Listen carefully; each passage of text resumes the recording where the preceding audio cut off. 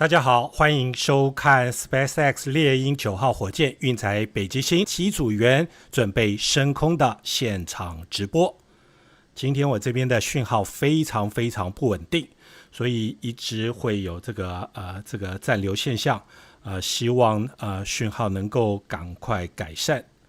也欢迎您加入我们今天的直播。您可以看到在画面上，机组员正在进行发射前的准备。他们刚才是乘坐这个 Tesla 是抵达这个发射场地。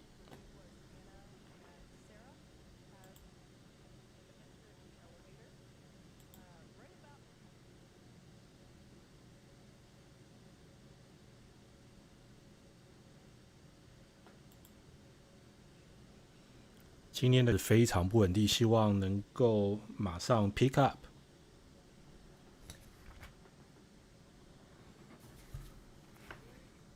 我们来看现场的一些状况。Call to whomever they wish, and they'll be able to. And there they are. They've arrived at the 255-foot level. They've exited the elevator, and we'll see the stairs here momentarily. A lot of people coming out of that elevator. Yeah. And we can see these arrows on the ground marking the direction for emergency egress. So you will notice that they'll give a little wave there, some fist bumps. Like we've mentioned, that there's been a lot of training that goes into these missions, and so they have close relationships with the crew members. And speaking of crew members, like we've mentioned before, Menon was the commander of the last. 距离预定的发射时间还有这个3个多小时。今天的发射场是在佛罗里达州甘乃迪太空中心发射场是第39A 的发射场，预定发射时间是美东的清晨3点38分，美西是晚上12点38。中港台则是下午3点38，一共有4个小时的发射窗口，并预留有2个发射时间。我们来看相关解说，现在机组员正准备要登神龙太空船，他们实际上已经隔离相当长的时间了。Because we had decided together that we had said our goodbyes after breakfast, and there was no need to kind of repeat that. So what am I going to do to make the most of this moment?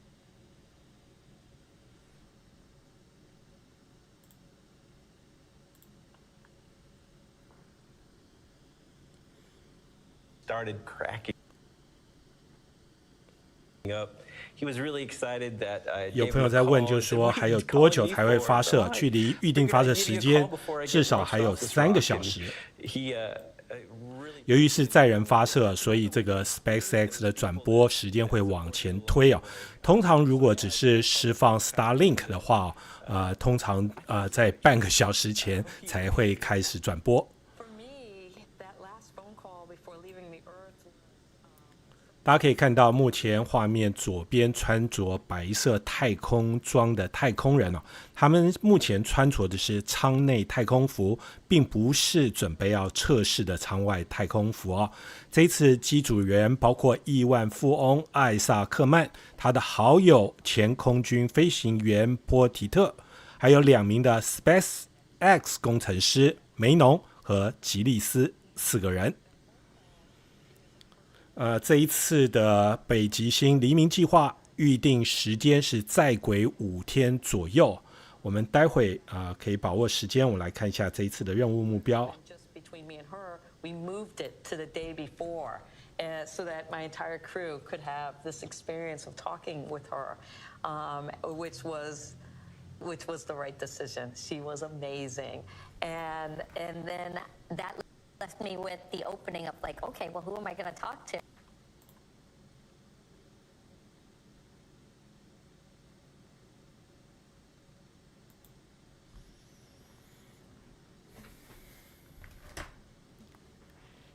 A lot of time with him. He was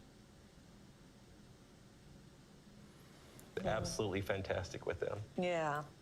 没错，大家有朋友注意到这个画质非常低，没错，我这边的频宽的确是有问题哦。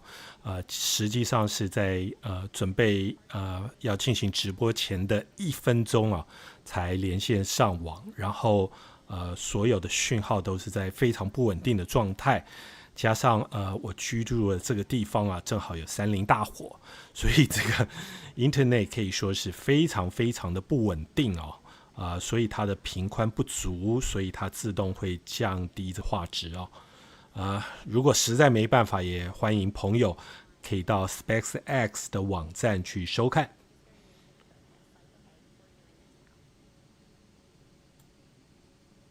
What a great way to summarize that. And here they come down the crew access arm. This is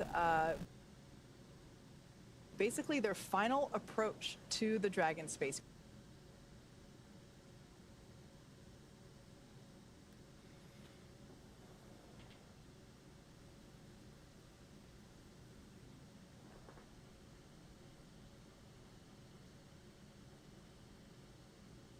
This arm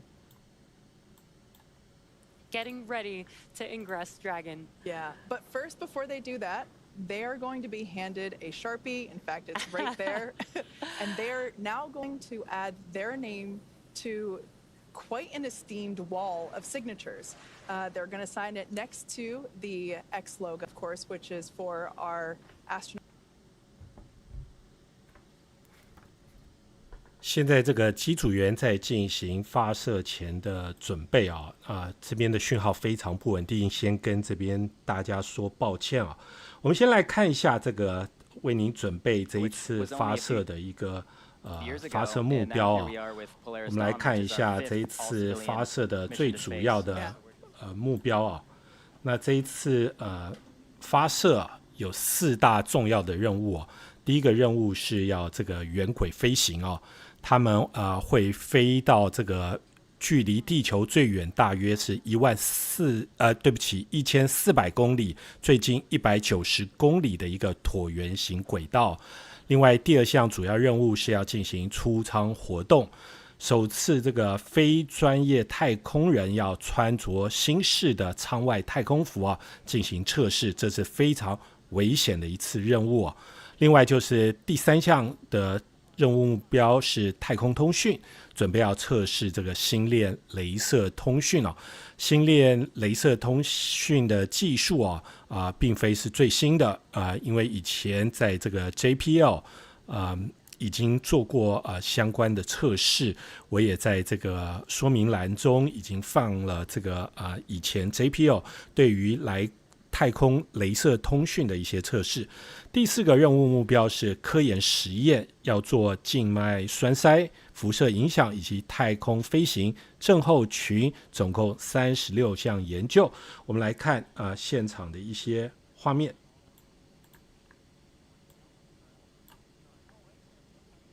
Concept of no FOD.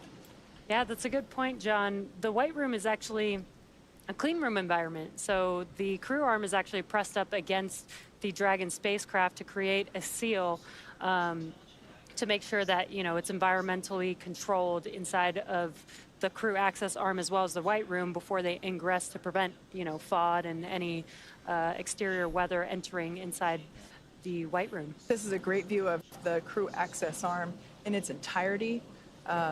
We can see that they are now entering the capsule very carefully. There are some protective pieces. 现在这个4位太空人准备一要进入这个太空舱。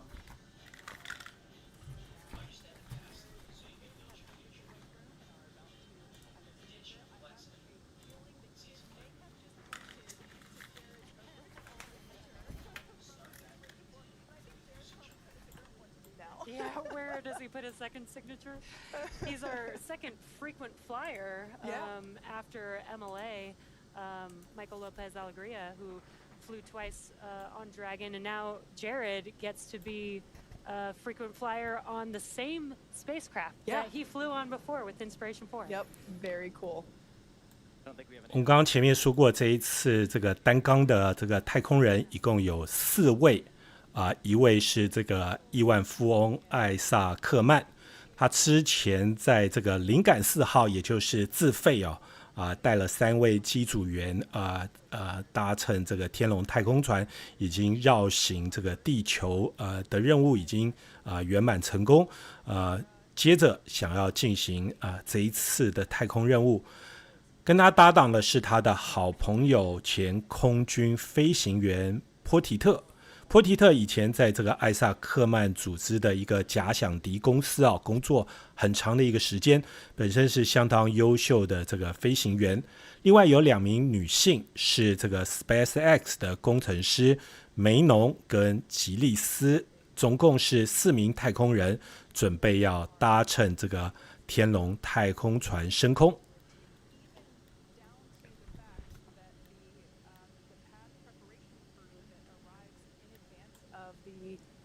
Astronauts, they actually have it in their procedures to make sure there is a Sharpie ready to go in the White Room.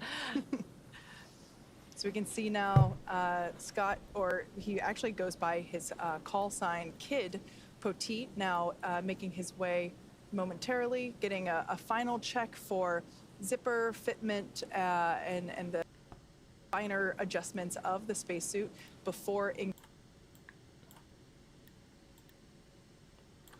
现在这个地面人员在进行检查的这一位就是波提特。波提特的个子稍微矮一些，身高最高的是这个艾萨克曼，也就是亿万富翁。他因为这个信用卡支付的一个系统成功上市，让他身价暴涨。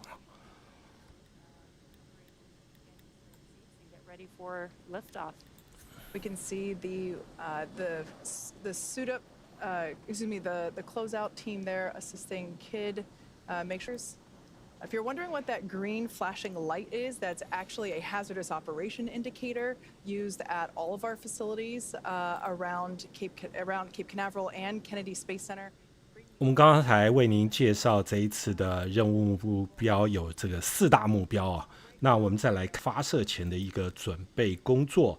这一次发射前呢是有非常多的这个细节这一次是由这个猎鹰9号担任这个发射的载具在45分钟之前会进行这个批准装填推进剂的确认，指挥官要确认以后才会开始装填推进剂一直到42分钟就会收回这个人员通道，也就是一个空桥。这个部分是方便这个工作人员以及机组员可以进入到天龙太空船接着所谓的39分钟的时候，天龙逃生系统，也就是一个炸药包会开启事故的话，可以这个喷射能够脱离这个发射场的现场。另外还有一些火箭煤油装填以及液态氧的装填这是目前在发射前会进行的一些程序。我们来看目前在现场的一个最新状况。Safety harness as well.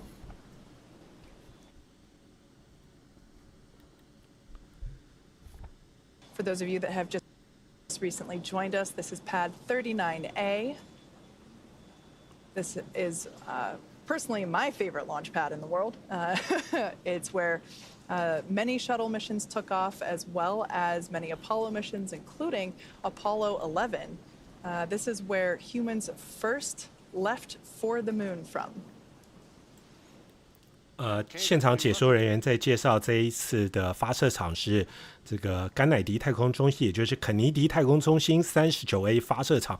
这是一个非常有历史的发射场过去无论是太空梭以及这个 NASA 的载人飞行计划，许多都是由 39A 来进行发射，特别像是这个载人的第一次这个阿波罗任务也是从这个发射场发射。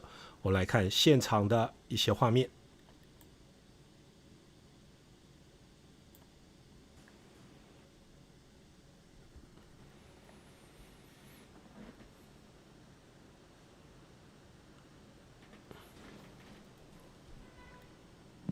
今天的讯号可以说是非常非常的不稳定，我不知道是不是有太多人在收看可以说是断断续续。如果造成您收视非常不好的体验，在这里跟您说抱歉。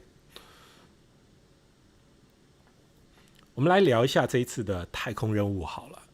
这一次我们来听现场解说。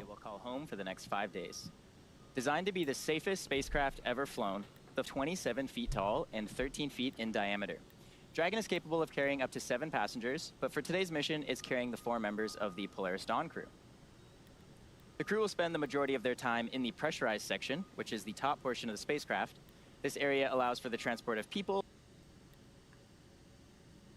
until shortly before re-entry into Earth's atmosphere. And as you can see there, half of the trunk on the left is covered in solar panels, and that provides power to Dragon during flight. The spacecraft is equipped with 16 Draco thrusters, which are used to orient the spacecraft during the mission. Each Draco thruster is capable of generating 90 pounds of force in the vacuum of space. These engines are as important to Dragon as the Merlin engines are to Falcon 9. In addition to the 16 Draco thrusters, there are 8 Super Dracos that power the spacecraft's launch escape system. In the unlikely event of an emergency, the Super Draco engines can power Dragon half a mile from the launch vehicle in less than 8 seconds. And just like Falcon 9 first stage, Dragon is also reusable. In fact, Polaris Dawn crew is flying today in the same spacecraft that supported NASA's Crew 1 mission and Inspiration 4. There are a few changes that we've made to Dragon for this mission. In order to accommodate a spacewalk, this is the first Dragon to be outfitted with a Skywalker in place of the Cupola Observation Dome. The Skywalker is a structure that is mounted to the top of Dragon, as you see there on your screen, and the astronauts will use this to assist in exiting and re-entering the spacecraft during their spacewalk. This Dragon is also carrying Starlink, making this the first mission to attempt to use the Starlink network in orbit. Inside of Dragon is a router connected to a user terminal in Dragon's trunk. This terminal will be linked to a new device known as the plug-and-placer, which will enable the spacecraft to communicate with Starlink satellites that will be in orbit below Dragon. We're excited to see all of this in action. 现在在介绍这一次任务所携带的设备，您在画面上看到的就是进行太空雷射通讯技术的设备刚才他介绍有一点必须要澄清，就是天龙太空船它的逃生装置是利用这个喷射动力喷发可以喷发距离这个发射场在半英里高进行逃生跟传统装这个炸药包事实上是有这个区别的。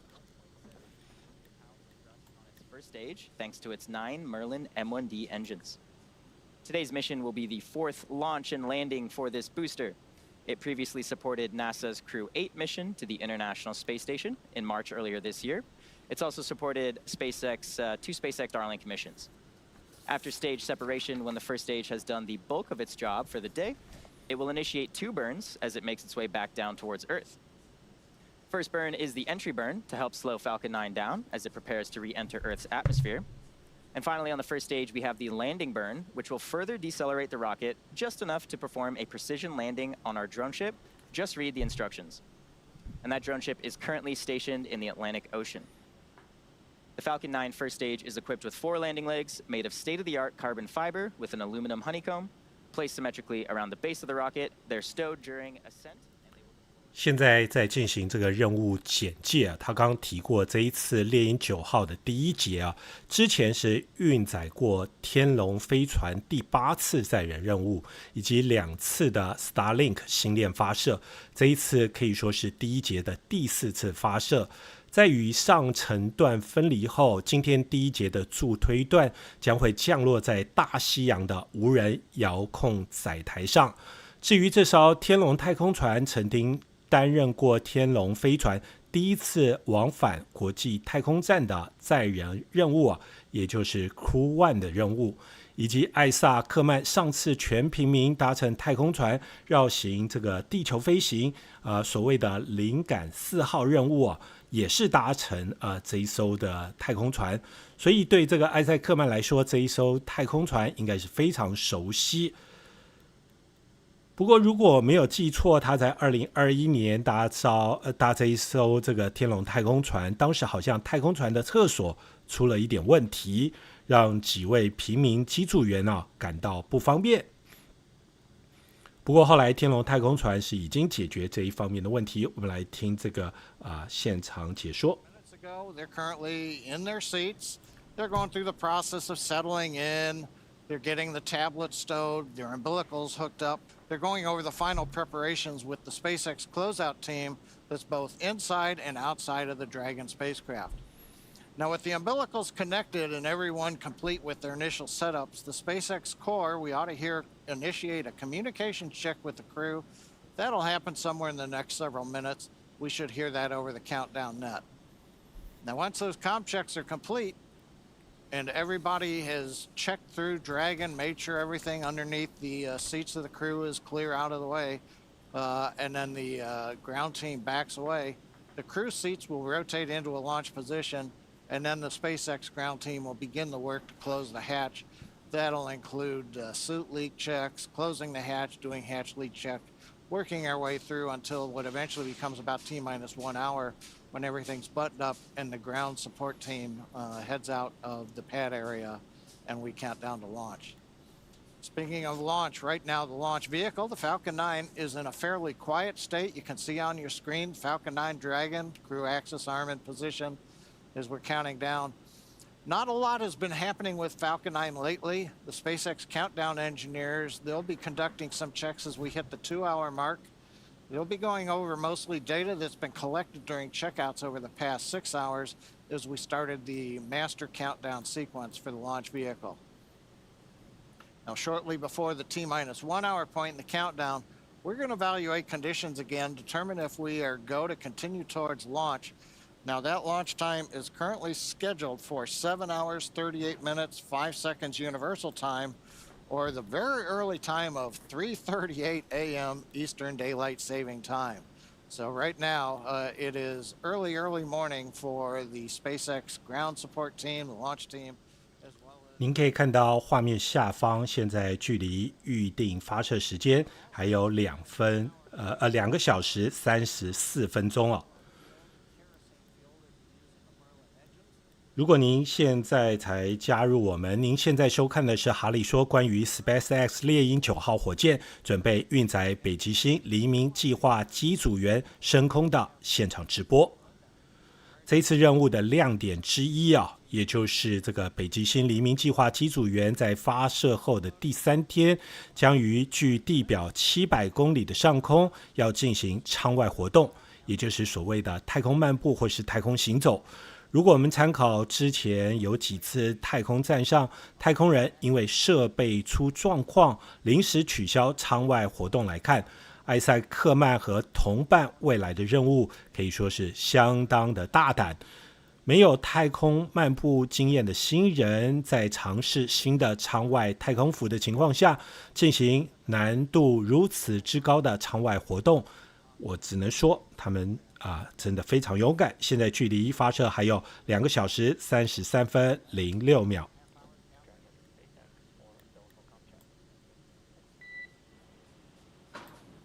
Go, SpaceX. Dragon, looking for a comm check from Commander, Pilot, MS-1, and MS-2. Copy that, SpaceX. Commander, comm check.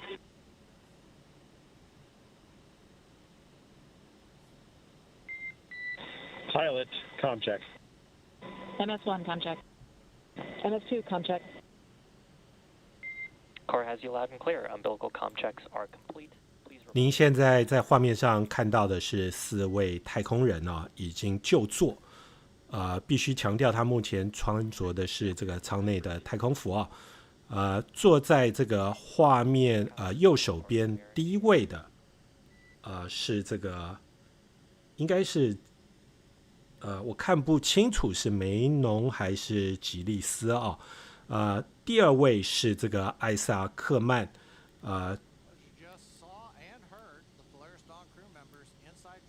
我们来看相关的一些解说。There you see a view looking through the hatch into Dragon. You can see some of the crew inside their white suits. and then the black-garbed SpaceX ground support team getting out of the way right now as we get ready for seat rotations. Now, we heard the comm checks. That's umbilical. The spacecraft is hooked up through electrical lines, and that's how they're getting communications up to the crew and back down to the core, the mission director, the launch director. And that comes through umbilicals in their suits. So they've got those hooked up, they've checked out, and so that's the landlines. That's one of the ways that the SpaceX mission and launch teams and crew can talk to each other. Now, once in space, we obviously don't have a long electrical umbilical or any physical connection to Dragon. So instead, to talk to the crew, we use ground stations and NASA's relay satellites. We'll be checking those out a little bit later in the countdown, and we'll bring that to you when that happens. Right now, the crew waving. Dragon SpaceX, we are beginning seat rotation. And here comes seat rotation.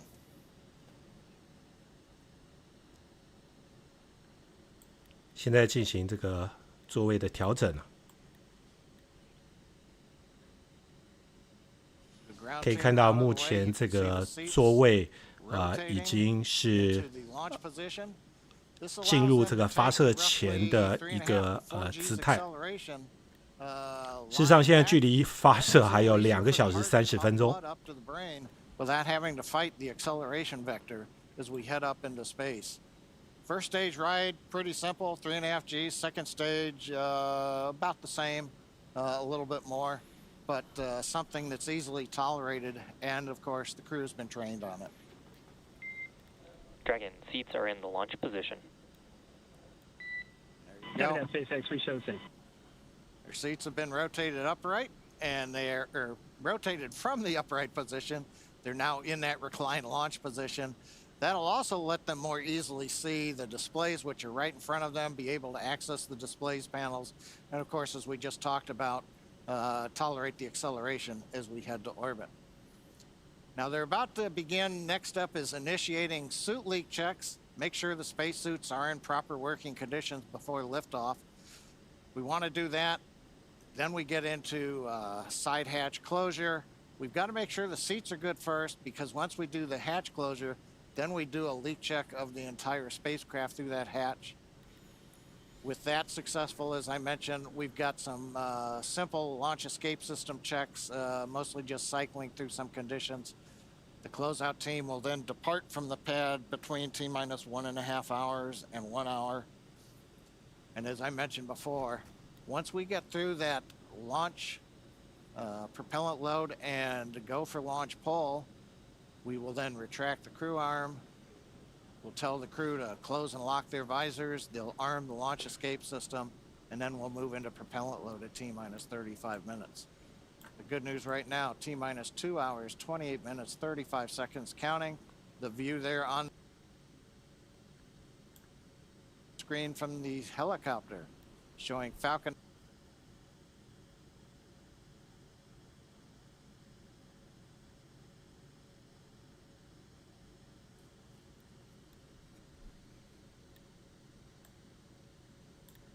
The big thing we're looking at is just whether Dragon, or not you are go for 4.100 section 2 suit leak check preparation. Copy that, SpaceX, stepping into section 2, 4.100. Getting really good comms talking to the crew. It's nice to hear, you know, the crew and the ground talking. 现在这个4位的机组员已经进入天龙太空船的机舱内，并且已经就座且调整好发射前的准备。但是现在距离发射还有2个小时27分钟啊，还是相当漫长的等待。而目前这个无论是这个第1节以及第2节并没有装填燃料，还没有开始装填燃料。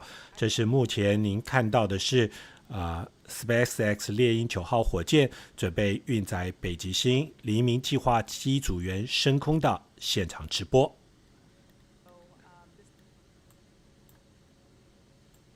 Time of year is a little challenging in that part of the world, and we're really hoping that we can stick it out in terms of the. SpaceX Dragon, Terra complete. We're ready for leak checks.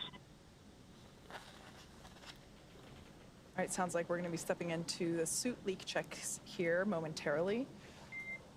Copy. You are go for Section 3, suit leak check. Copy that, SpaceX. Go for Section 3. 有朋友讲说2小时也太久，真的很久哦。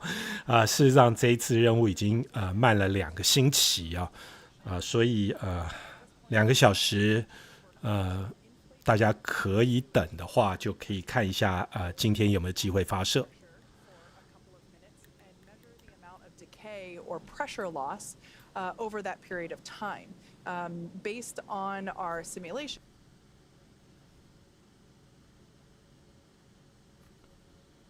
So they're going to basically take this reading and make sure that everything looks good for all 4 crew members. If we see some sort of pressure decay, it might mean that the helmet isn't fully closed or the zippers are not fully zipped shut. So we do this leak check before closing the hatch, just in case of one of those things occur.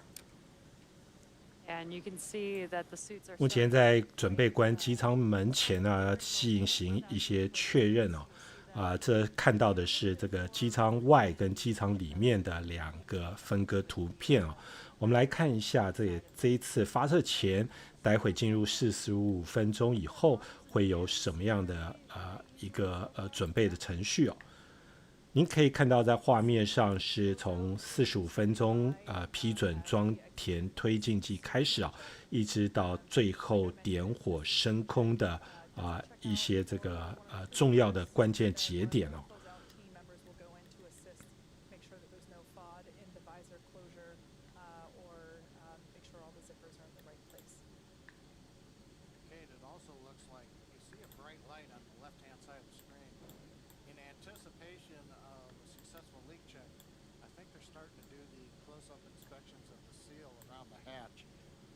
In the past, that sometimes you get even something as small as a human hair trapped in there, and you can detect that. So they're starting to get a quick look just to make sure that the cleaning steps where they may want to pay special attention. Yeah, that's a great point. The hatch that.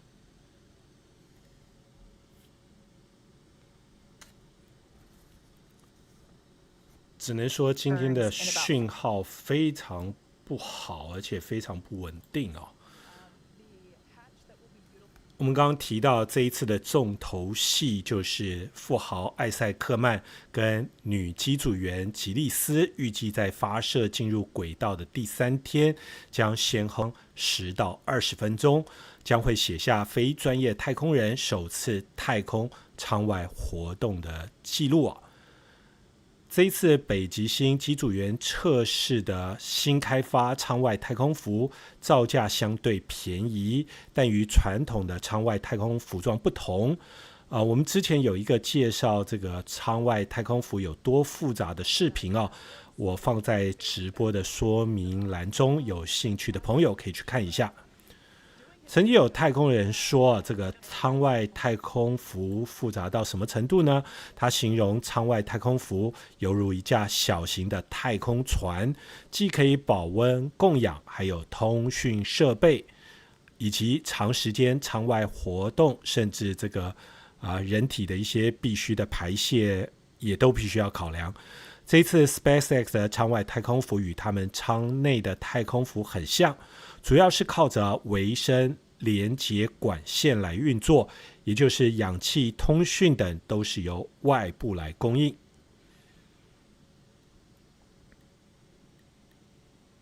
目前还在等待当中，距离发射时间2个小时22分。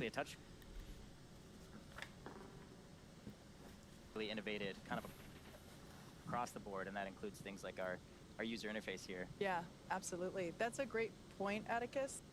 The design teams, when designing not just the suits, but the spacecraft itself. Dragon.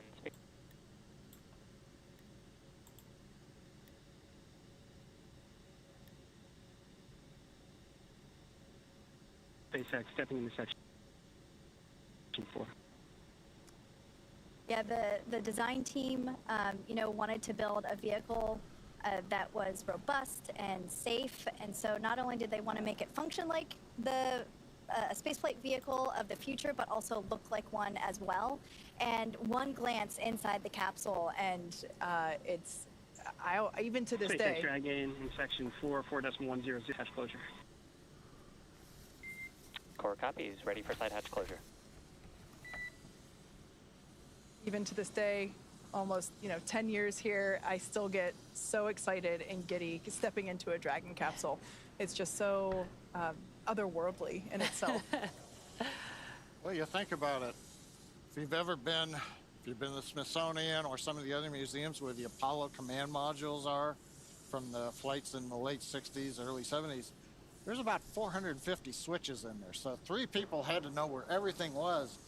But it also meant that if you were on the left side and your switches were yours, it wasn't like the person in the middle or the right. 有一个网友问了一个这个非常有趣问题，他说这一次的火箭和之前有区别吗？据我了解，这一次的猎鹰火箭无论是第1节跟第2节原则上没有太大的区别，不过这个载人的天龙太空船却是进行这个任务大改造。上次在灵感4号的时候，上面是加了一个打开这个外罩以后会有一个玻璃罩。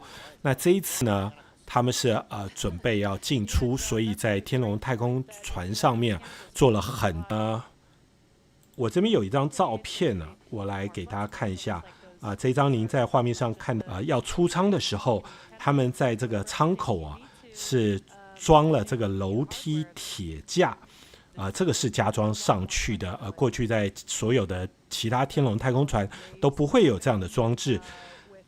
也就是说，未来这个艾塞克曼跟吉利斯要出舱的时候，他们不会像水星计划的太空人一样是用漂浮的出去，而是手扶着这些铁架，而且脚可以踏上这些铁架出去。所以这是目前这个天龙太空船上面进行的一些改装另外我们等一下来聊一下，就是说他这一次其实跟传统的太空梭或者是这个太空站上太空人要出舱是非常不一样的一种方式。我们待会有时间我们来介绍它并没有所谓的这个减压舱所以它是要减压要这个排氧，就是整个舱都排掉，等于说是2位没有出舱的太空人也暴露在太空当中这是目前您看到的状况。我们来看现场的画面。Last time that the Dragon capsule will be opened until they return back to Earth, but in this case, we will be opening up a different hatch during this mission for them to do a EVA spacewalk. And it looks like they are taking some closeout pictures. Again, they do an inspection of that.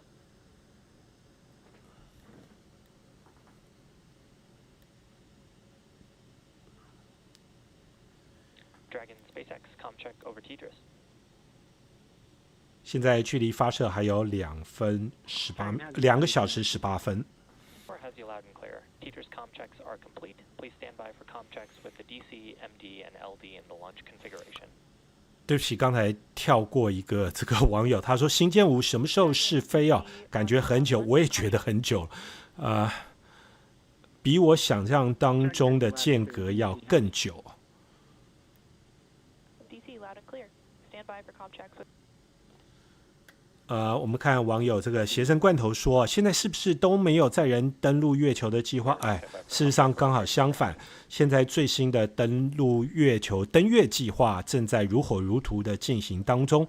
我们知道阿提米斯1，也就是测试这个SLS 大火箭已经取得初步成功，目前要进行阿提米斯2，太空人已经挑好了，也都训练好了。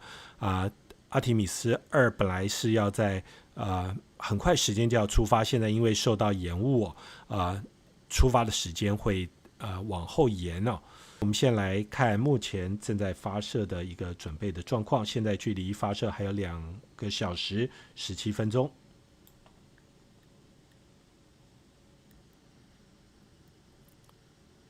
现场的画面非常不稳定啊。我们有一点时间，我们来利用这个时间，讯号既然不稳定，我们来看一下这一次发射的轨道啊。大家可以看到最下面的这个比较有一点像这个 H 形状的，这个是国际太空站的轨道。这一次的天龙太空船哦，它基本上会停留在3个不同的轨道。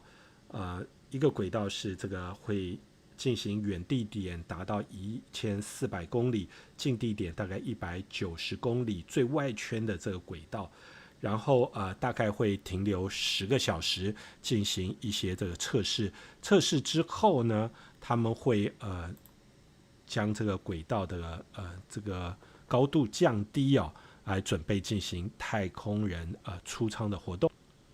目前的讯号还是没办法接上。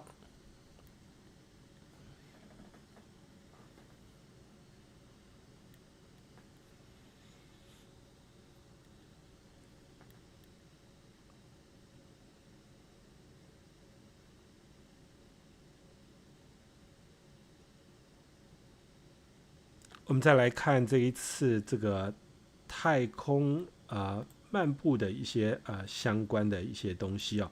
这一次测试第3个任务目标要进行这个太空这个雷射通讯技术的测试啊。根据 SpaceX 说啊，这跟他们未来进行这个登月以及的火星任务啊至关重要，因为必须要建立这个通讯的管道以及这个导航的方式啊，才方便以后进行这个升空的探测这是目前在进行的一个测试目标。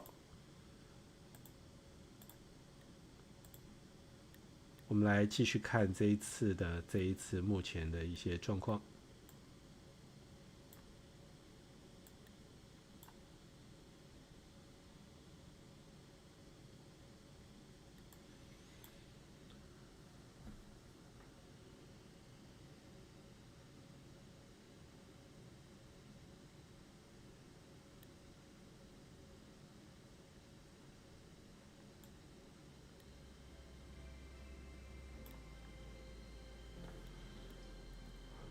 来查证一下讯号的问题哦。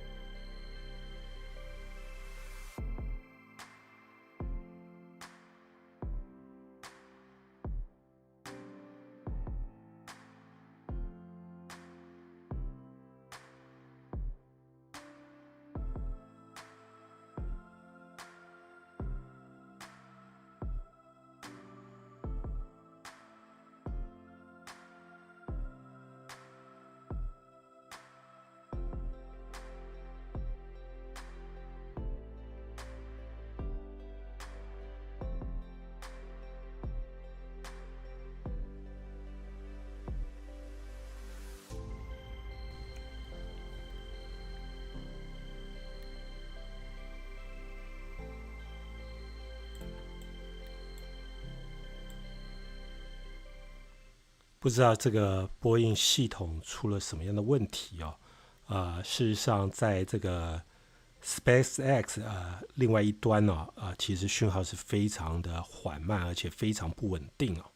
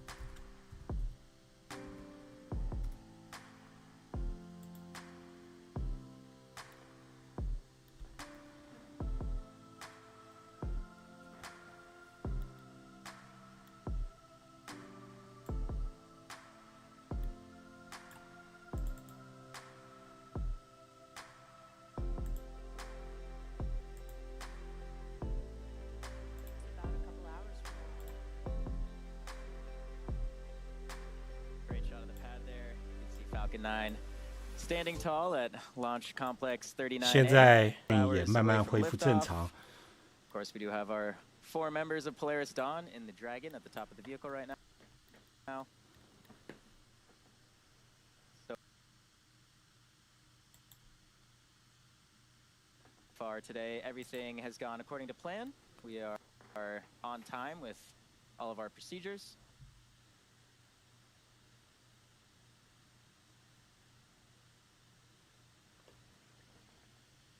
这是目前甘乃迪太空中心39A 发射场。The side hatch is now closed, one of the last major milestones for the crew before liftoff. As we mentioned before, this is actually Jared's second time flying on Dragon, but for Scott, Sarah, and Anna, this is the first time that they're when that hatch closes right before liftoff. And since we can't get their thoughts on what they're feeling right now at the moment, let's hear what the Inspiration 4 crew... Dragon, we are commencing health check for the launch escape system. Expect a momentary flight computer state change, followed by a transition back to pad hatch closed. 现在在讲解这个机门关闭的一种感觉啊，未来5天他们等于说是要跟外界隔绝，必须要在太空中进行飞行。而这个艾塞克曼之前是有飞行过的经验，其他几个人并没有过这样的尝试。Just a state change of the computers that are displayed on their touch screens. Now, Jared has experienced this before. As we mentioned, he was the commander of Inspiration 4, which actually flew in this very same Dragon capsule on its last mission, Dragon Resilience. Now, that side hatch of Dragon Resilience is closed, and say about their experiences flying in this same capsule. I remember when they closed the hatch because the engineer, Maddie, she's actually now one of my best friends, but when the last thing she said was, bye, have fun in space. And I found out 2 years later that the reason that she said have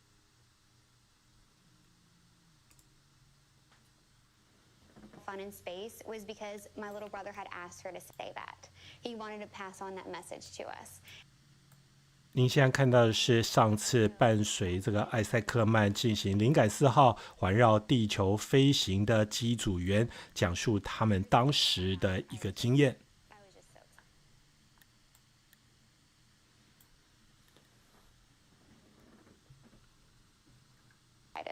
It was just such a special moment because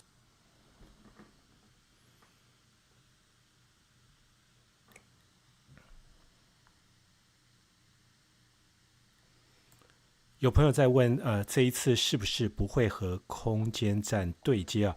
这一次任务跟空间站并没有任何的关联，主要是绕行轨道大概5天，轨道有3个高度，一共是这个1400公里以及700公里，以及不同的变轨这个要求。他们会在轨道上进行30多种的这个科学实验，同时也会检测这一次 SpaceX 新发明的这个舱外太空服这是这一次最主要的任务，基本上不会上太空站。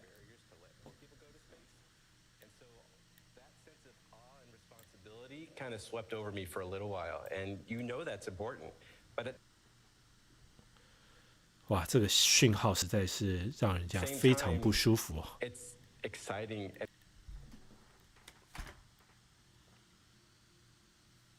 It's fun. We've trained so long and so hard with some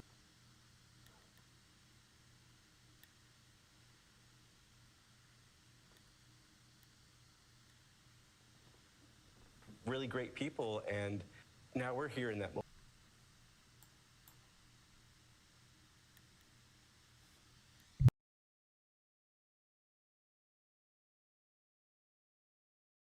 Ready to go.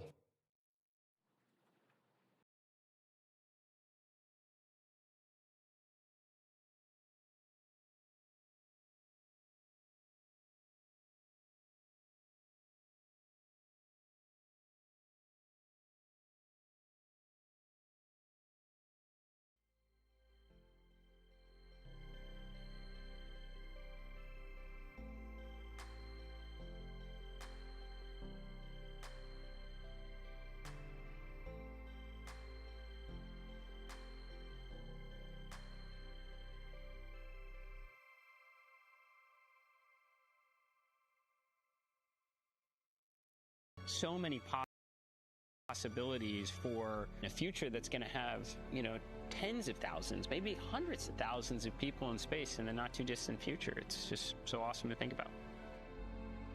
With Inspiration 4, I always said it's hard to look at any one piece of the mission and have because it all matters. It has to go right, every phase of it. Everything we do for months or years leading up to the mission itself and coming home, it all matters. And I'd say that's no different with this one. If anything, it's even more so because there's so much we're trying to accomplish. But I'm very eager and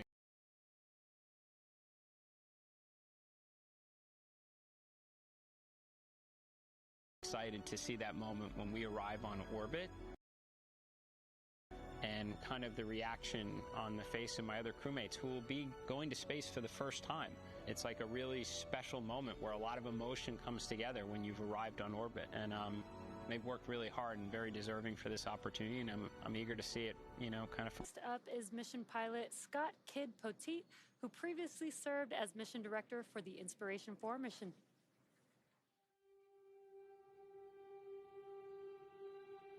So my love for aviation and space, it started in the 80s. That's when I grew up.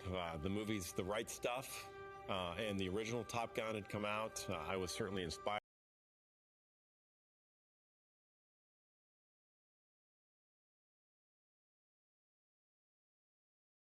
I was recruited to run. I even struggled in college. I ended up with a degree in outdoor education. But I had an opportunity to go in the back of a KC-135 to watch some refueling F-16s in the air. I was totally inspired.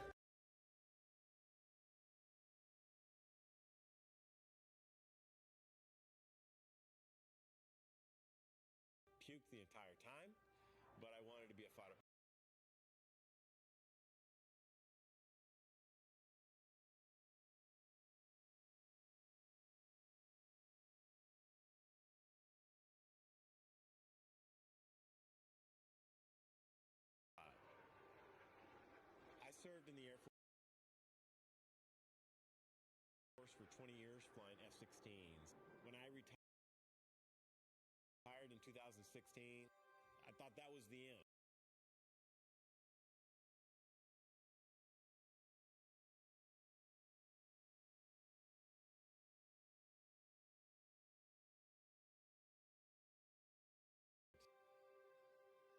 Space was never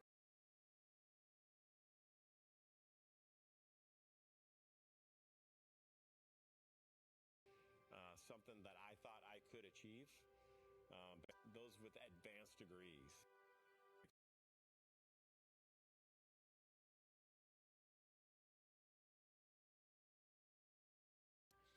Compartmentalizing wow moments, I think about what it's going to be like.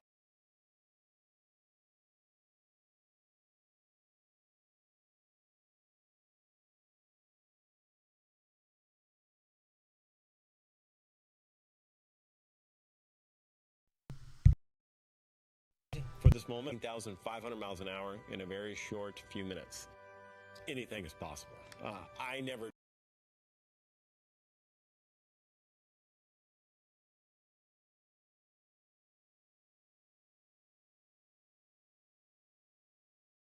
dreamed I'd be in the seat. There are plenty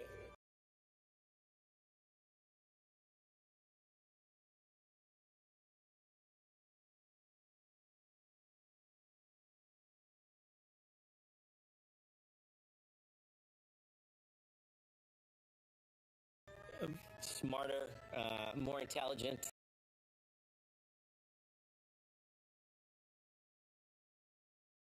Individuals that should be in the seat.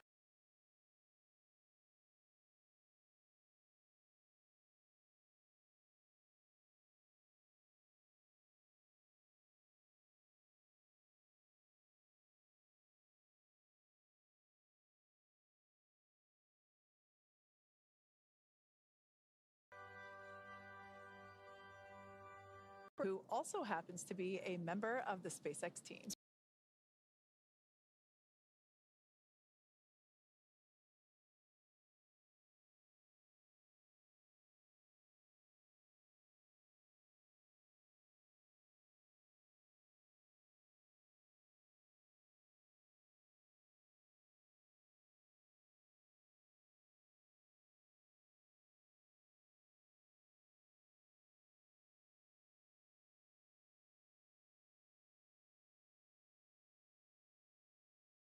We returned launch capability to the U.S. Like, this is so big, and it was such an immense team effort to get Dragon to the point of flight for the first time. And then for me personally,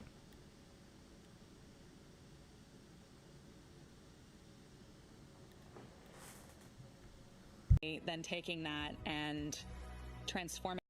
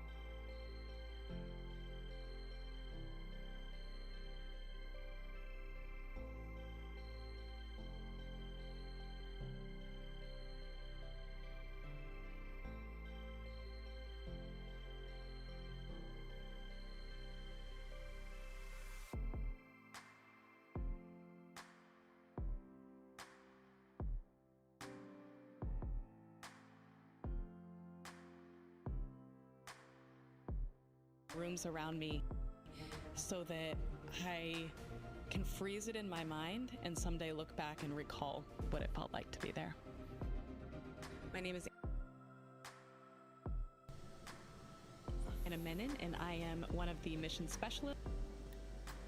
您在画面上看到的是，这一次担任这个太空飞行这个医疗协助，同时也是这一次任务机组员之一梅农本身是常春藤名校的硕士，他的先生也刚巧在最近被选上为这个 NASA 的太空人，一共有2个小孩，一子一女，等于说是夫妇都成为太空人。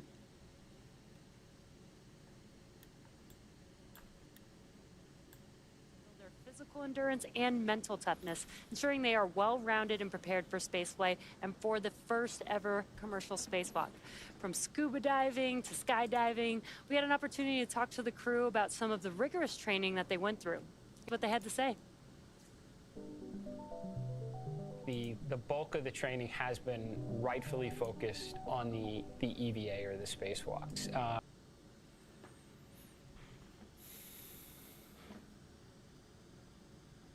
In a development program, you don't know what you need to train to. Like, how can we run pressurized operations,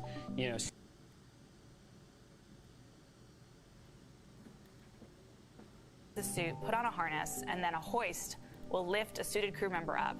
And you can basically use one finger and you press down and your whole body will move up, just like in space. It allowed us to really put into practice the different piece-by-piece steps that are necessary to complete this operation safely. One aspect of our training has been scuba diving.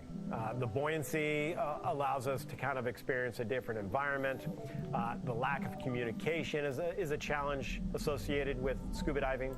You rely on alternate forms of communication. You'll use different hand signals to communicate, like I'm okay, you're okay. So great training lessons that are directly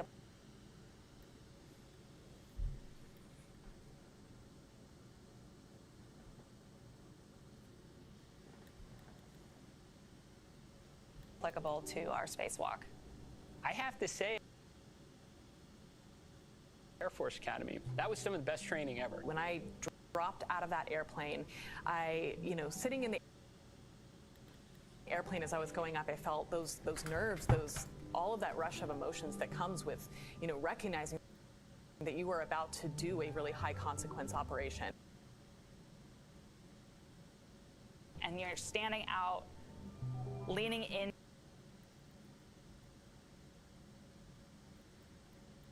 to the wind, out of an aircraft,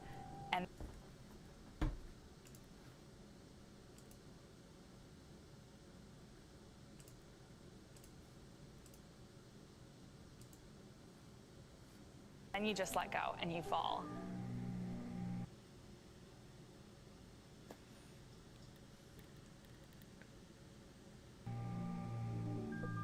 It was incredible training.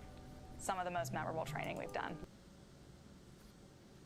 That's spinning you around and imparting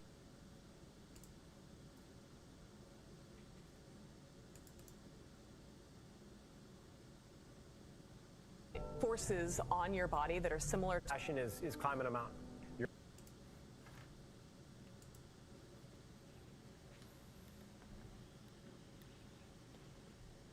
目前是在讲解他们训练的过程。 It's just been a great 2 years of growth, times of my life. We are fortunate today to be joined by former NASA astronaut Mike Hopkins, who has participated in 5 spacewalks and spent a total of 333 days in space.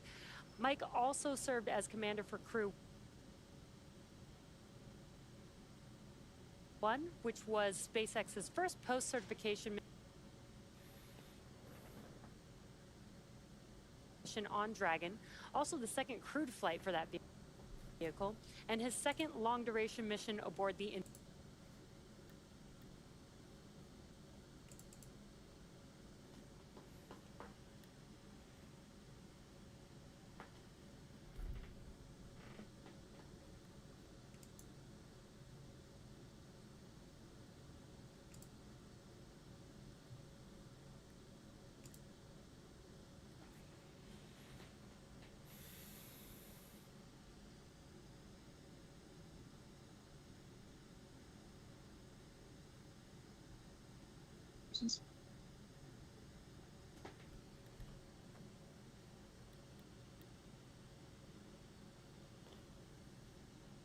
So all of the training was actually in Russia.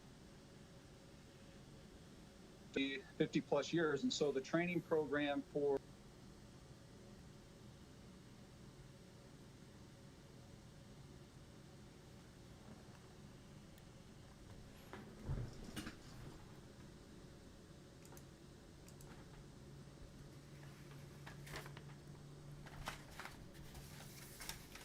it was almost like you guys worked here full time.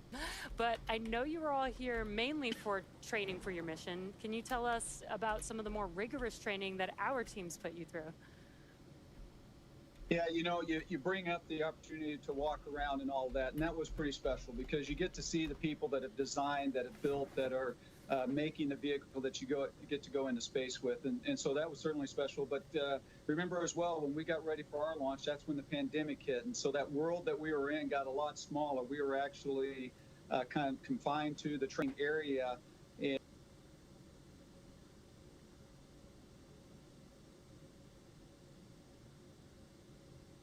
For getting us through that training during that very difficult time.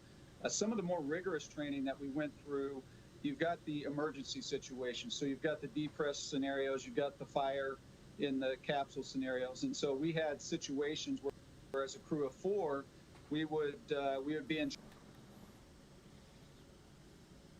shirt sleeves like this, and then we would have a fire scenario. So you have to then get your emergency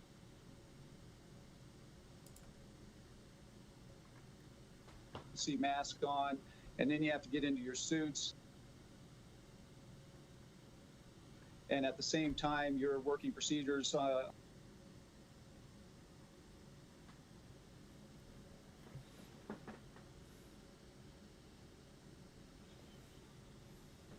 the screens and all of that. And so those activities, trying to get all of that rewarding. Wow, that's incredible.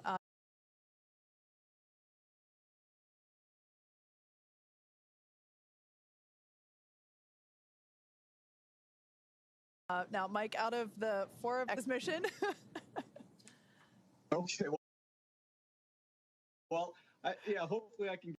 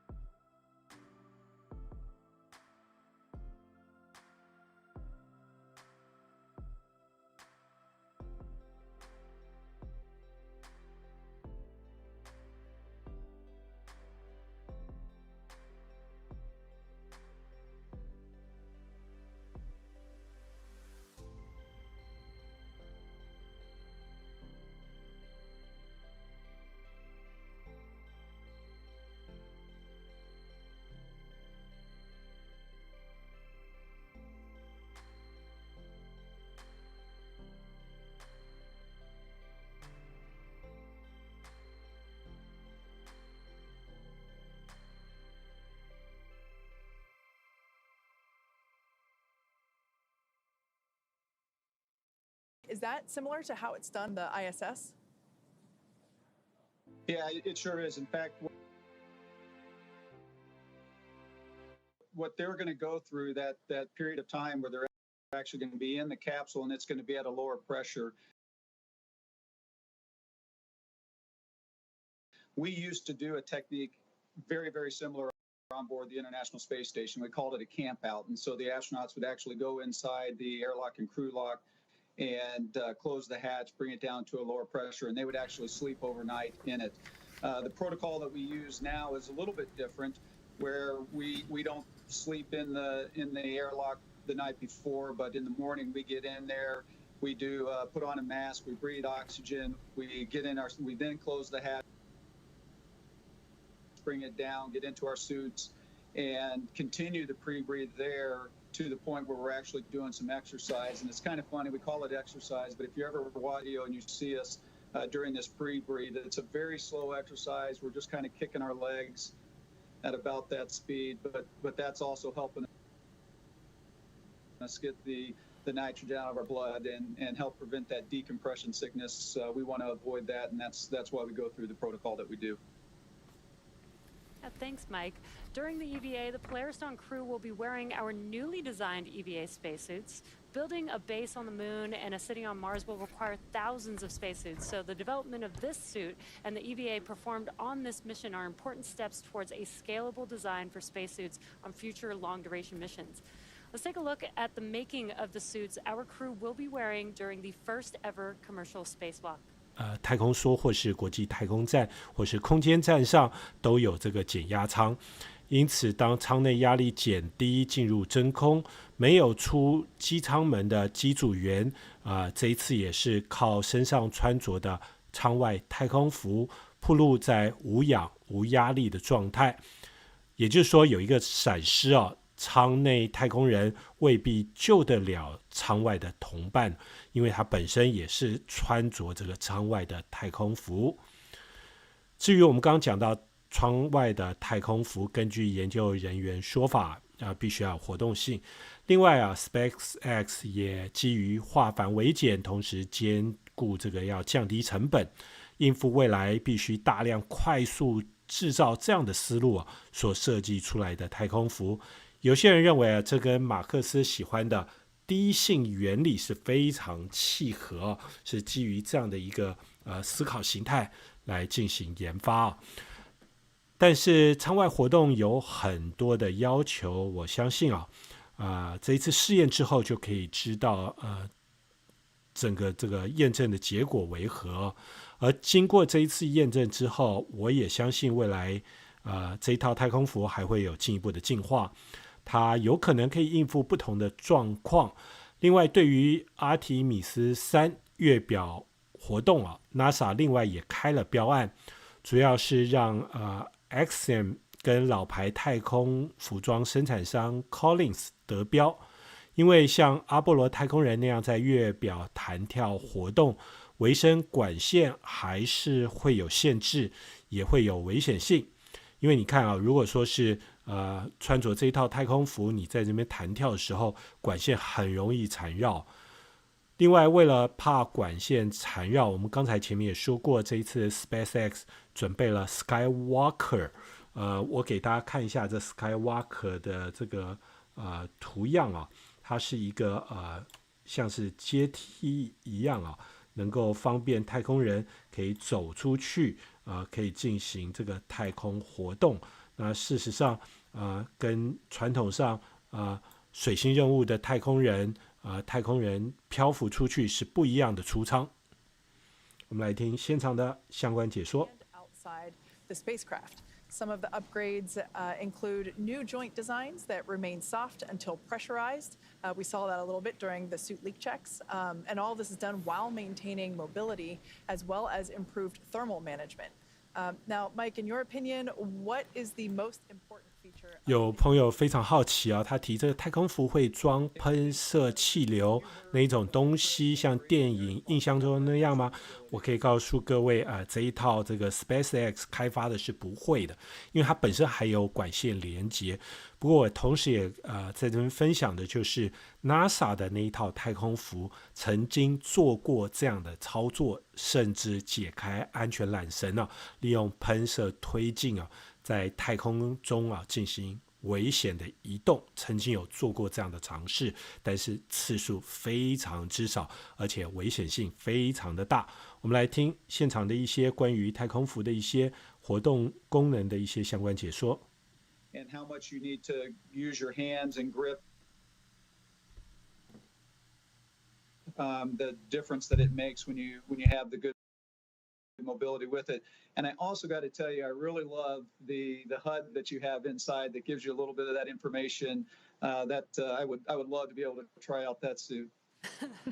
Yeah, Mike, in addition to the new mobility that the suits have, the new suits also have a feature upgraded helmet with an exterior coating that acts like a sun visor, as well as the team added a camera and heads-up display, like you mentioned, to provide some quick glance information to the astronauts on the status of their suits. Now, our team likes to incorporate feedback from the crews wearing our suits. Yeah. Mike, can you talk a little bit about that process and maybe how you were able to help provide some feedback? Yeah, you know, it was kind of fun because when we were going through our training, they were also initially designing the suits. So the feedback that we were giving was kind of like what the Polaris Dawn crew has gone through with the new suits, the new EVA suits, is you're getting actually to help design the suits that all the crews that come after you are going to get to wear. And so that was fantastic. And they were just wonderful about taking our inputs and trying to design the suits that fit us in the best way possible. And then, of course, the other thing that I don't know if a lot of people realize, that each suit is custom made to each astronaut. And so you go through an individual sizing with it. And so not only did we get to help design the suits, but then you get to have that feedback to try and make your suit fit you as well as you can. Well, it's clear that a lot of work goes into both EVA and IVA suits. For these EVA suits, I am definitely looking forward to seeing them in action in just a few days. We'll be broadcasting that live, that spacewalk as well. But until then, let's take a look at how the actual EVA suit came together. EVA stands for extravehicular activity, and it's any sort of operation in space where a human is getting out of the spacecraft. So in the case of Polaris Dawn, we're going to be testing the mobility of the suit. We're going to see if the in-space operation matches the training we've done here in Hawthorne. There's really a lot of different things that can happen during an EVA, and this is the first step for Dragon and SpaceX. When I first started working at SpaceX, I never thought I'd be training a crew to do an EVA. It's brand new, it's so unique, we've never done anything like this before, and so we wanted to make sure we had the best possible training program for this mission. We want to see if we can train a spacewalk on Earth in a way that's representative of what it feels like in space. Even though only 2 people are going to be going outside during this first day, all 4 crew will be in EVA suits going down to vacuum. Dragon was always designed to vent to full vacuum, but we've never taken a full Dragon capsule down to vacuum, and this will be the first time we do it in space. We actually put crew into a chamber at Johnson Space Center in Houston and had them live the exact.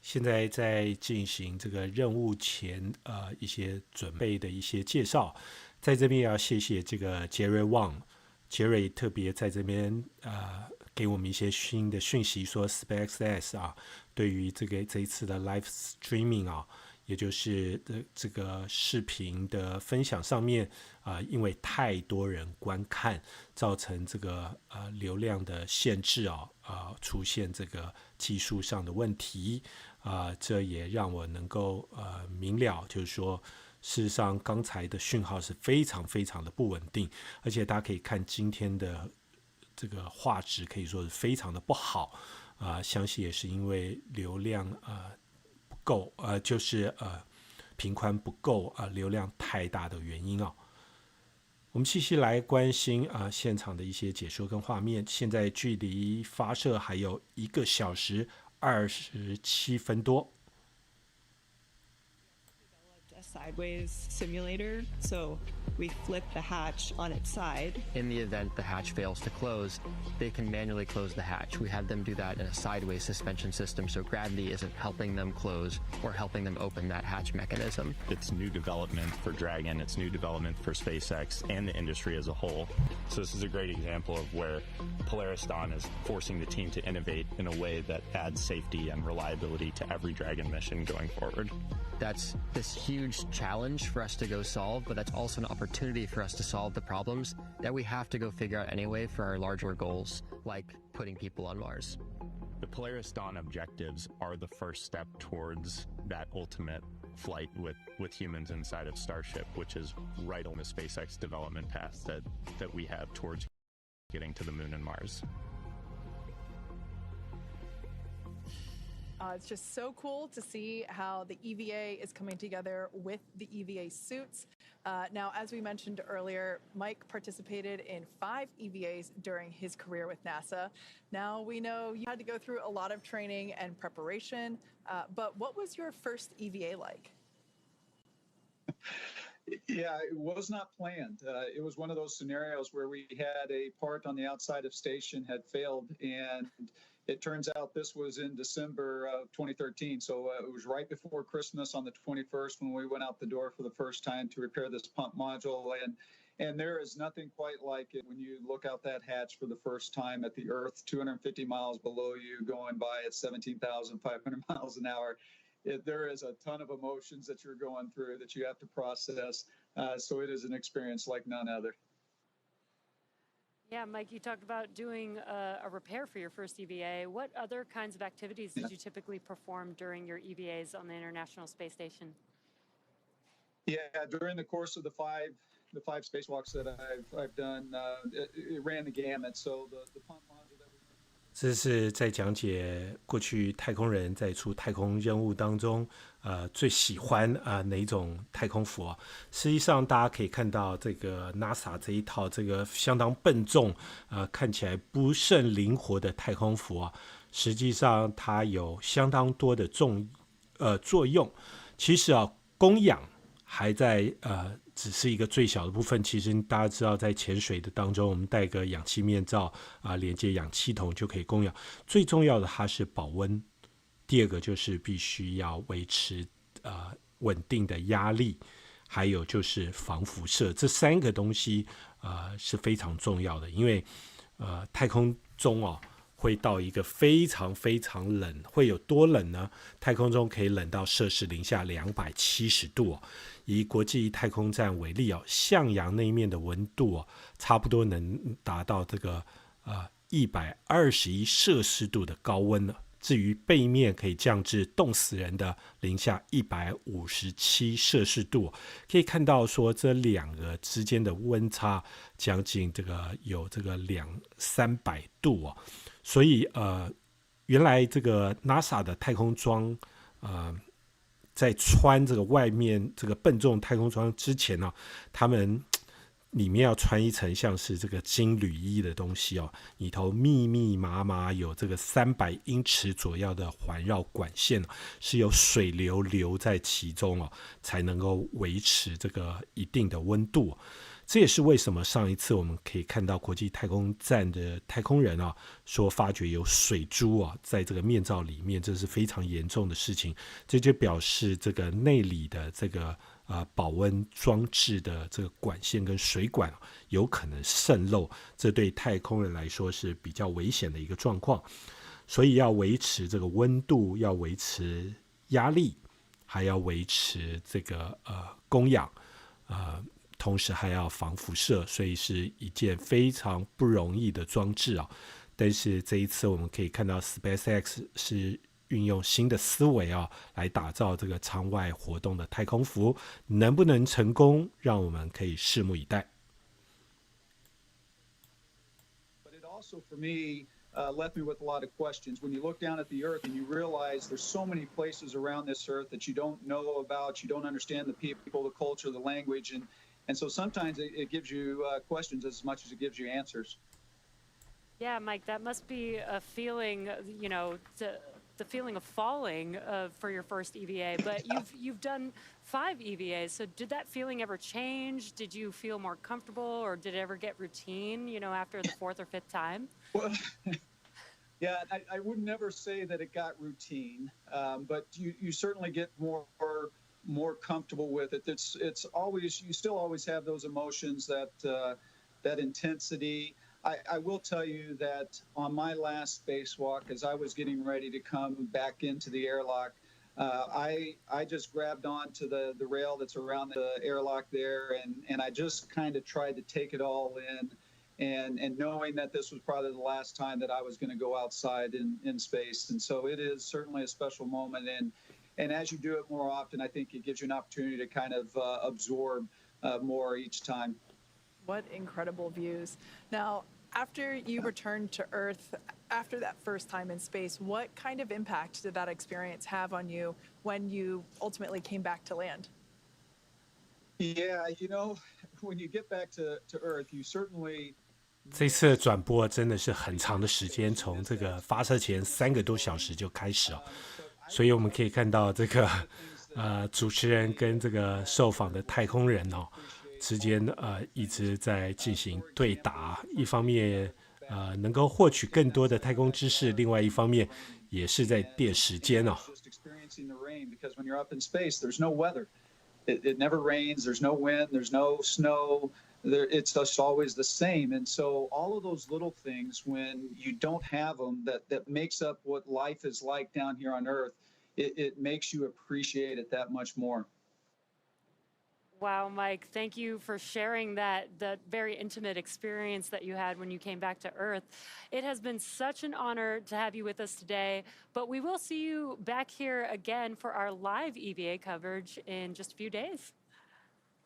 Yeah, I'm looking forward to it. Thank you for letting me be a part of this, and go Polaris Dawn. Awesome, Mike. See you in just a couple of days.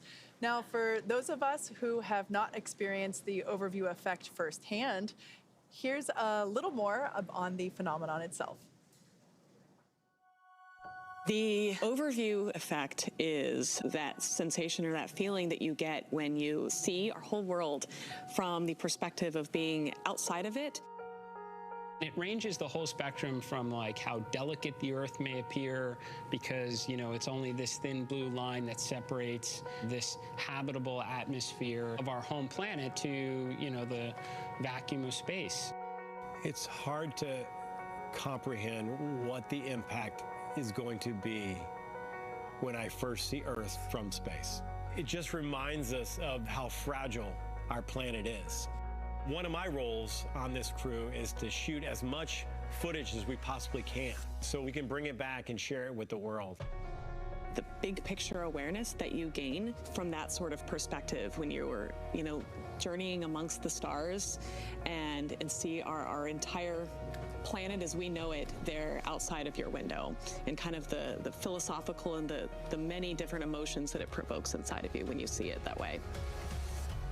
We have barely begun our journey to explore the worlds around us.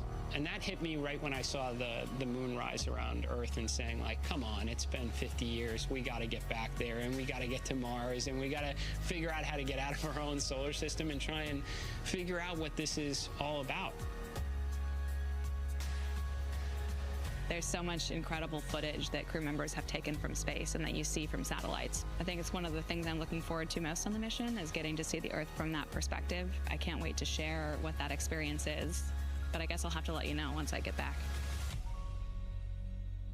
In addition to the science and supplies going up on the Poteet mission, the crew is also taking along some personal items for their 5-day trip around planet Earth. We caught up with the crew during training to get a little more insight on what each of them are planning.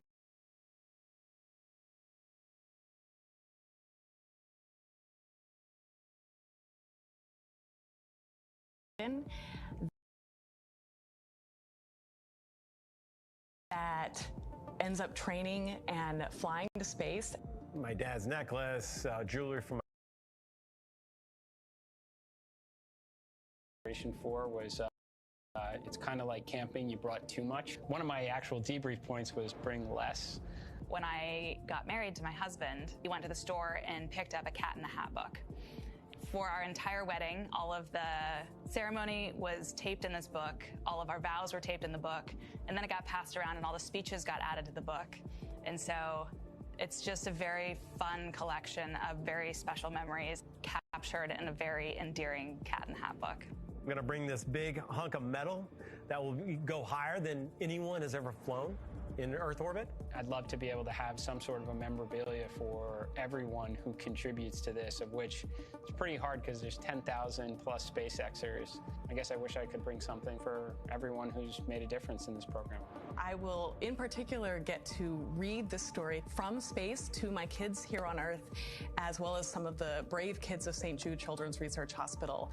And I think that connection moment while I'm up there floating in space is something I'm just really excited to have the opportunity to have.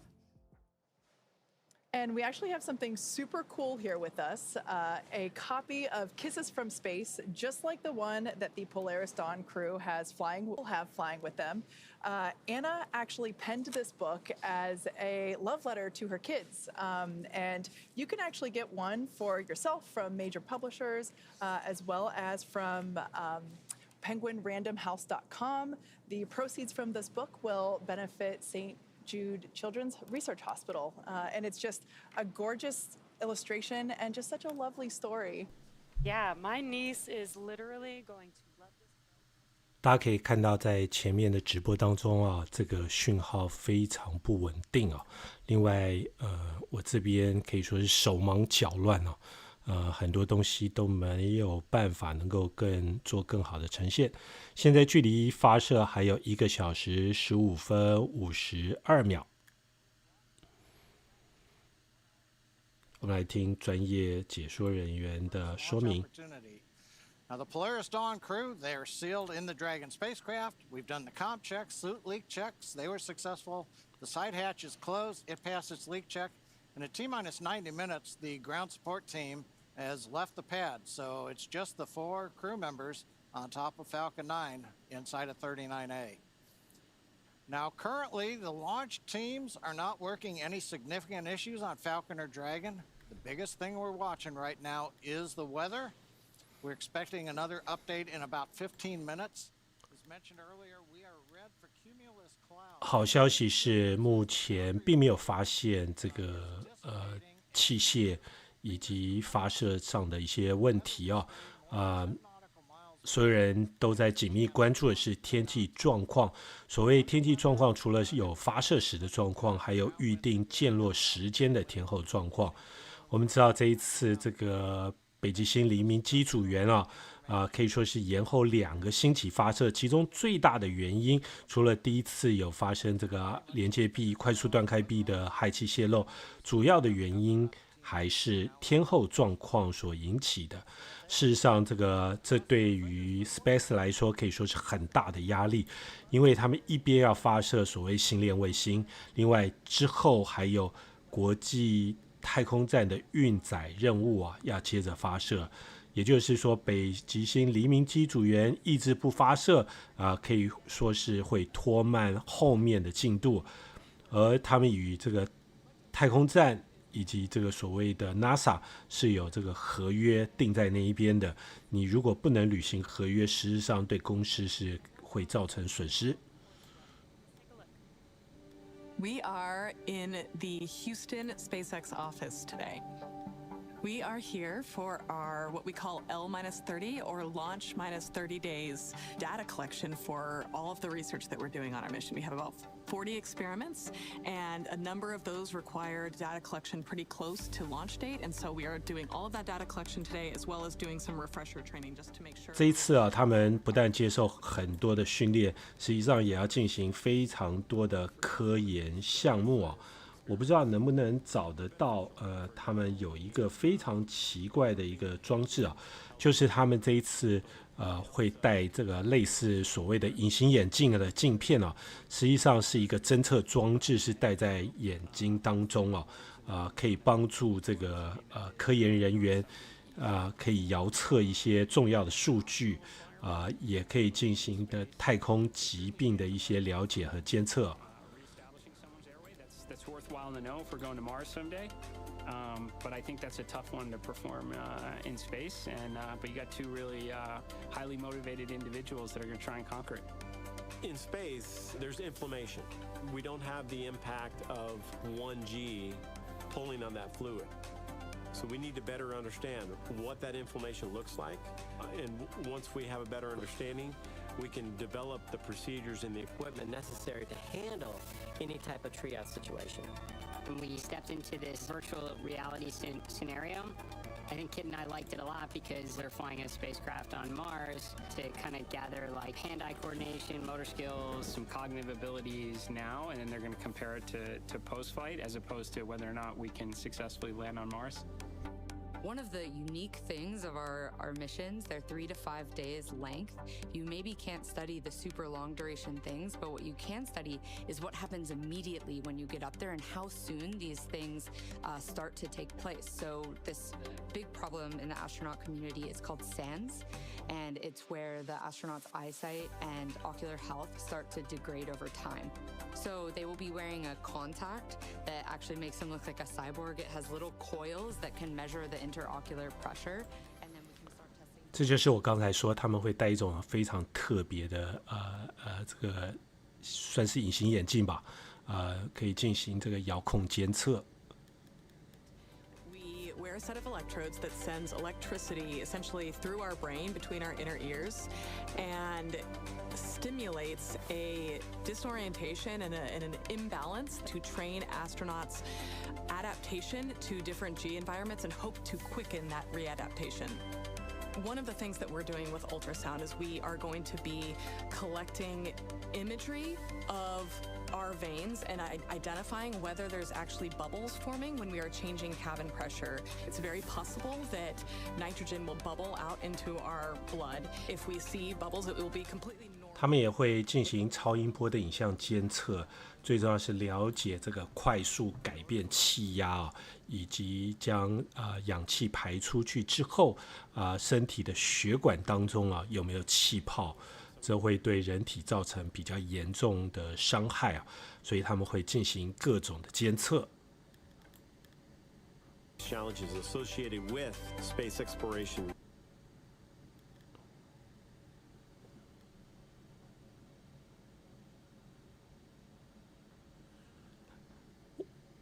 我不敢说讯号变好了，因为每次说它就会马上变坏所以希望讯号能够一直保持稳定下去。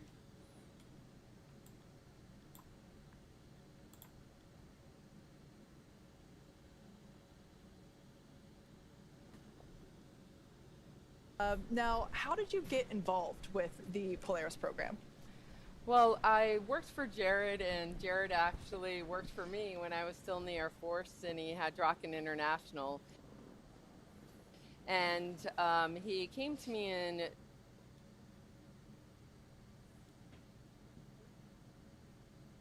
2021 and told me about the Polaris program and asked me to be part of it as a mission director for science and research. And I was an aerospace physiology major at the Air Force Academy.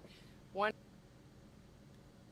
to go fly first, but always loved medicine, and so this was a natural fit, and I jumped at the opportunity when he asked me to be a part of this great, amazing mission. That's so cool to see how you guys connected the dots. I'm sure there was a lot of things that went into, the research portfolio that you guys put together. Can you explain how the scientific research portfolio all came together? Absolutely.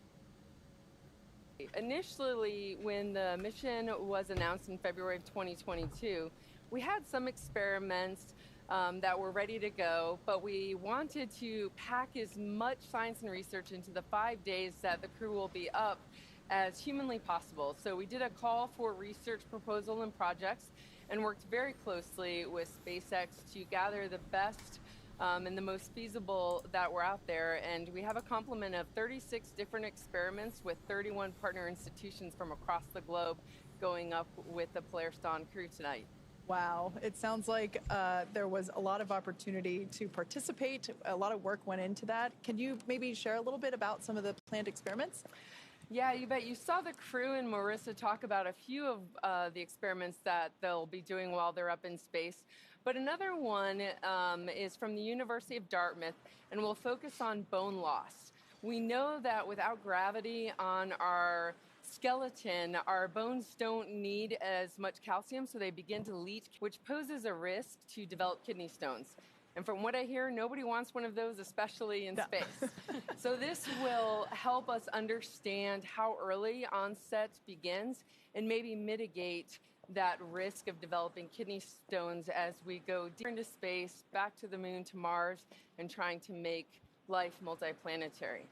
Another one focusing on bone health comes from the University of Calgary, and they're going to be trying to identify very early signs of bone loss and looking for any type of structural, physiological changes that occur in this relatively short 5-day mission, so that we can once again begin to understand how early bone health and bone loss begins to take hold in an astronaut. Yeah, that sounds like very important research for spaceflight. And you talked about 36 different research experiments. 正在讲述这一次北极星黎明任务啊，要进行30多项的科研啊，对于未来太空探索以及防止太空人疾病上面，希望能够做出一些贡献啊。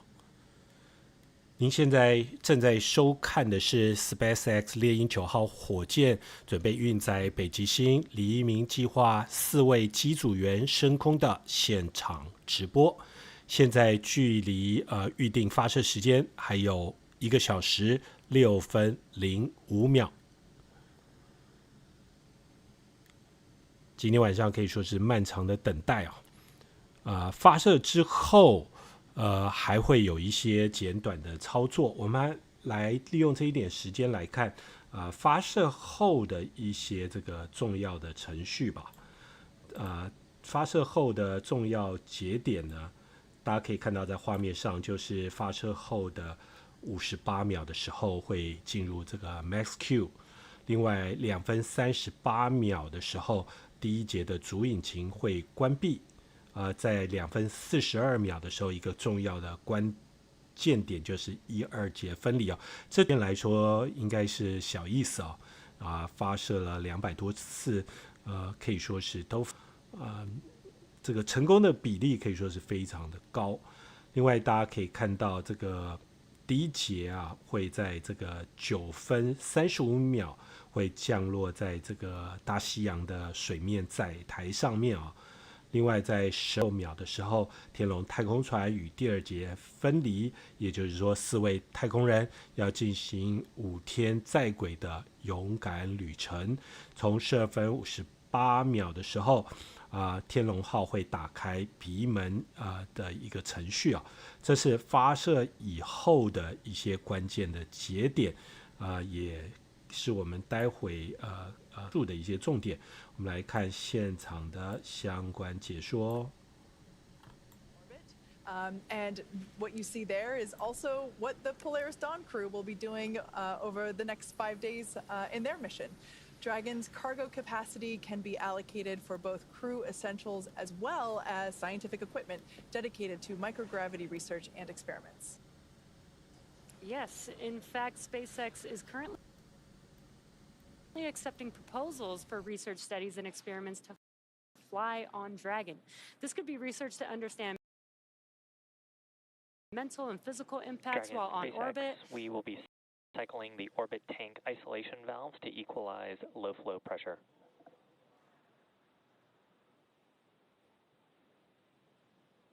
Copy that, SpaceX. Just heard some comms from the core to the crew, letting them know that they will be cycling some air to equalize inside of the cabin. So this could be research to understand mental and physical impacts while on orbit, exploring how to improve training, physical fitness, and mental well-being, or advancing medical care with the exploration of just-in-time training and tools. Now, the selected research study groups will have access. 刚才有一个网友问了一个非常好问题，他说这一次的氧气储存是液态的形式还是气态的形式作为推进剂本身是液态氧，那至于这个太空人的供氧方面据我了解应该是以气体形式存在但是还必须进一步查证。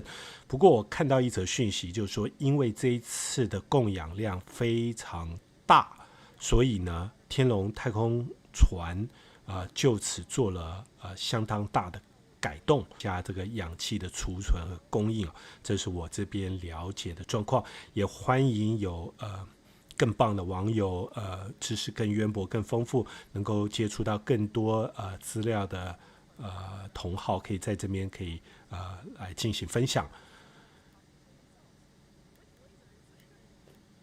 这一次在画面上可以看到是一个非常重要的一个所谓的太空雷射通讯技术的探索连接这有点像是古代时候的那种烽火台就是一站传一站，就是对准了这个下一个通讯卫星把讯号利用雷射来打到另外一个卫星上，然后进行传输，下一个通讯卫星再进行这个雷射的通讯传输有一点像是这个在烽火台举烽烟来进行讯号的传递我们来看现场各方面的解说。您可以看到现在在画面左边这个部分刚才天龙太空船上面有一个很大的部分是太阳能板的位置。 The Polaris team is also donating Starlink to 100 schools in Chile and Brazil, striving to increase internet connectivity, which can improve education and telemedicine efforts for communities in need. The Polaris Dawn crew had a chance to hear from students in Chile after Starlink was installed. 有一件事情非常值得在这边说明，就是这一次的任务实际上还有筹款的性质，因为有人是捐款赞助这一次活动，所以这个富豪艾萨克曼他就想到说要进行能够帮助一些弱势团体的一些活动。事实上他在上一次这个所谓灵感4号绕地球飞行的当中应该据我了解是筹集到250 million 美元，大概是2亿5千万可以说是相当大的一笔钱能够可以为一些弱势团体带来帮助。Live high-definition video throughout every phase of entry, with external cameras providing views all the way to the flight's conclusion. Down at Starbase, Texas, we're continuing to build, test, and fly the world's most powerful launch vehicle ever developed. SpaceX's ultimate goal is to make life multiplanetary, and Starship is the vehicle that will get us there. Starship is a fully reusable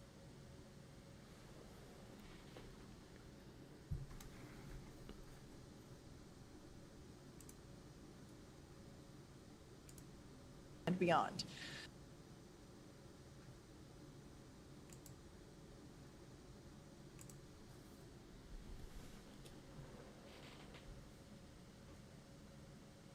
Opportunities. This will also allow for continuous upgrades to the towers while continuing to launch. Also in testing, our engineers are 正在介绍大家非常感兴趣的新建以及SpaceX 未来的太空计划。时间不知不觉，现在距离预定的发射时间是 SpaceX for a weather update. 现在是最重要的天气这个通告。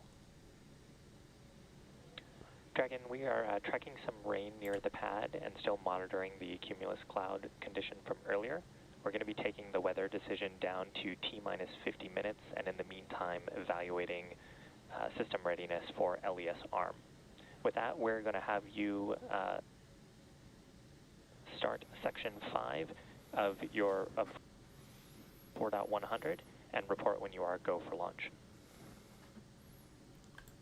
现在是有一些雨势那会持续监测到这个距离发射前15分钟，再来做最后的决定。Preparation. That's a good read back, Dragon. All right, so quick update there for our Polaris crew, just continuing to monitor the weather, as we've been saying all evening. Unfortunately, just one of those things that we can't control. Now, thinking back to the crew that will be involved with the HLS program, the Starship vehicle will perform one uncrewed demonstration flight before that Artemis 3 mission, which will be the first human surface expedition of the to Mars. SpaceX Dragon in Section 5. Crews go for launch. Copy. Crew is ready for launch. Thanks. And great news there. Crew just confirming that they are go for launch while we monitor weather for T0 tonight. When the time comes for humans to explore the moon and beyond, they'll have to take everything with them for a surface mission. Building bases or even cities will require huge amounts of cargo and eventually crew, and that's where Starship comes in. This year is shaping up to be a busy one for Starship. As we mentioned, we recently completed the flight test 4 for Starship. That was in June 6th. On June 6th from Starbase, as you can see there on your screen. Super Heavy booster lifting off successfully. All but 3 of Super Heavy's Raptor engines and successfully igniting the 6 second stage Raptor engines before separating the vehicles. Following separation, the successfully completed its flip maneuver and boost back burn to send it towards the splashdown zone. The booster's flight ended with a landing burn, so exciting, and soft splashdown in the Gulf of Mexico 7 minutes and 24 seconds into the flight. The landing was caught by both the onboard camera, as you can see there, as well as one of SpaceX's marine buoys. Meanwhile, Starship's 6 second stage Raptor engines successfully powered the vehicle to space and placed it on the planned trajectory for coast. Starship made a control entry, successfully making it through the phases of peak heating and maximum aerodynamic pressure, demonstrating the ability to control the vehicle using its flaps while descending through the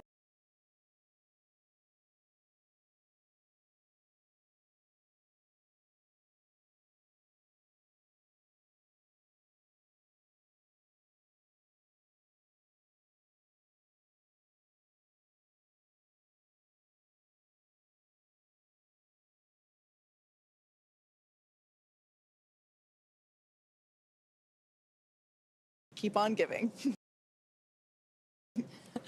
Flight 4 ended with the Starship igniting its 3 center Raptor engines and executing the first flip maneuver and landing burn since our high-altitude test campaign, followed by a soft splashdown of the ship in the Indian Ocean about an hour and 6 minutes after launch. Now, the 4th flight of Starship made major strides to bring us closer to a rapidly reusable future. Its accomplishments will provide data to drive improvements as we continue to rapidly develop Starship into a fully reusable transportation system. Now, coming up on Flight 5, which is the next flight, we're getting ready to attempt the first ever tower catch of a booster, which you can see that tower there on your screen. Returning the booster after a launch is a core capability to Starship becoming rapidly and reliable. Yeah, that's going to be pretty exciting. And as of August 21st, both towers were fully stacked, which is pretty exciting to see. So stay tuned for exciting updates as we get closer. As you can see on the clock, we're about T-minus 53 and a half minutes away from liftoff. We did hear from the crew operations and resource engineer that we are awaiting a final weather update at T-minus 50, that's 50 minutes. So in just 3 minutes from now, weather has been a watch item all evening. In fact, for like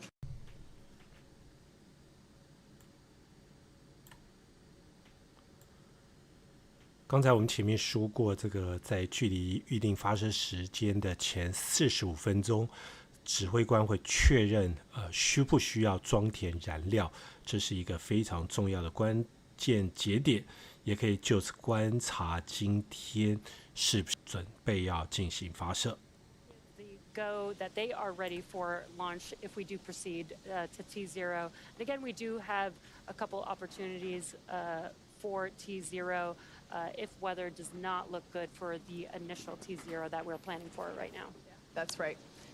But we are standing by, like we said before, just a couple minutes for that final update.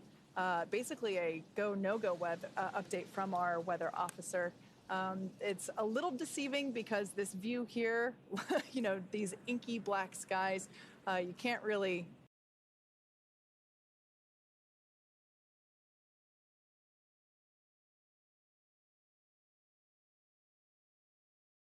capsule right here. Hearing that you know you're in the capsule, you've done a successful suit leak check, you've done a successful side hatch leak check and closure, and he has flown in this capsule once before. This is Dragon Resilience. This is of course the capsule that took the Inspiration 4 mission on its you know couple-day mission around planet Earth. And you know, if I were Jared, I would be really impatient at this point and just like. Yeah, we're listening in right now. The launch team is talking to the launch weather officer. They're trying to look in the crystal ball and figure out, do we think things may clear up in 51 minutes enough, keep the clouds, everything away more than 10 nautical miles from the pad, or should we go to the second T0, which is at 9 hours, 23 minutes universal time, just under 100-minute delay if we have to wait. They're asking the LWO. We have the propellant load and launch go-no-go poll coming up at 50 minutes, or at 45 minutes. So everything's coming together right now. So we're going to listen in just a little bit more and see whether or not we roll the dice and proceed to 0, hoping that the little cells that are popping up dissipate in 20 to 30 minutes and give us a clear launch to space, or if we decide we're going to delay a bit. Yeah, we knew going into the countdown today that the probability of violation of, of the launch weather rules was 60%, i.e. only 40% favorable. So we knew that there was a 距离发射时间50分。 out of those 10 nautical miles. We wanted to try and take advantage of the opportunity if it presents itself. So we're keeping our fingers crossed and really hoping for that opportunity. And of course, you know, we're talking about launch weather, but something that we've been looking at for the last couple of weeks is not only the launch weather, but also the booster downrange recovery weather, as well as the ascent phase abort scenario weather patterns. Want to make sure that if Dragon, for some reason, has to activate the launch escape system during the ascent phase, that all corridor is clear, and the weather 5 days from now to make sure that there is a viable path for safe crew return when their mission is done. So it's a lot going on. Yeah, there's a lot to look out for. And again, we are trying to make this call prior to propellant loading starting on the vehicles. That will be important for us to be able to hold if we decide to go to the additional T0 opportunities that we have. We'd like to make that call before we start loading propellant. Exactly. So we're now under T-minus 48 minutes. We are standing by for the final update from the launch weather officer. We're hoping that we get the okay to proceed into propellant load. This is such a great view. It reminds me of Tron, really. This view with the crew access arm illuminated from the interior. I love daytime launches, but there is something even more futuristic about the nighttime and all launches. Operators proceed with 18.85, propellant load, go, no, go, full. And just a quick note, launch director telling the team to proceed with the go, no, go poll. Corps going to talk to crew now.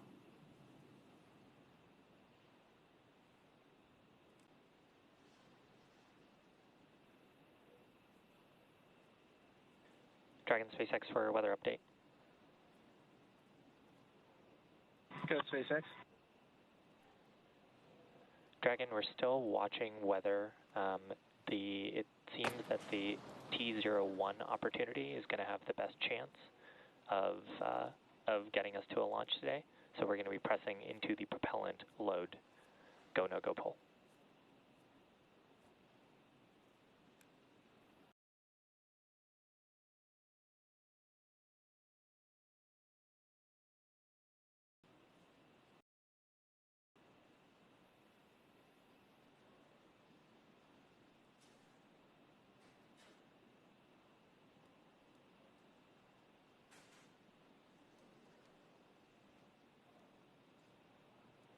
And stand by, Dragon. We're just confirming.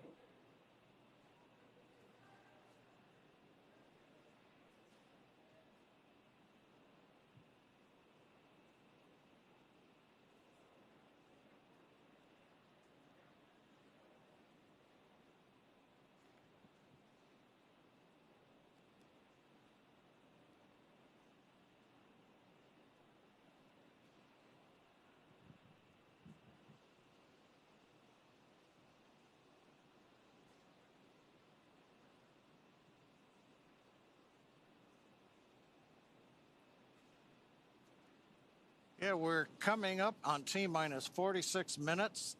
They've made a determination to continue on, betting that the weather will be go in 46 minutes from now. We heard Core bring it up with the crew briefly. We're waiting now for the directions from the launch director to the launch team for the readiness for propellant load and launch pole.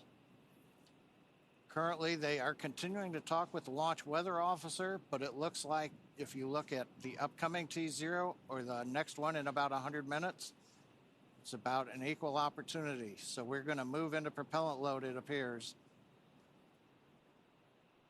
Now, right now, the launch director should be polling electronically. For awareness, we got one more radar scan. We're evaluating this radar scan. 7 members. We'll get back here. Copy that, SpaceX. We're standing by.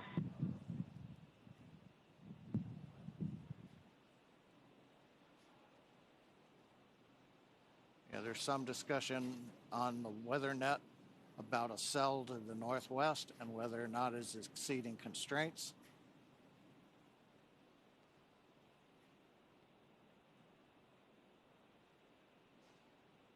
Electronic poll has been completed. If we do continue with the countdown. Dragon SpaceX, we're getting meteorological input that we should waive this attempt given the last radar scan. So we're going to pause the clock here and move to our second T0.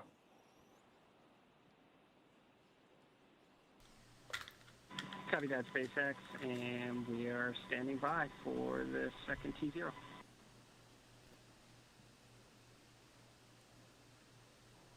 Okay, we're T-minus 44 minutes and 30 seconds, and we have paused the clock for the moment. We got a last-minute update. One cell right at around the 10 nautical mile border had popped up on the radar returns. We have to get all the weather clear within 10 nautical miles of the launch pad in order to be able to launch with the crew on the Dragon. And launch control. The weather was iffy. If it would clear in time for the original T0. 2349 UTC.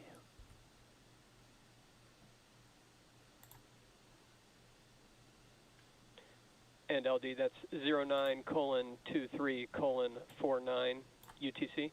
That is correct. Launch director can be 09:23:49, I believe, universal time. That would be at 5:23 a.m. on pad 39A. And the clock is counting to 09:23:49 UTC. As you can see on the webcast screen now. Dragon SpaceX. 大家可以看到这个发射时间更改已经进入这个美东预定发射时间是5点23分哦，这比原来的发射时间是慢了1个多小时，所以等于说是还有1个多小时的时间，所以你现在看到现在倒计时的时间，到距离发射还有2个小时28分哦。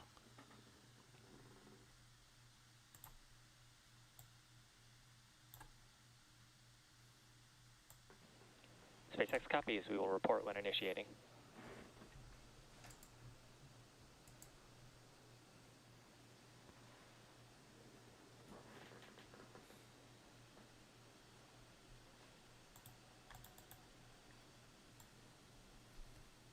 Okay, it sounds like we are now in the middle of seat rotation with the delay.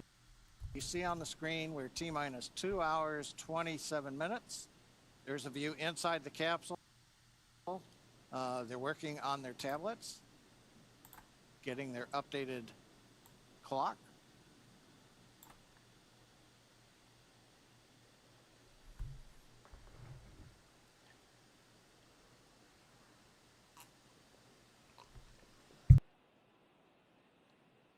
Okay.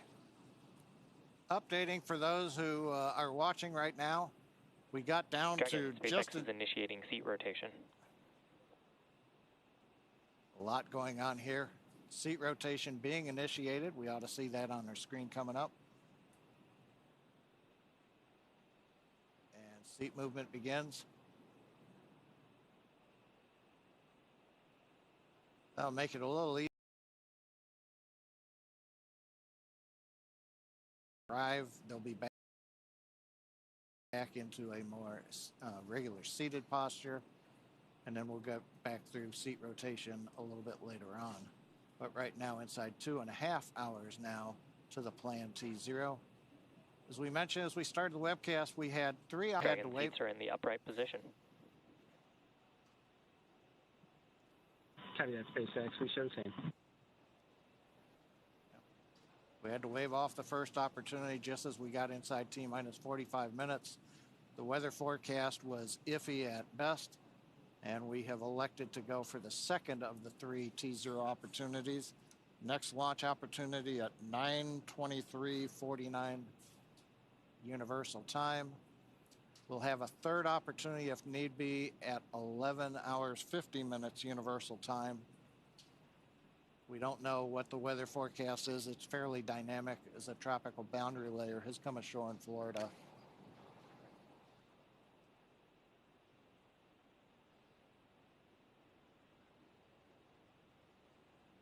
Now, just before we had the hold, the launch chief engineer had pulled both the Dragon and Falcon 9 teams, verifying that if we were to hold at this point in the count, just at T-minus 45 minutes before we began propellant load, that both the Dragon and the Falcon teams were in a good position to hold the clock and then recycle back to the T-minus 2 hours and 25 minutes that you see on the screen now.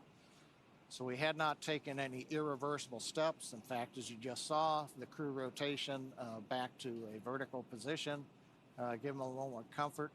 They will remain inside the Dragon capsule as we continue to count down. Everything is. 没错，有网友可能加入我们不久，发现这个倒计时时间是延后到2个小时24分。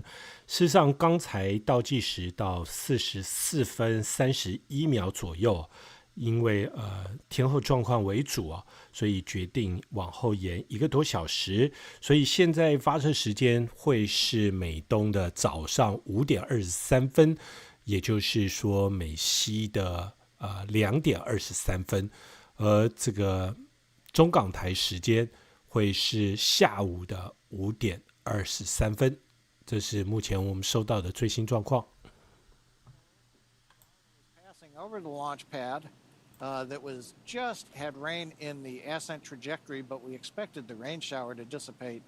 The bigger problem is there are frontal boundaries north and south of the launch site, and we were then seeing cells popping up, and that 非常希望今天能够顺利发生，因为明天晚上我有工作任务的关系，所以没办法进行直播。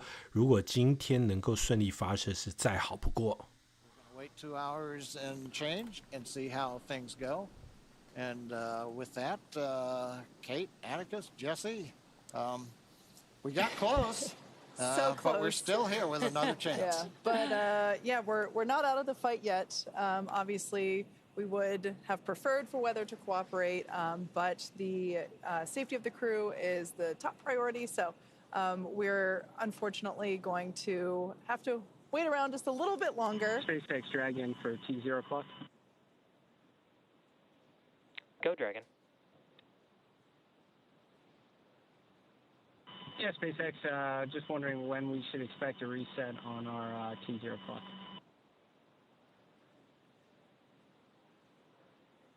That's in work, Dragon. I'll let you know when we have that update in. Yeah, Core just working through some housekeeping And cap that, SpaceX. with the Dragon displays. Yeah, so we're obviously sad we don't get to go to space in 50 minutes like we were hoping, but I'm sure there's nobody more disappointed than the crew on board. But let's take this opportunity to learn a bit more about them. The Polaris Dawn mission has many first-time objectives, so the Polaris program, of course, chose a crew of experts who know each other well and have a foundation of trust that they can build upon as they undertake the challenges of this mission. So we've seen him before on Inspiration 4, Mission Commander Jared Rook Isaacman. As I mentioned, he was the commander of Inspiration 4, the world's first all-civilian mission to space. Jared holds several world records, including 2 speed-around-the-world flights in 2008 and 2009 for the Make-A-Wish Foundation. He has flown in over 100 air shows as part of the Black Diamond Jet Team, dedicating every performance to charitable causes. In 2011, Jared co-founded what would become the world's largest private air force, Draken International, and that trains pilots for the U.S. Armed Forces. In addition to his role as CEO of Shift 4, Jared is an accomplished pilot and astronaut with over 7,000 flight hours. Here's a little bit more about Jared. I think like a lot of kids dreamed of becoming an astronaut since kindergarten. 这艾塞克曼对于这个有一些东西是非常有天分，他非常喜欢飞行啊，有7000个小时的飞行时数，而且是喷射机的飞行员。事实上他高中就辍学啊，然后自己进行研发，后来开发出这个信用卡支付系统的关键软硬体技术啊。也为自己赚进这个大把的钞票。他目前是一家这个信用卡支付处理公司的一家这个执行长，身价初估在20亿美元。本身对于这个慈善活动相当热心啊，每一次的太空任务都附带进行筹款。A nurse, someone in the healthcare field, someone building the software that runs on the spaceship, and it's just so many possibilities for a future that's going to have, you know, tens of thousands, maybe hundreds of thousands of people in space in the not too distant future. It's just so awesome to think about.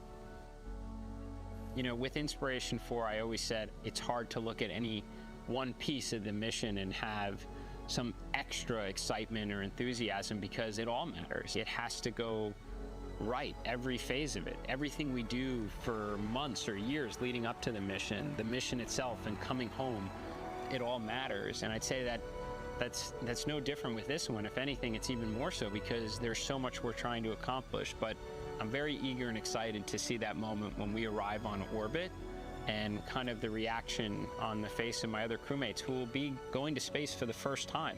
It's like a really special moment where a lot of emotion comes together when you've arrived on orbit. And they've worked really hard and very deserving for this opportunity, and I'm eager to see it, you know, kind of firsthand. My name is Jared Isaacman, and I'm the commander of Polaris Dawn.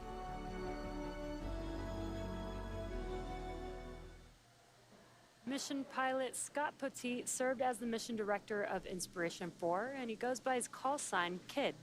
A retired U.S. Air Force Lieutenant Colonel, Kidd served for 20 years in roles that included commander of the 64th Aggressor Squadron, Thunderbird No. 4 demonstration pilot, U.S. Air Force Weapons School graduate, operational test and evaluation pilot, and flight examiner.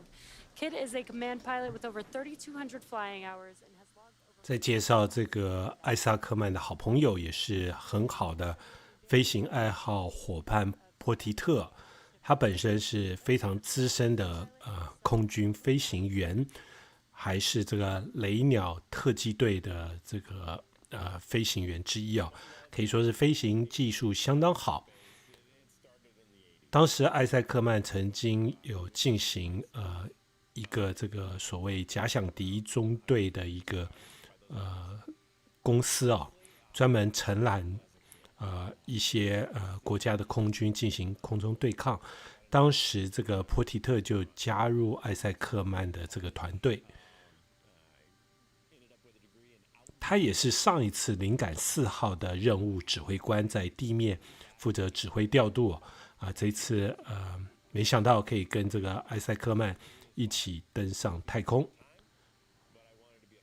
不过这一次他不会进行太空出舱任务太空出舱任务总计是由2名太空人进行，一位是艾塞克曼，另外一位是这个吉利斯，是一位女性的太空员。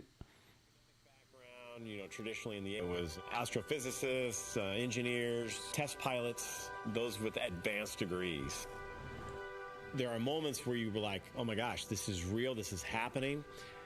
And it brings me back to my Air Force and fighter pilot experience in combat. Compartmentalizing what's going on, being very acute to every little detail. Throughout this entire training process, we have these aha moments. And when I have these aha moments, I think about what it's going to be like when it is liftoff. And I think I will be in that very intense moment of being aware of all the details around me, all the senses, watching all the parameters of the rocket, staying very focused on the mission. You know, I'm not nervous. I'm intensely excited for this moment. I'm a fighter pilot, so I enjoy the thrills of thrust and acceleration that we're going to experience, going from 0 miles an hour up to 17,500 miles an hour in a very short few minutes. Anything is possible. I never dreamed I'd be in the seat. There are plenty smarter, more intelligent individuals that should be in the seat, but I've been blessed to have this opportunity. I'm going to take advantage of it. My name is Scott Kidd Poteet. I'm the mission pilot for Polaris Dawn.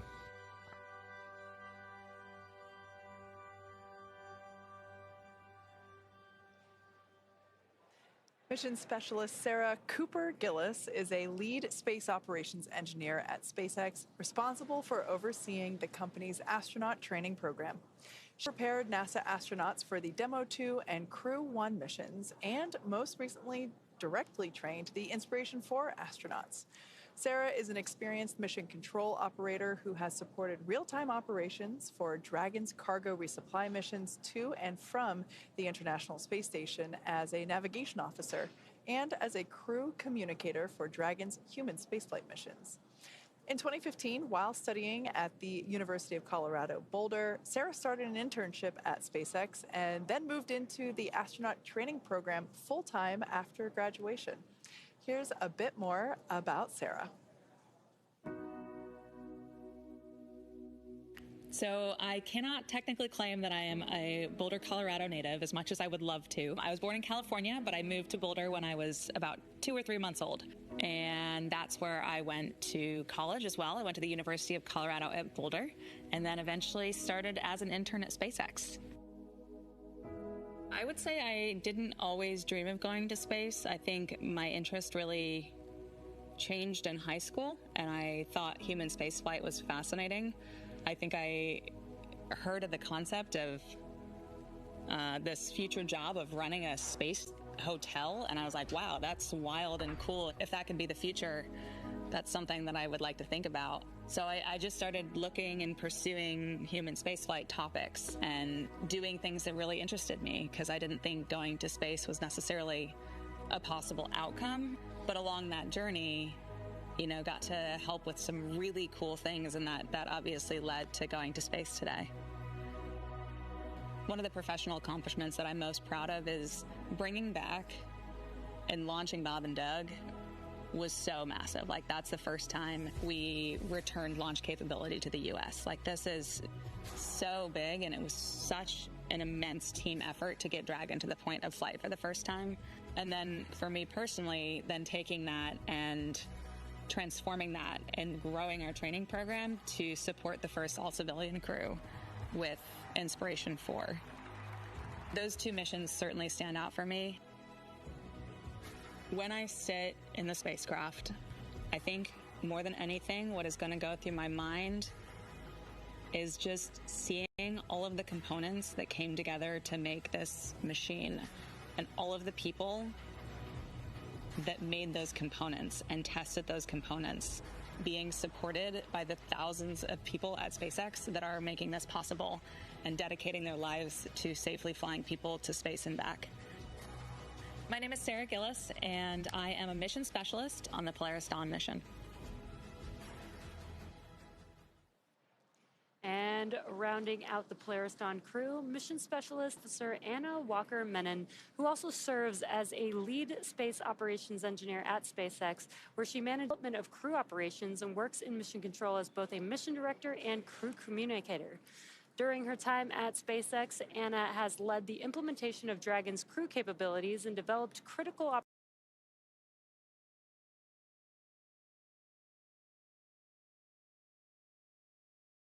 International Space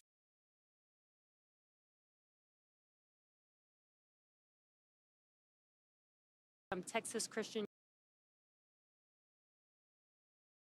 University and her master's degree in biomedical engineering from Duke University.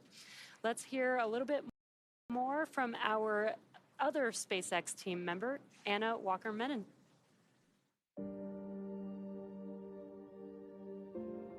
I did always dream of going to space. I think I was captivated by the beauty of our universe and the perspective and learning you can gain from that vantage point. So while I recognized it was a distant likelihood to ever end up getting to be there, I have always dreamed of getting to be there. I fell in love with space on a field trip in the 4th grade.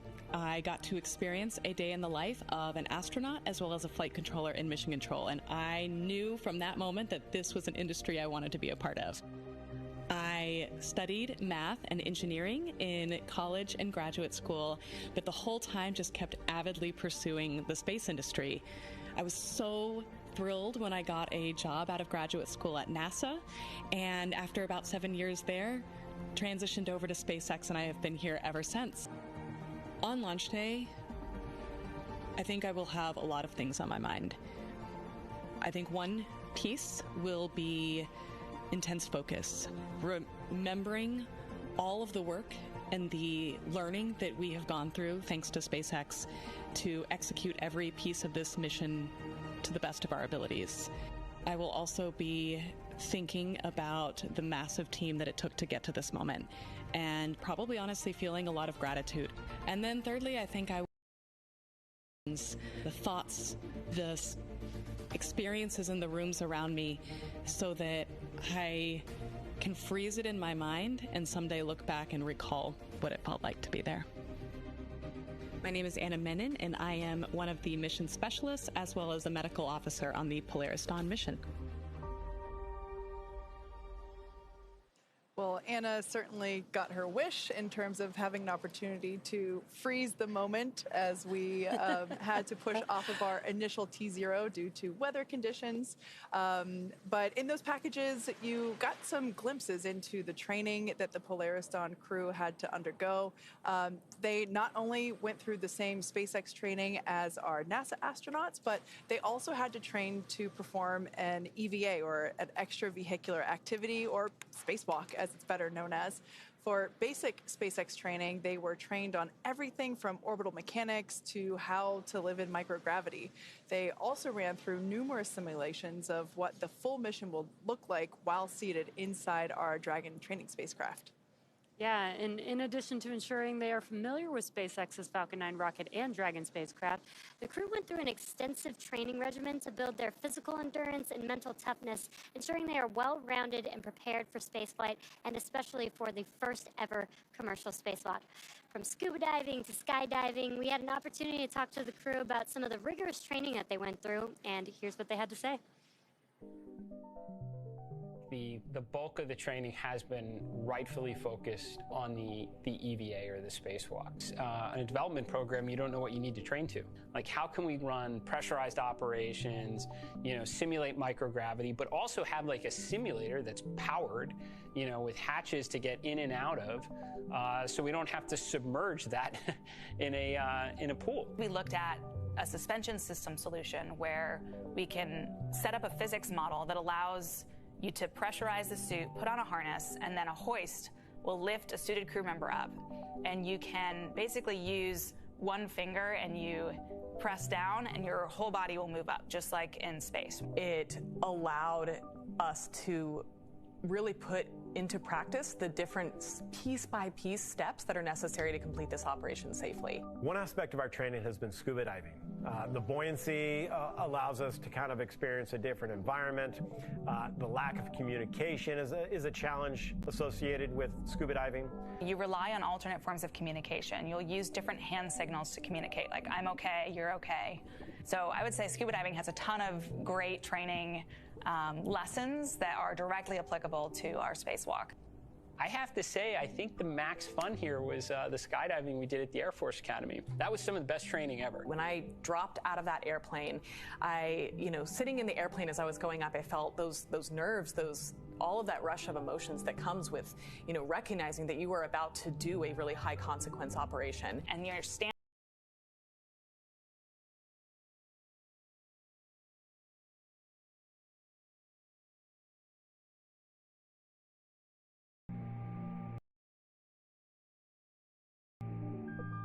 It was incredible training, some of the most memorable training we've done. For the centrifuge training, the purpose is to go through both a launch and a reentry as well as a launch escape mission profile in this human centrifuge that's spinning you around and imparting forces on your body that are similar to the ones that we will experience when we go through those operations actually in space. When you're in space, you have to deal with the circumstances that you're dealt. Similar fashion is climbing a mountain. You're on the side of a mountain, it's taken days to get to where you're at, approaching the summit. You're dehydrated, you're hungry. You learn to manage those stressors. And those are all good preparation techniques in getting ready for space exploration. We've had it all. We've had unbelievable, highs, and we've had, lows. It's just been a great 2 years of growth. Some of the best times of my life. Dragon is the first private spacecraft to take humans to the International Space Station, and it's currently the only vehicle capable of returning significant amounts of cargo to Earth. It's also the first private spacecraft to take an all-civilian crew to orbit during the Inspiration mission in 2021. Over the last 4 years, the spacecraft has supported 13 human spaceflight missions and flown 50 crew members representing 14 countries. Through missions like Inspiration 4 and Polaris Dawn, Dragon is helping lay the groundwork for deep space exploration, rapidly expanding, and also help discover more about our home planet. With upcoming missions like From 2, we aim to do exactly that. Named in honor of the ship that helped explorers first reach Earth's Arctic and Antarctic regions, the crew of From 2 will be the first to explore Earth from a polar orbit.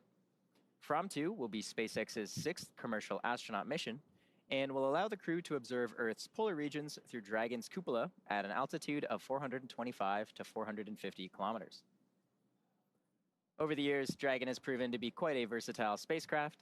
It can autonomously dock to the space station when outfitted with the ISS docking adapter. In free flyer mode, the docking adapter can be swapped out for a cupola for the best views while in orbit, and that'll be the case with the upcoming From 2 mission. Finally, we have our newest option, which is the Skywalker hardware to support a spacewalk, and the Skywalker will be making its debut on Polaris Dawn. And in addition, who knows what else the future will bring.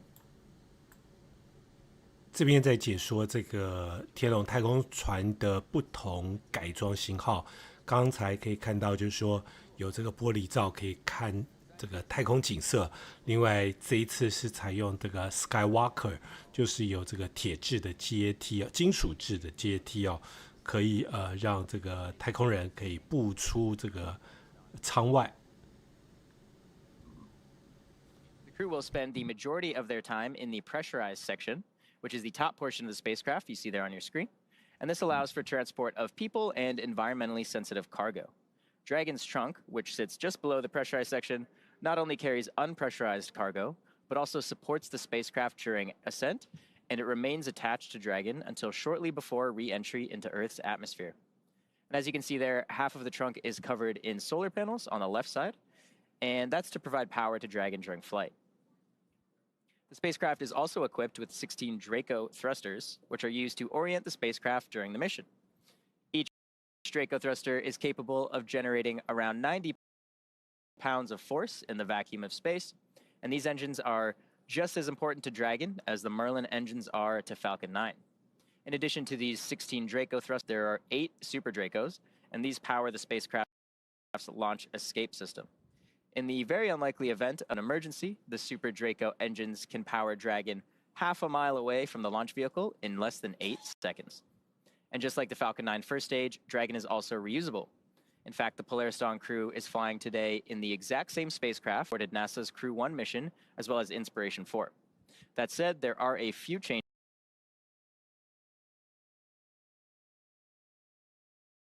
of the cupola observation dome. The Skywalker is a structure that is mounted to the top of Dragon, as you can see there, and the astronauts will use this to assist in exiting and re-entering the spacecraft during their spacewalk. This Dragon is the first mission to attempt to use the Starlink network in orbit. Inside of Dragon is a router connected to a user terminal located in Dragon's trunk, and this terminal will be linked to a new device known as the Plug and Placer, which will enable the spacecraft to communicate with Starlink satellites that will be in orbit below Dragon. Now, we're very excited to see all of this in action, but Dragon has to get up there first. So let's take a look at the rocket that will be taking our crew and Dragon to space. Dragon will be delivered to orbit today by SpaceX's Falcon 9, the first orbital class rocket capable of reflight. Reusability allows us to refly the most expensive parts of the rocket, and that in turn drives down the cost of spaceflight. To date, Falcon 9 has performed 369 orbital launches, 326 landings, and 300 reflights. Standing about 65.5 meters tall, or about 215 feet, Falcon 9 is a 2-stage rocket that provides 1.7 million pounds of thrust on its first stage, thanks to those 9 Merlin M1D engines. And today's mission will be the 4th launch and landing for this particular booster. It previously supported NASA's Crew 8 mission to the International Space Station in March earlier this year. It's also supported 2 SpaceX Starlink missions. Now, after stage separation, when the first stage has done the bulk of its job for the day, it will initiate 2 burns as it makes its way back down towards the surface of Earth. First is the entry burn to help slow Falcon 9 down as it prepares to re-enter the thicker layers of Earth's atmosphere. Finally, the landing burn will further decelerate the rocket just enough to perform a precision landing on our drone ship. Just read the instructions. And that drone ship is currently stationed downrange in the Atlantic Ocean. The Falcon 9 first stage is equipped with 4 landing legs, and these are made of state-of-the-art carbon fiber with an aluminum honeycomb. These are placed symmetrically around the base of the rocket, and they are stowed during ascent and deploy just ahead of landing. Now, moving up the rocket, a Falcon 9's second stage engine ignites a few seconds after stage separation, and this engine can be restarted multiple times to place multiple payloads into different orbits. The second stage is powered by one single Merlin vacuum, or MVAC engine, and this engine is capable of more than 220,000 pounds of thrust. The MVAC features a significantly larger expansion nozzle to maximize the engine's efficiency in the vacuum of space, and at full power, the Merlin vacuum engine operates ever for an American-made hydrocarbon rocket engine. And of course, let's not forget about the unsung inner stage, a composite structure that connects the first and second stages. It also houses the pneumatic pushers that allow the first and second stages to separate during flight. Inside of the inner stage, or rather outside of the inner stage, is where you'll find Falcon 9's 4 hypersonic grid fins, and these are at the base of the inner stage. They help orient the rocket during re-entry. Here in Hawthorne, you can actually have lunch in the cafe while watching the inner stages being made just across the aisle. Looks like we're just at about T minus 2 hours or so. So while we continue to count down, how are things going, John? Well, Atticus, things are about where we left it before. Inside T minus 2 hours, you can see with the live shot there of the pad deck, looking at the two elevators we used a few hours ago to bring the crew up and the view up on top of the fixed service structure. We do have that light rain shower that we're talking about. Actually, right now, we would be at about T minus 3 minutes, and the weather would be red. So the good news is when we made the decision to pause the countdown and go to the second T0, we avoided what would have been a scrub right now. Because as you may recall, once we begin loading propellant onto the Falcon 9 at T minus 35 minutes, you're committed then. You've got to get down to 0 and launch, or you're scrubbed for the day. Now, we did not start propellant loading at T minus 35 minutes, a little bit of a status refresh. We got down to T minus 44 minutes and 30 seconds approximately, and we called a pause or a hold in the countdown. We had just finished the electronic poll verifying that the Falcon team was go to load propellant into the Falcon 9, but we did not actually get that far. All evening or early morning, as the case may be, at Kennedy Space Center, we've been watching the weather. The launch weather officer had advised the team that a frontal boundary had come ashore in Florida. That was creating scattered cells that would pop up and occasionally violate the cumulus cloud rule, or in this case, as we just saw with the pad deck view there, or we were getting rain showers with rain higher up in the atmosphere than we would be allowed to fly through. So we continued to count down, fingers crossed, heading for that first T0, which was planned for 7:38 Universal Time. Inside T minus 1 hour, it was still very uncertain whether or not the weather would cooperate for that first T0. The team took the decision down as far as they could inside of T minus 50 minutes, trying to get the last little bit of information. But just as we thought we were going to press on and go with the original T0, we saw a cell pop up on the radar map that exceeded conditions. We looked at that and decided to go ahead and hold the clock. We heard the core then go back up, talk to the one that we were held, and then we recycled to the second T0. Now we have 3 T0 opportunities. The first one is now passing us by as we get ready at 7 hours and 38 minutes Universal Time, 10 minutes from now, and that would have been a scrub. The next one that we are aiming for is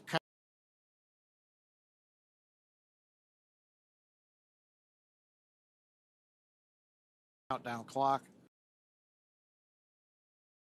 If we need it at 11 hours 15 minutes Universal Time.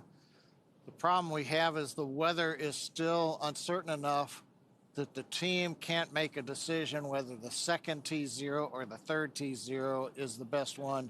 We're going to continue counting down, obviously, as you can see on the clock there. The scattered rain showers we see, those should clear out of the way. But we most recently had another no-go condition pop up.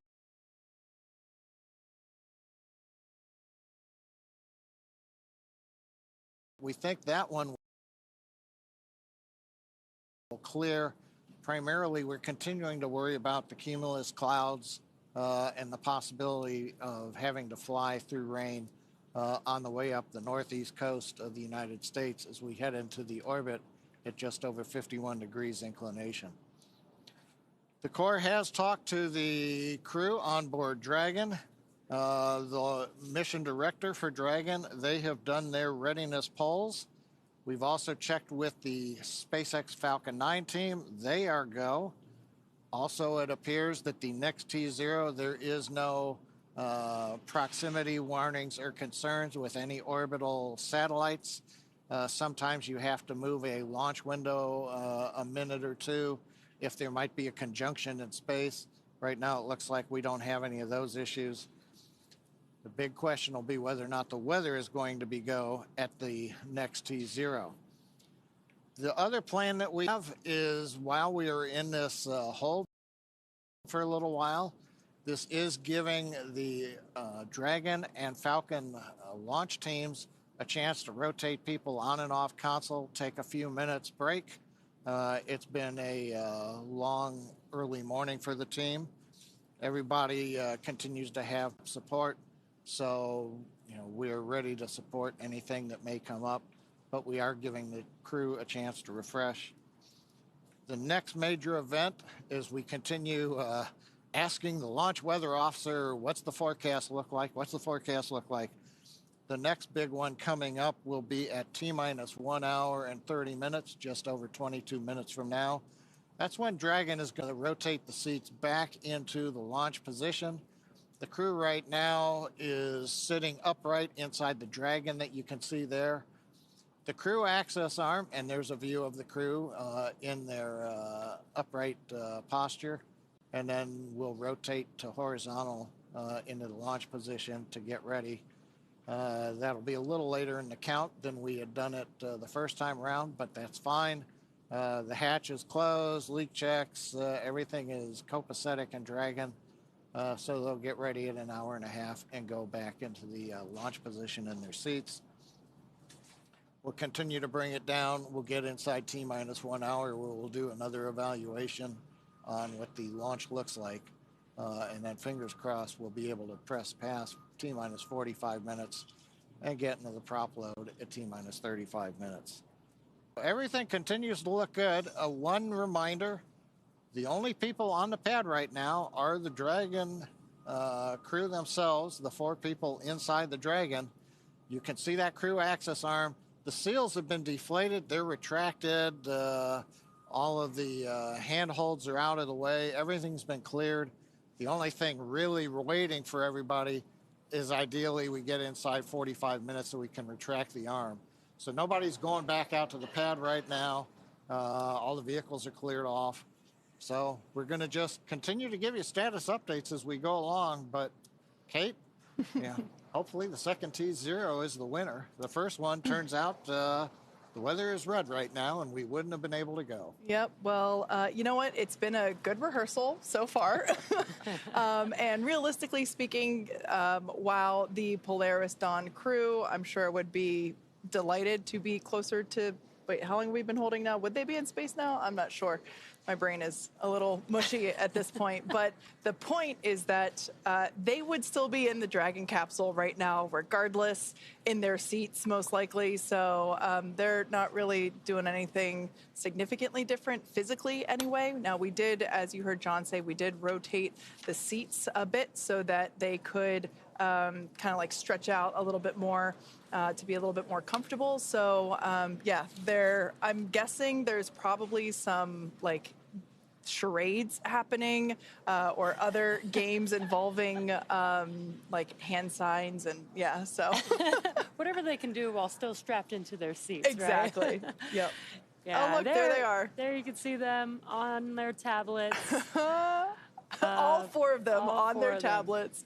I wonder if we've equipped those tablets with any games. I hope so.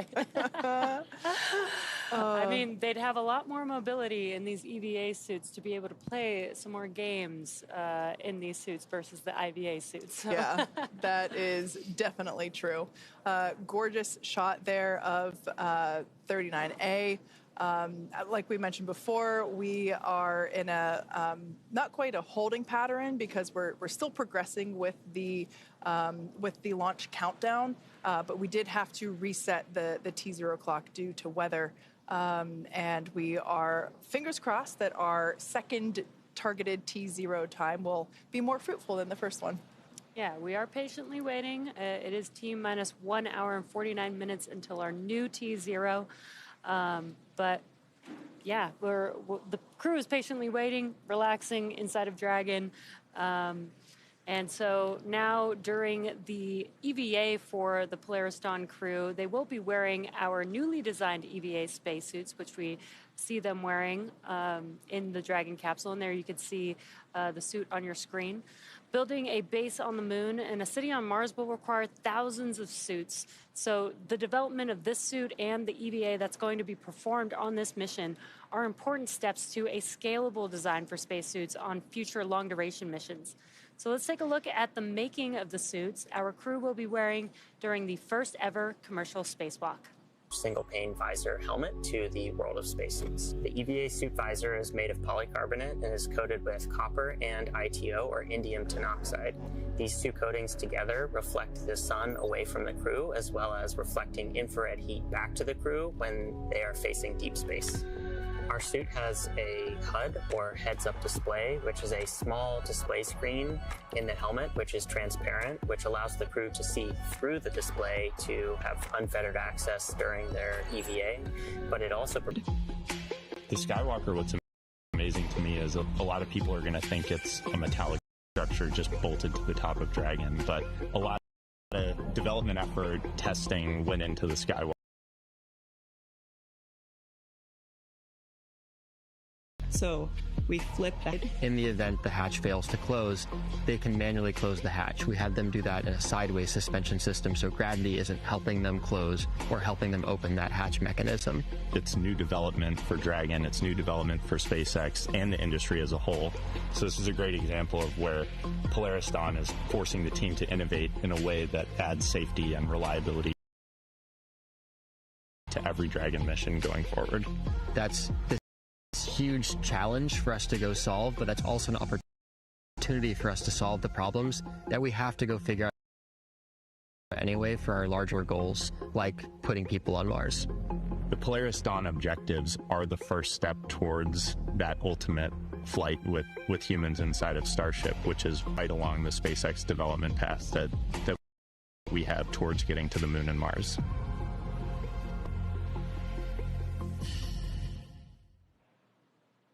It is so exciting to see not only development of the EVA suit, but the EVA operations as well, and how so much has specialized for this mission with the goal of having the ability to open that top hatch and have Jared and then Sarah go out and test the mobility of the suit and the functionality. And to me, it's just so cool to be able to see the design and the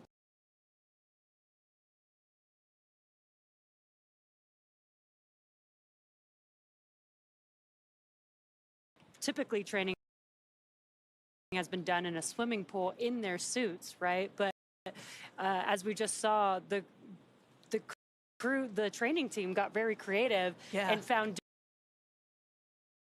different ways to not have to submerge, each crew member and their suits into water and have to deal with that.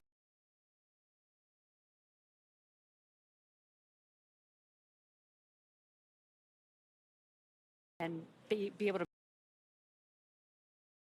manage that, which I think is so cool. Yeah, I think we really just kind of innovate across the board, right? Just every aspect of the mission, from the hardware to the training itself to just our processes. So it's really great to see all of that. One thing that actually really stuck out to me is the mention of how these suits will sort of be used in the far future. I love how we always keep just the big picture in mind. The goal of SpaceX, make humans an interplanetary species, get to the moon, get to Mars, get beyond. And so we really incorporate that into all of these sort of stepping stone missions, right? Like, we're pushing the boundaries, we're doing this first EVA, we're developing these suits, but, maybe in a few years, who knows, we're going to be having thousands of people in these suits doing work all over the place on the moon, on Mars. It's just so inspiring and incredible to sort of be a part of that story and get to hear about some of that from the crew. Yeah, and these suits, they look cool, but they're super functional, and thinking about what the future suits, the functionality that those suits will carry is like, I think that's a good point of just like the far future, what will that is very, very cool. Well, you talk about the far future, and it may be because it's going on 1 in the morning here, and we've got another hour and a half. But in the near future, my question is, Halloween's coming up in the United States. Anybody want to make a mock-up suit and go around trick-or-treat? Maybe your kids, you know. It's like, hey, do you want to dress up in an EVA suit? I bet we're going to see a lot of those this year, huh? Yeah, the different style suits for the costume. You don't have to just stick with the Apollo lunar suits, where they would use different colored stripes to distinguish the commander, because in the photos you're always going, who are we looking at? Oh, that's so-and-so and that's so-and-so. Yeah. I love that you guys were mentioning, you know, the future and how we're trying to work towards that now. And they mentioned when they were making the spacesuit that they're thinking about the manufacturing. Obviously, I've been in manufacturing for almost my entire engineering career, so I love manufacturing. But I love that we think about that in the beginning stages of the design. I think that's so important, because design for manufacturability will make things a lot easier if you start with that versus, you know, designing something that may be functional but is really hard to manufacture and having to go back and make those updates and changes. So I think that's so cool that the spacesuit team really, really focused on that with the suit. Yeah.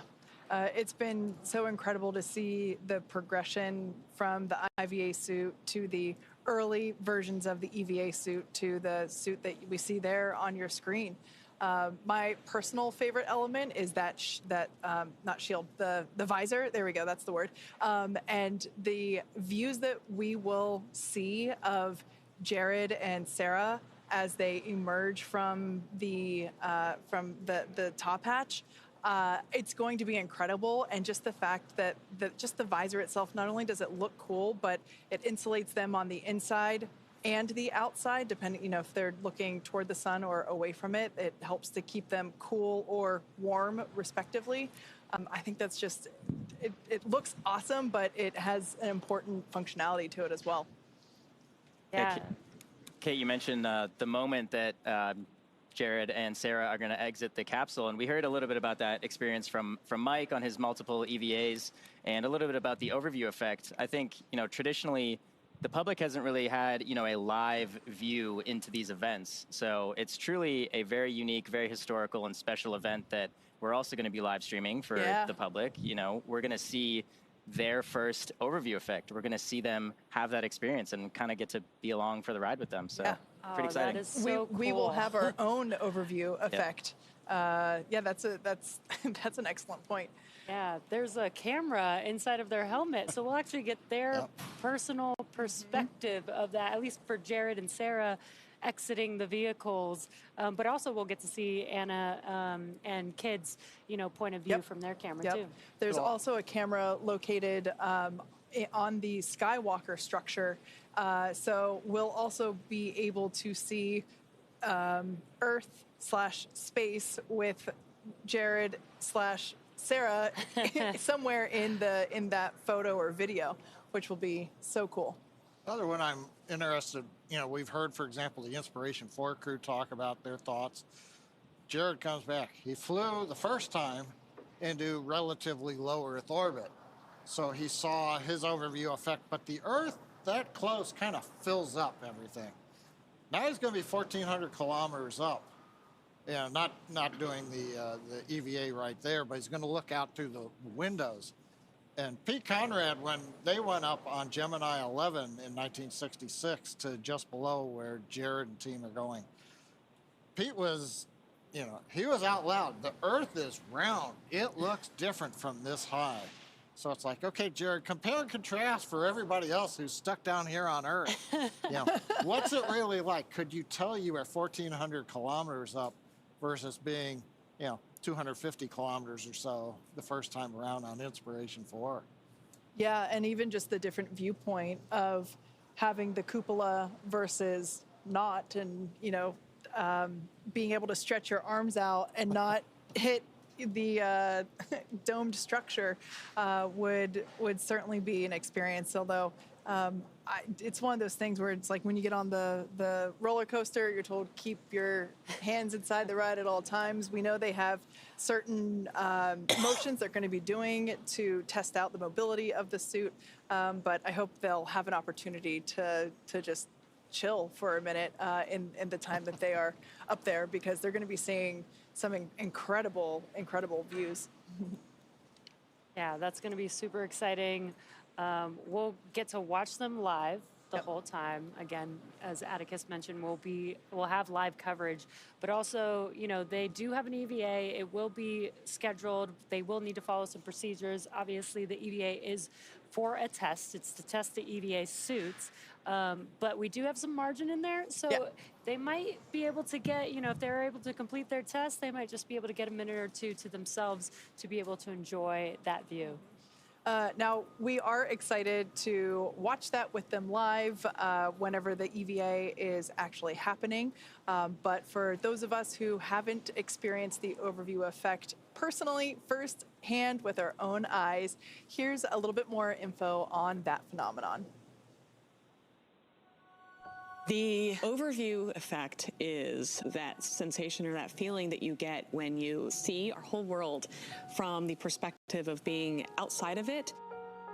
It ranges the whole spectrum from like how delicate the Earth may appear because, you know, it's only this thin blue line that separates this habitable atmosphere of our home planet to, you know, the vacuum of space.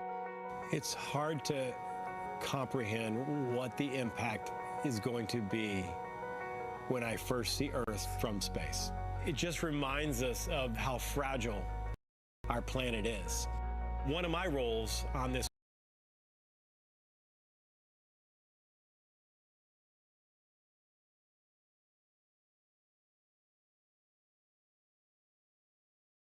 you know, journeying amongst the stars and see our entire planet as we know it there outside of your window, and kind of the philosophical and the many different emotions that it provokes inside of you when you see it that way. We have barely begun our journey to explore the worlds around us. And that hit me right when I saw the moon rise around Earth and saying, like, come on, it's been 50 years. We got to get back there, and we got to get to Mars, and we got to figure out how to get out of our own solar system and try and figure out what this is all about.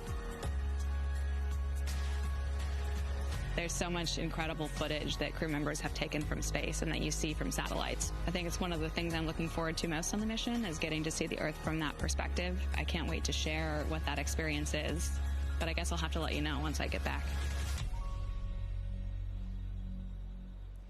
As you might imagine, the Polaris Dawn crew has spent a lot of time together through all of the training and preparation for this mission, and naturally that fostered some great camaraderie. So let's hear what the crew had to say about their team bonding.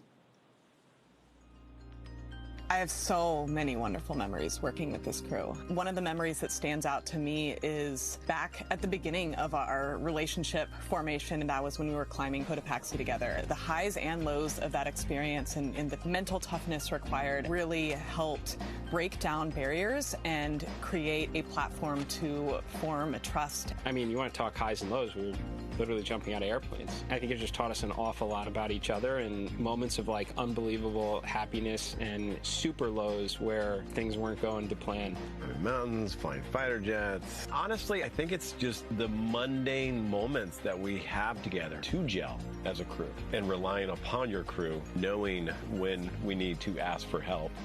We each do have things that we're not going to be the best at. We're not going to need to do everything. We can distribute the load to maximize what each person is bringing to the team. It's been such an adventure learning with them, learning about them, learning how to work with them. I don't think 5 days is going to be enough. It is awesome to think about getting to live and work with each other for 5 days in this capsule. Getting to be with them while floating in space, doing work to contribute to long-term endeavors of human spaceflight. I am just so thrilled and excited and look forward to it.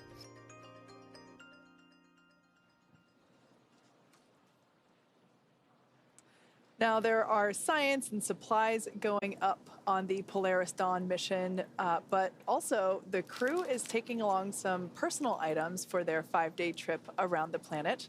We caught up with the crew during training to get a little more insight on what each of them are planning to take to space. What am I going to bring to space? I've thought long and hard about this one. A book that I co-authored about a mama dragon that ends up training and flying to space. My dad's necklace, jewelry for my wife, watches. I have a Thunderbird watch and a fighter weapons school watch. I don't know, it's one of my takeaways after Inspiration 4 was it's kind of like camping, you brought too much. One of my actual debrief points was bring less. When I got married to my husband, we went to the store and picked up a Cat in the Hat book. For our entire wedding, all of the ceremony was taped in this book, all of our vows were taped in the book, and then it got passed around and all the speeches got added to the book. And so it's just a very fun collection of very special memories captured in a very endearing Cat in the Hat book. I'm gonna bring this big hunk of metal that will go higher than anyone has ever flown in Earth orbit. I'd love to be able to have some sort of a memorabilia for everyone who contributes to this, of which it's pretty hard because there's 10,000 plus SpaceXers. I guess I wish I could bring something for everyone who's made a difference in this program. I will, in particular, get to read this story from space to my kids here on Earth, as well as some of the brave kids of St. Jude Children's Research Hospital. And I think that connection moment while I'm up there floating in space is something I'm just really excited to have the opportunity to have. So as you can see here on your screen, the Polaris Dawn crew, the seats have rotated back into the launch position. So that is a good sign. Everyone remains comfortable, buckled into their seats. We're now just under an hour and a half until the next launch opportunity. And we are keeping our fingers crossed that the weather cooperates better this time than it did last time. So we saw a little bit there about what these four individuals are taking with them into space. I think Jared's advice was kind of interesting. Take less. I kind of agree with that. I personally would probably just take my wedding ring, some flower seeds to plant, and my favorite book. Speaking of which, we already mentioned it earlier, but it's just such a beautiful book. This is a book that Anna actually co-authored, and it is basically just like a story for her children, and she's taking a copy with her to space. And I'm going to order one for myself and very kindly ask her to sign it when she gets back. Yeah, that's pretty cool that Anna gets to bring something that she wrote and created onto the vehicle with her. But Atticus, what would you take? I don't know, maybe just some popcorn, some candy, some soft drinks, some snacks. Yeah, some snacks. It's a long trip potentially. So. Would you save any for you to eat when you came back to Earth? Or oh, that's a good idea. Yeah. Maybe share with my friends some space candy. There you go. Some gifts. What about you? Oh, I would definitely have to bring a basketball. Of course. Basketball has made me who I am today, but what I really want to do is bring Space Jam to real life. That's my plan. Amazing. John, your basketball will be your zero-G indicator. That is genius, John. Or a Nerf ball. Yeah, Nerf basketball. There we go. Not for a mission with an EVA operation, though. Oh, yeah. John, what would you take? I'll be more of a sentimentalist. When I was in the Air Force, working Titan launch vehicles, not the ICBMs, but the above-ground launch vehicles, the Air Force only had one way to distinguish, and that was to give you a rocket badge that you would pin on to your uniform shirt. And so it said, yes, you're working launch vehicles. Well, I've had that since 1980 when I started working launch vehicles, and it's actually been to space and back on a Falcon 9 first stage. So I would take that well-worn and well-traveled badge, and I'd take it with me again, and away it would go. Yep. And then come back down. So it'd have 2 flights on it. Yeah. And it would be a rocket badge. It'd be pretty cool. I also thought of another one that you could do, your binder. The infamous webcast binder, just like I always have my my notebook. I think those would be 2 staples if we were to go. Yep. My brains. Who knows, maybe we'll do a webcast from space one day, right? We'll have some of our own employees up there, or maybe broadcast live. You never know, right? That could be cool. Anna and Sarah are making the way for us to go up there. So that could be a thing. Yeah. We heard earlier that Kid puked the whole time during his training. That would be me, 100%. I can barely ride in the back of an Uber. Oh, man. Yeah, it's a little bit more spicy than an Uber on the way up to space. It's okay. I will hold down the fort here while you guys go. It's only 4 Gs. Only 4 Gs. Yeah. Anyway, we are continuing to count down to the next launch opportunity for the Polaris Dawn crew. For those of you that have just recently joined us, all 4 of our crew members are inside that Dragon capsule there on your screen. They are the only ones left at the launch pad. The closeout crew have departed the pad. And we unfortunately had to reset the countdown clock just past, I think it was like T minus 48 minutes. So unfortunately, there was a last-minute radar scan that showed basically non-conforming weather requirements, and so we had to stand down and basically reset for our next opportunity, which is coming up in just an hour and 22 minutes. So the crew has remained in the Dragon capsule. Folks here for mission control are cycling through, getting an opportunity to stretch their legs, get some refreshments or some food, and really get refocused as we come back into almost right where we left off. Yep, so as the clock continues to count, we're just at about T minus 1 hour and 20 minutes. So far, everything with Falcon 9 and 2 minutes, as you're just saying, everything is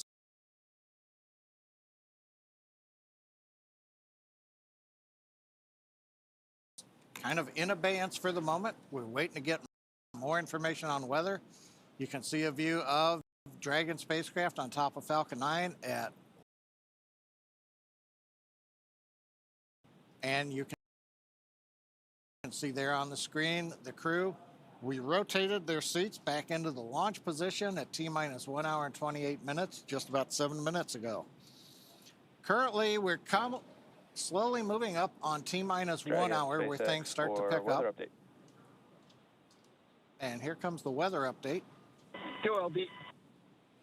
All weather rules just cleared about 30 seconds ago, so we have a green range for weather rules, and we'll have our SpaceX meteorologist fill you in for the next T0. It's great to hear, and standing by. And Dragon SpaceX weather officer here. We did violate a number of launch rules for that cumulus that popped up at that initial T0, so made a good call there from the whole team, SLD 45 and all. And we are tracking a much better POV for this next T0. The LWO is tracking a 35% chance of violation, and if everything holds as it currently looks for another 20-30 minutes, we should be able to step that POV down. But overall, looking good for this next launch attempt. And copy that, weather officer. That's really great to know. 35% presently for POV, and should be stepping down in the next 20 minutes or so. Good to hear.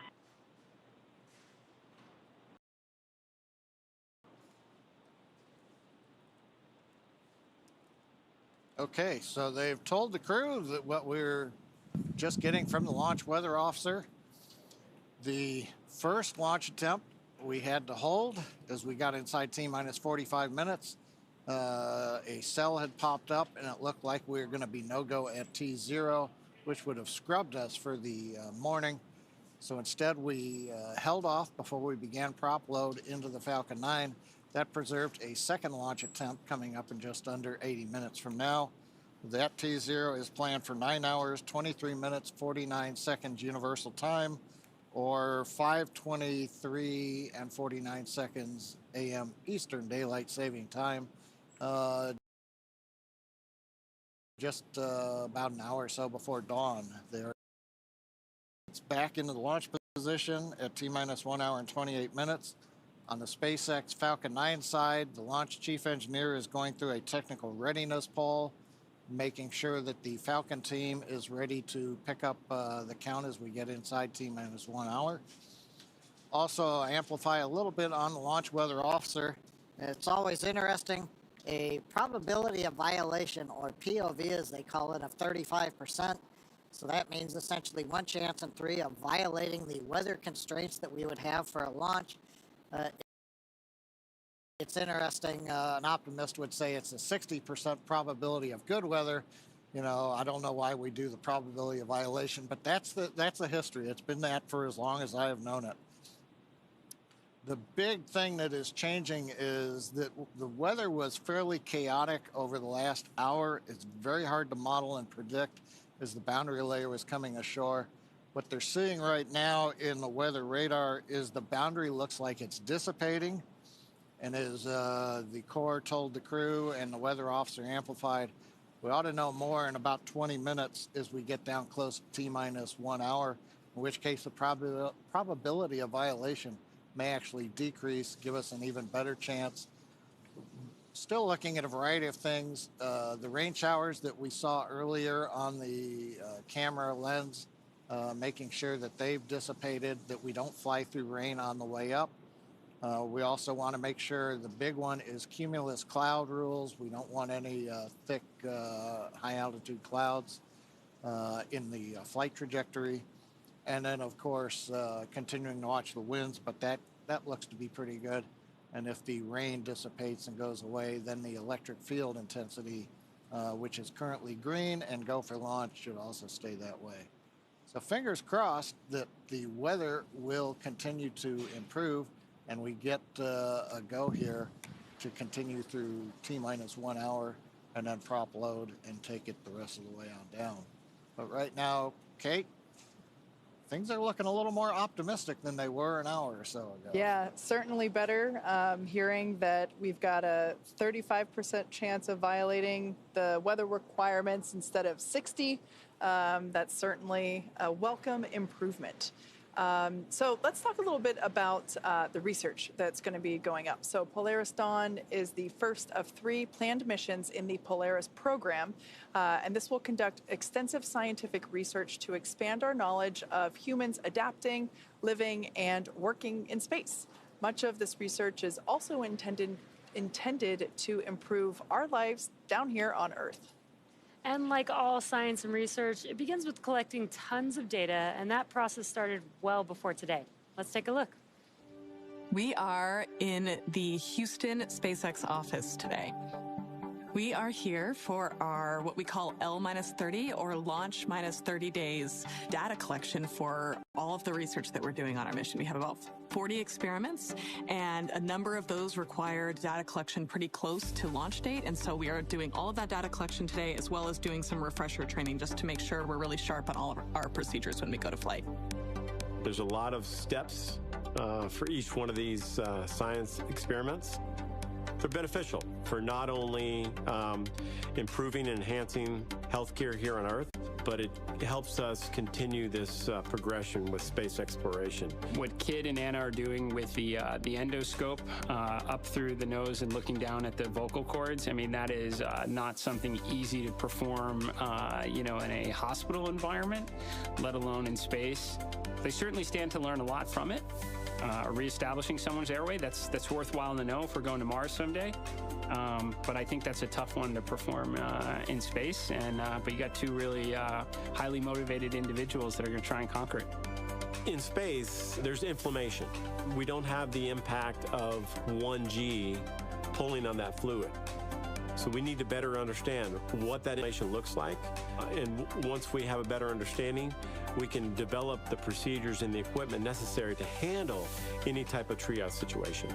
When we stepped into this virtual reality scenario, I think Kid and I liked it a lot because they're flying a spacecraft on Mars to kind of gather like hand-eye coordination, motor skills, some cognitive abilities now, and then they're going to compare it to post-flight as opposed to whether or not we can successfully land on Mars. One of the unique things of our missions, they're 3 to 5 days length. You maybe can't study the super long duration things, but what you can study is what happens immediately when you get up there and how soon these things start to take place. So this big problem in the astronaut community is called SANS, and it's where the astronauts' eyesight and ocular health start to degrade over time. So they will be wearing a contact that actually makes them look like a cyborg. It has little coils that can measure the interocular pressure, and then we can start testing countermeasures that might actually be able to prevent some of those negative effects.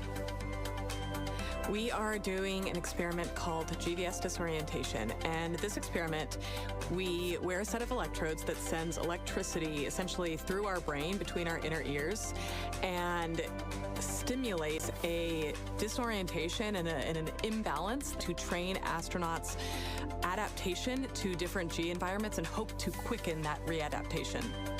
One of the things that we're doing with ultrasound is we are going to be collecting imagery of our veins and identifying whether there's actually bubbles forming when we are changing cabin pressure. It's very possible that nitrogen will bubble out into our blood. If we see bubbles, it will be completely normal and okay if we do see bubbles, but we are hoping to capture that on ultrasound. In order for us to become multiplanetary, we've got to overcome some of these challenges associated with space exploration on longer duration missions. What we gather on orbit in a zero-G environment, in a vacuum, will help us continue this cause in furthering space exploration.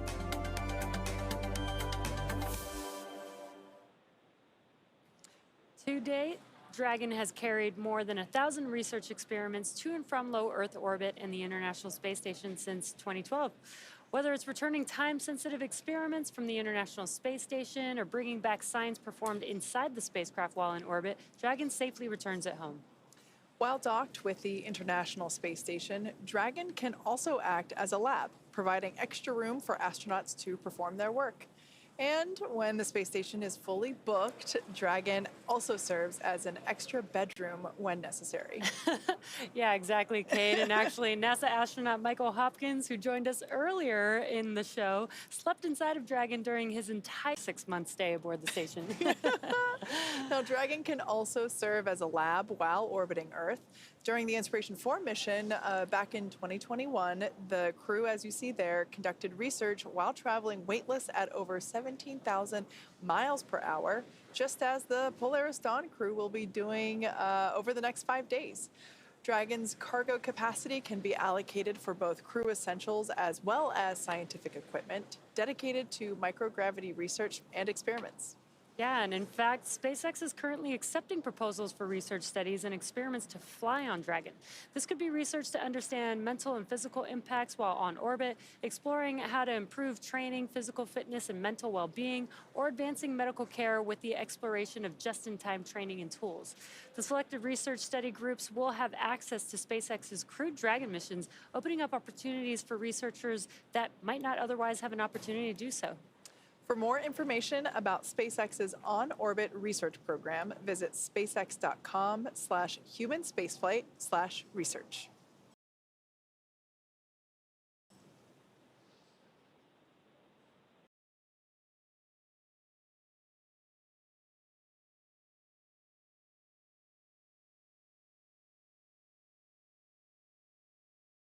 Ever flown for a crewed spacecraft, which, if that happens, it would break the altitude record set by the Gemini 11 mission, which was half a century ago.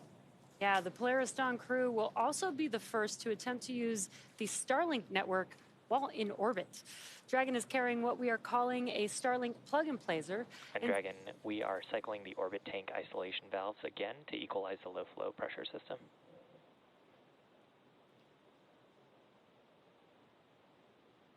Copy that, SpaceX. We're following. And just a quick update from the core to the crew.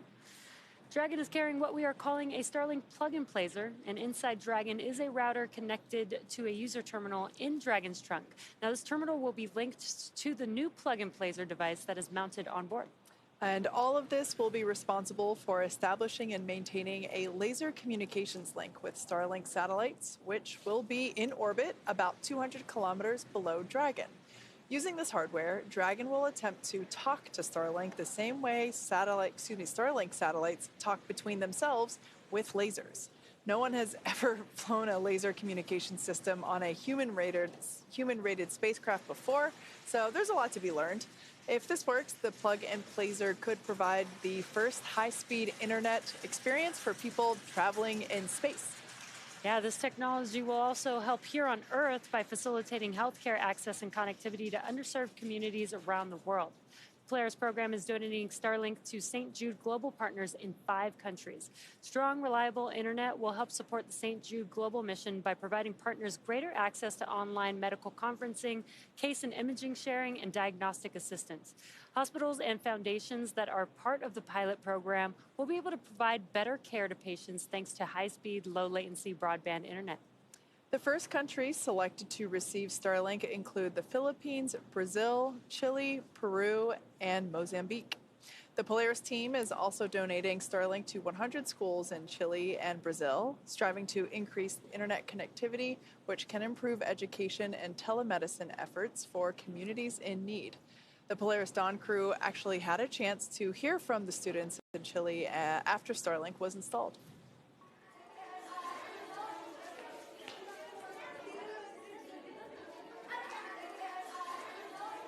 ¿Por qué los hombres van al espacio? It's so important to go to space because there is so much of it and we know so little about it. How many of you would like to be an astronaut someday? There we go. How many of you want to go with us on our mission? They all want to go. Starlink is also enabling the rapid development of SpaceX Starship vehicle, which just completed its 4th flight test in June. Starlink on Starship once again enabled real-time telemetry and live high-definition video throughout every phase of entry, with external cameras providing views all the way to the flight's conclusion. Down at Starbase, Texas, we're continuing to build, test, and fly the world's most powerful launch vehicle ever developed. SpaceX's ultimate goal is to make life multiplanetary, and Starship is the vehicle that will get us there. Starship is a fully reusable transportation system designed to carry a massive amount of cargo and large numbers of people to Earth orbit, the Moon, Mars, and beyond. Starship will be capable of carrying up to 200 metric tons to orbit and up to 100 passengers. And we're still in the testing phase, but major milestones like flying at a high cadence, fulsome reuse, and on-orbit refilling are key priorities. We're also building a second Starbase launch tower to further increase Starship's flight opportunities. This will also allow for continuous upgrades to the towers while continuing to launch. Now, also in testing, our engineers are proving out all systems necessary to make a trip to the moon possible, such as propulsion, life support, and even the elevator that will take the crew and cargo from the Starship hatch opening down to the lunar surface. In partnership with NASA, Starship will put the first Artemis astronauts on the moon. The vehicle will perform one uncrewed demonstration flight before the Artemis 3 mission. You are go for section 5 of 4.100. Report when you are go for launch. And copy that, SpaceX. We're stepping into section 5, 4.100. All right, so just the core syncing up with the crew, informing them that we are continuing with the launch countdown.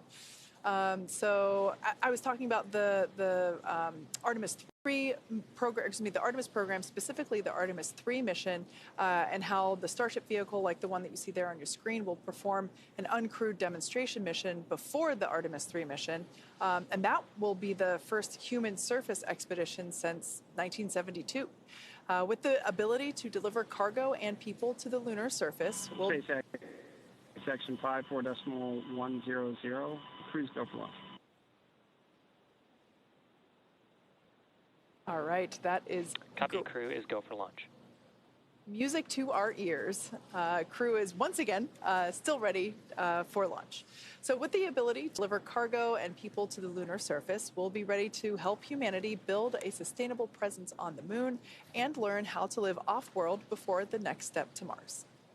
When the time comes for humans to explore the moon and beyond, they'll have to take everything with them for a surface expedition. Building bases or even cities will require huge amounts of cargo and eventually crew, and that's where Starship comes in. This year is shaping up to be a busy one for Starship. As we mentioned, we completed the fourth flight test of Starship on June 6th down in Starbase, Texas, as you see there. The Super Heavy booster lifted off successfully and completed a full duration ascent burn. Starship executed another successful hot stage separation, powering down all but 3 of Super Heavy's Raptor engines and successfully igniting the 6 second-stage Raptor engines before separating the vehicles. Following separation, the Super Heavy booster successfully completed its flip maneuver and boost back burn to send it back towards its splashdown zone. The booster's flight ended with a landing burn and soft splashdown in the Gulf of Mexico, 7 minutes and 24 seconds into flight. The landing was caught by both the onboard camera as well as one of our marine buoys. Meanwhile, Starship's 6 second-stage Raptor engines successfully powered the vehicle to space and placed it on the planned trajectory for coast. Starship made a controlled re-entry, successfully making it through the phases of peak heating and maximum aerodynamic pressure, demonstrating the ability to control the vehicle using its flaps while descending through the atmosphere at hypersonic speeds.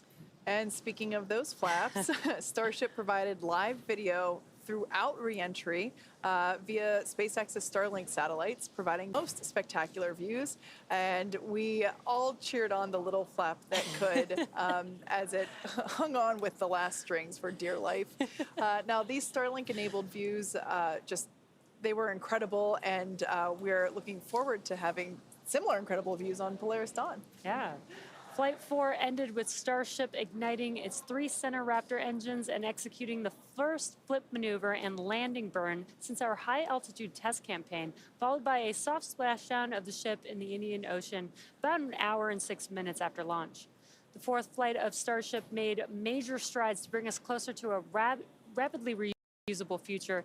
Its accomplishments will provide data to drive improvements as we continue rapidly developing Starship into a fully reusable transportation system. Now, looking forward to Flight 5, we're getting ready to attempt the first ever tower catch of a booster. Now, returning the booster after launch is a core capability to Starship, becoming rapidly and reliably reusable.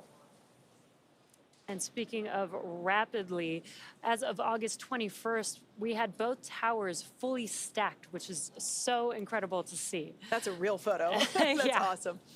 So stay tuned for exciting updates as we get closer to this next launch. And as always, excitement is guaranteed. Now, for those that have just recently joined us, you picked a great time because we are exactly 1 hour and 1 minute and 13 seconds away from launch. Welcome back to the coverage for the Polaris Dawn mission. The Polaris program is a first-of-its-kind effort to rapidly advance human spaceflight capabilities while continuing to raise funds and awareness for important causes here on Earth. The program's goal is to demonstrate important operational capabilities that will serve as building blocks to help further human exploration to the Moon, Mars, and beyond. Polaris Dawn is the first mission in the Polaris program. The program will consist of up to 3 human spaceflight missions that will demonstrate new technologies, conduct extensive research, and ultimately culminate in the first flight of SpaceX's Starship with humans on board. The Polaris Dawn crew will be performing some incredible firsts in space, including the first ever commercial spacewalk. And this mission will fly higher than any Dragon mission to date, attempting to reach the highest Earth orbit ever flown for a crewed spacecraft, breaking the record set by Gemini 11 half a century ago. The crew will also be the first to test Starlink laser-based communications in space.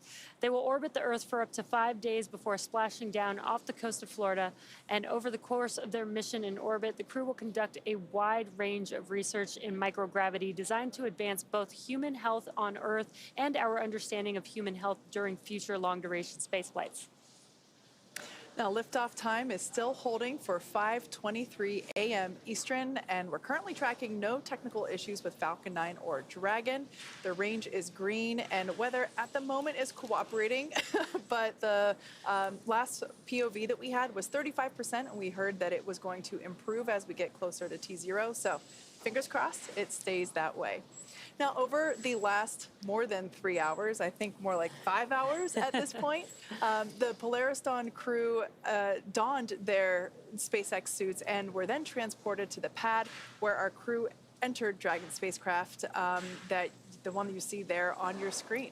Since arriving at the spacecraft, the crew were helped by our closeout team to get in their seats, those seats that you see there, attach their suits to the special umbilicals that provide breathing air and communication link to Dragon systems. They conducted successful leak checks and communications checks with the core here in Hawthorne, and that is the person who they will be speaking to directly throughout the mission. That stands for Crew Operations Resource Engineer. Yeah, and the closeout team was able to seal the hatch, which also gets its own leak check. And the closeout team has already departed the pad. Once that hatch was sealed, they were able to clear the area and clear the pad.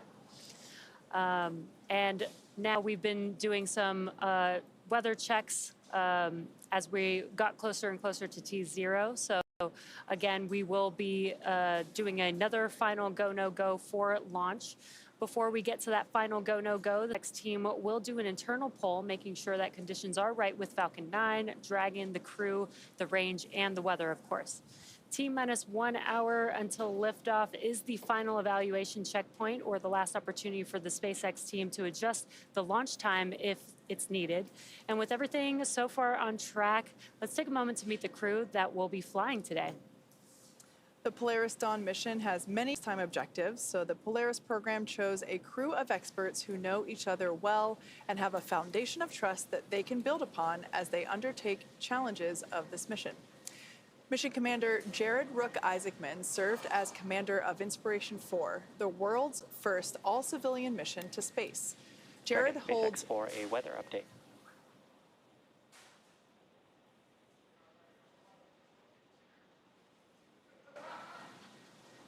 Go SpaceX. Dragon, we are currently go for launch. Updated probability of violation is 20%. So with that, we are going to be pressing towards T02. We'll keep you updated if any other weather comes through. Hey, copy that.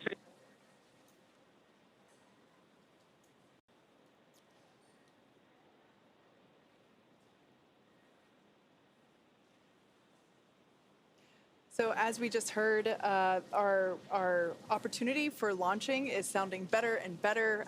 The probability of violation for weather rules has decreased from 35% probability to 20%. So that is excellent news. Now, let's talk a little bit about our mission commander, Jared Rook Isaacman. He served as commander of Inspiration 4, the world's first all-civilian mission to space. Jared holds several world records, including 2 speed around the world flights in 2008 and 2009 for the Make-A-Wish Foundation. He has flown in over 100 air shows as part of the Black Diamond Jet team, dedicating every performance to charitable causes. In 2011, Jared co-founded what would become the world's largest private air force, Draken International, and that trains pilots for the U.S. Armed Forces. In addition to his role as CEO of Shift 4, Jared is an accomplished pilot and astronaut with over 7,000 flight hours. Mission pilot Scott Poteet served as mission director of Inspiration 4, and he goes by his call sign, Kid. A retired U.S. Air Force Lieutenant Colonel, Kidd served for 20 years in roles that included commander of the 64th Aggressor Squadron, Thunderbird No. 4 demonstration pilot, U.S. Air Force Weapons School graduate, operational test and evaluation pilot, and flight examiner. Kidd is a command pilot with over 3,200 flying hours and has logged over 400 hours of combat time. Following his Air Force career, Kidd served in various roles, including VP of Strategy at Shift 4. Mission Specialist Sarah Cooper Gillis is a lead space operations engineer at SpaceX, responsible for overseeing the company's astronaut training program. She helped prepare NASA astronauts for the Demo 2 and Crew 1 missions, and most recently directly trained the Inspiration 4 astronauts. Sarah is an experienced mission control operator who has supported real-time ops for Dragon's cargo resupply missions to and from the International Space Station as a navigation officer and as a crew communicator for Dragon's human spaceflight missions. In 2015, while studying at the University of Colorado Boulder, Sarah started an internship at SpaceX before moving into the astronaut training program full-time. And to cap off the Polaris Dawn crew, mission specialist and medical officer Anna Walker-Menon, who also serves as a lead space operations engineer at SpaceX, where she manages the development of the crew operations and works in mission control as both a mission director and crew communicator. During her time at SpaceX, Anna has led the implementation of Dragon's crew capabilities and developed critical operational responses to vehicle emergencies. Prior to SpaceX, Anna worked for 7 years at NASA as a biomedical flight controller for the International Space Station. She received her bachelor's degree in mathematics and Spanish from the Texas Christian University and her master's degree in biomedical engineering from Duke University. And that is our Polaris Dawn crew and the first SpaceX employees to fly on a SpaceX mission. Anna and Sarah also supported Inspiration 4 and actually served as trainers for the crew of that mission. So I can only imagine how incredible and the feelings that they have and how wild it is to experience a launch from the other side of the mission. Now, as the Polaris Dawn crew prepared for this mission, they had a pretty cool opportunity to sit down with a legend of spaceflight, Apollo astronaut Charlie Duke, one of only 4 surviving moonwalkers from the Apollo program. He flew on the Apollo 16 mission to the lunar surface in 1972, and more than 50 years later, he had some great advice for our crew in advance of the first ever commercial spacewalk. We have a launch commit and we have a liftoff. The swing arm is moving back. I can see all the way to the ground, just like flying the LTV. Piece of cake.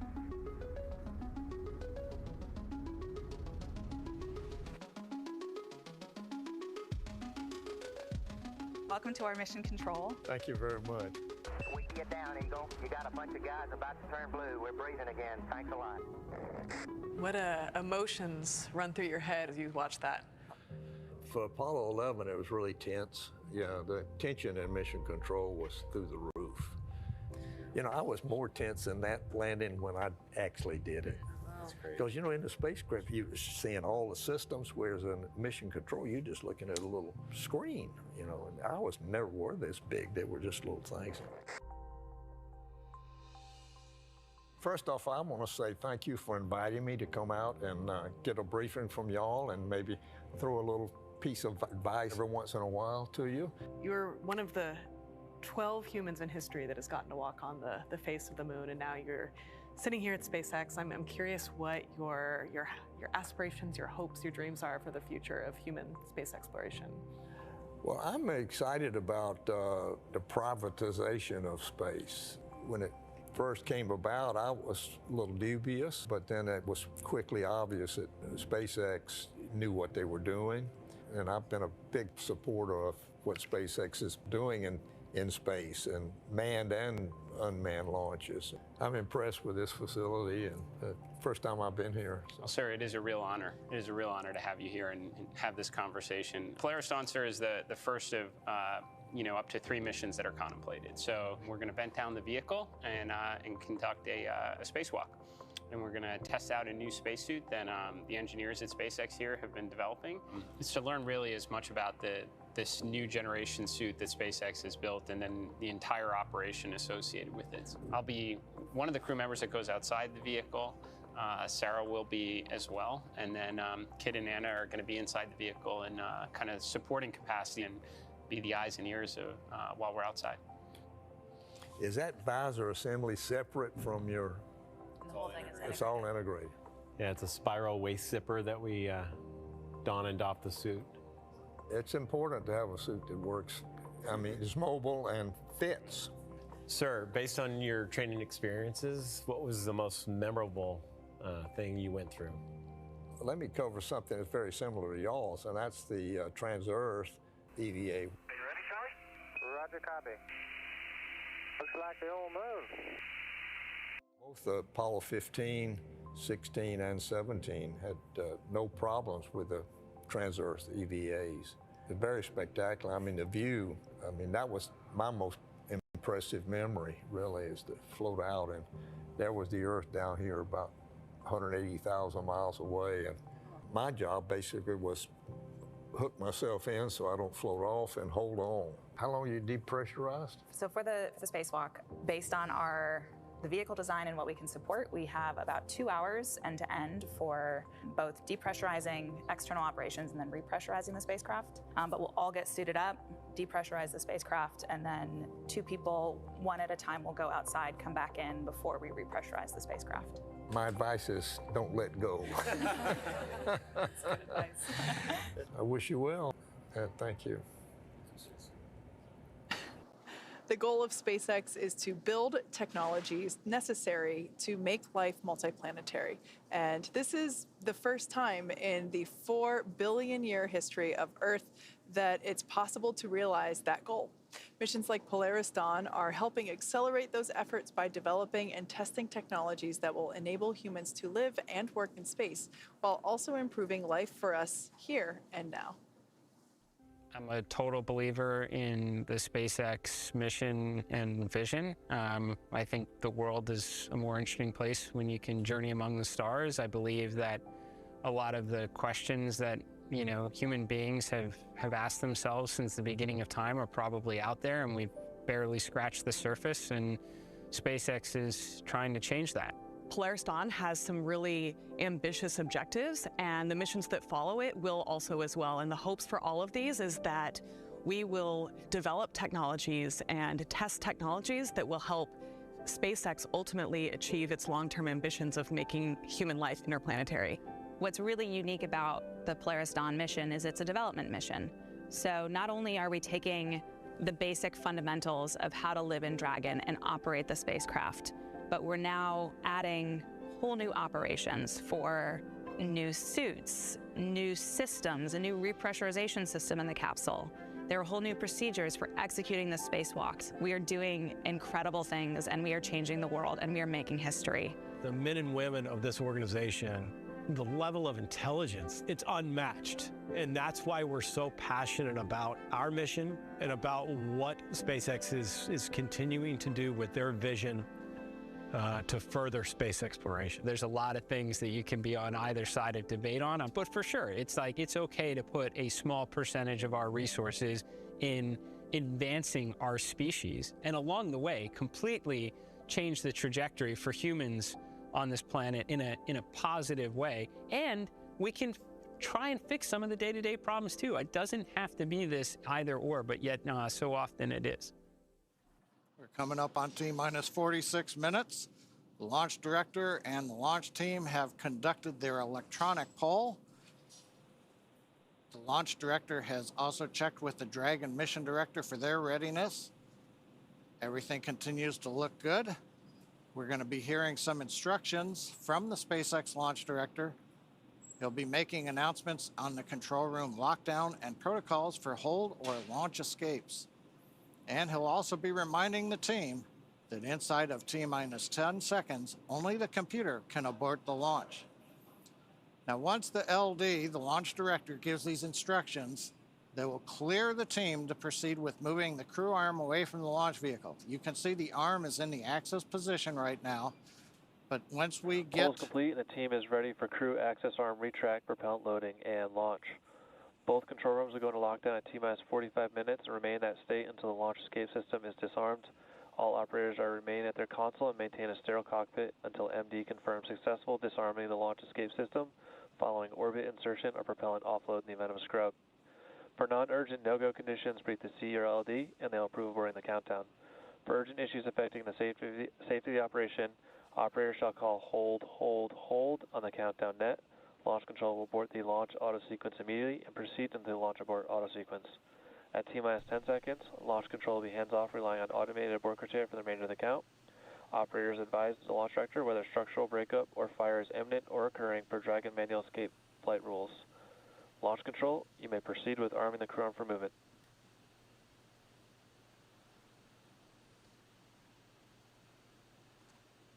We've heard the instructions. We're waiting to hear them inform the crew that access arm retract has started. We're also watching on the monitors as we see the crew access arm, waiting for it to begin into motion. Now, once we get through this, then we will be arming the launch escape system. And there's a view. Crew access arm retraction has started. Crew access arm retraction has started.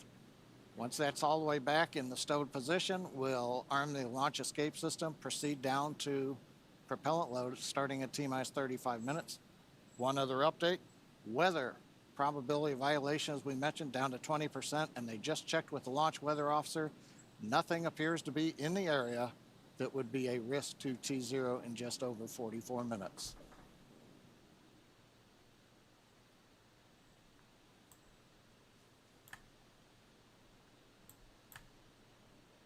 And Jesse, you can see. 好的，大家可以看到，现在有新的发展，倒计时的时间已经超过这个45分钟的一个关键节点，现在距离发射只有43分36秒。我们也看到这个所谓的空桥，也就是太空人可以上下这个天龙太空船的这个空间的这个走道呢，已经撤除，可以说是距离发射越来越接近。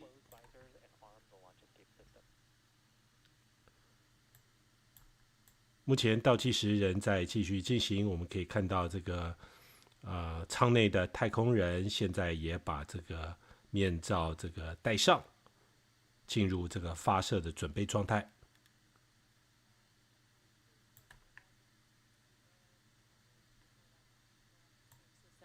And then also coming up will be Falcon 9 prop loading beginning.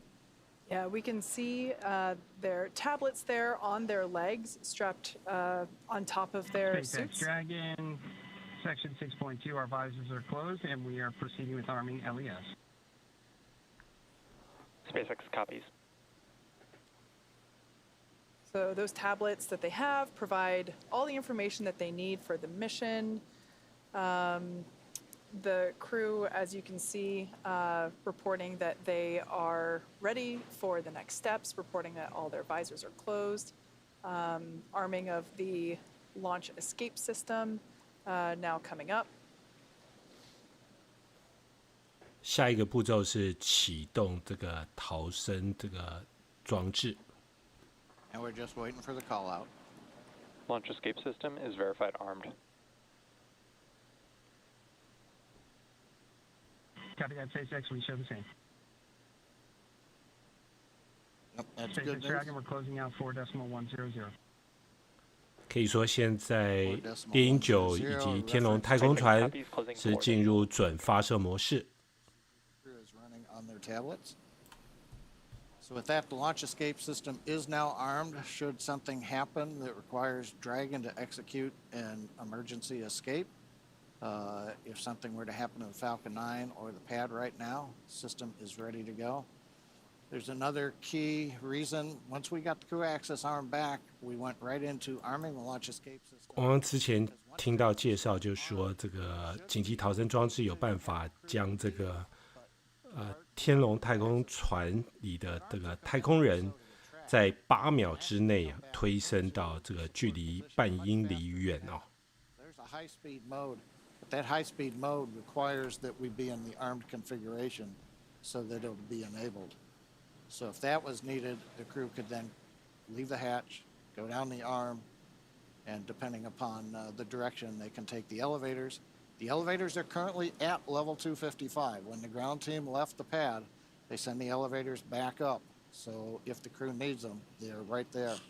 And of course, we have the slide wire basket system on 39A is another way. So there's several ways if the crew had to leave. But the good news is, coming up 40 minutes before launch, everything continues to go well, technically, on Falcon 9 and Dragon, and it looks like the weather has begun to cooperate now.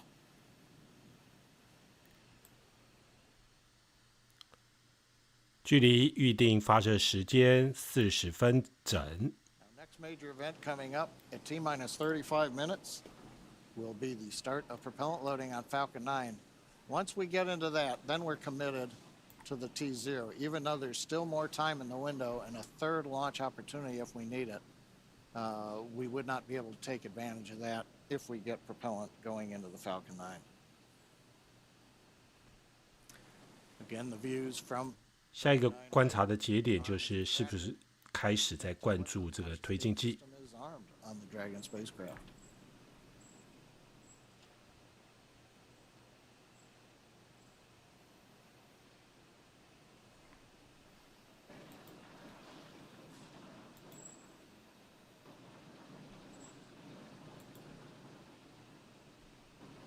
Quiet right now on the nets.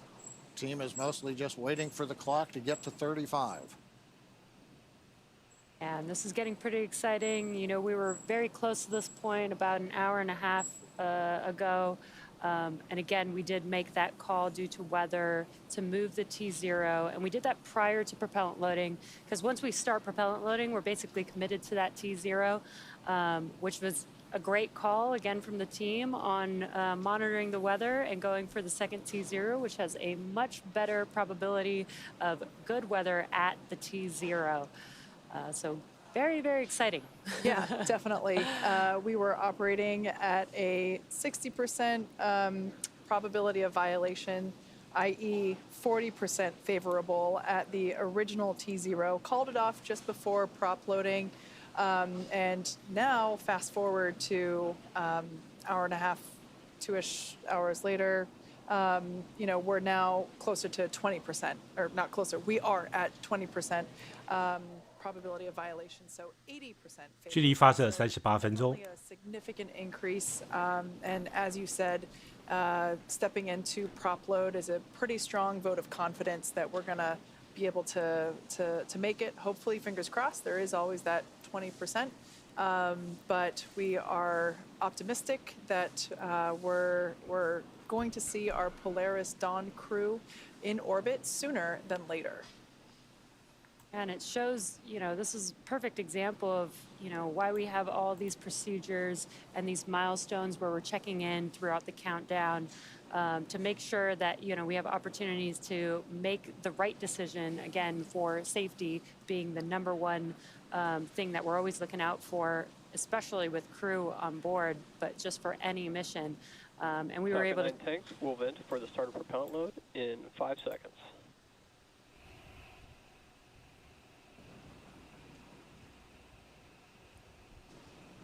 Yeah, we'll be hearing call-outs throughout the countdown up to the crew to let them know what's happening, both Falcon 9 and Dragon.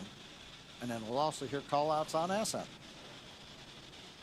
Yeah, and the Corps is keeping them updated so that they, you know, there's going to be new sounds coming inside of the vehicle, and the Corps can keep them updated since they won't be able to see what's happening, but they might be able to hear it.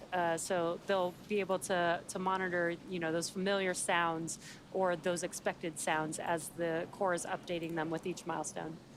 现在画面上可以看到下一个关键节点是这个装填这个火箭的煤油以及装填这个液态氧，在倒数前35分钟。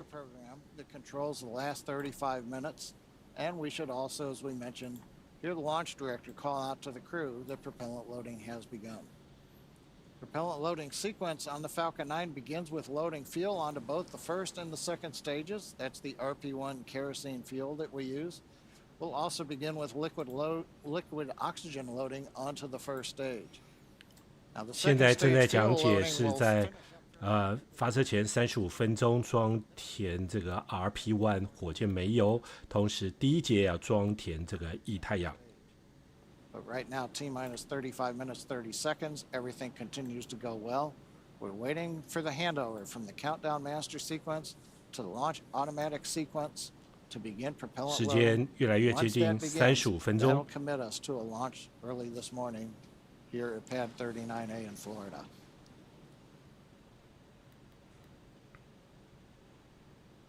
We'll listen in now for the start of propellant loading.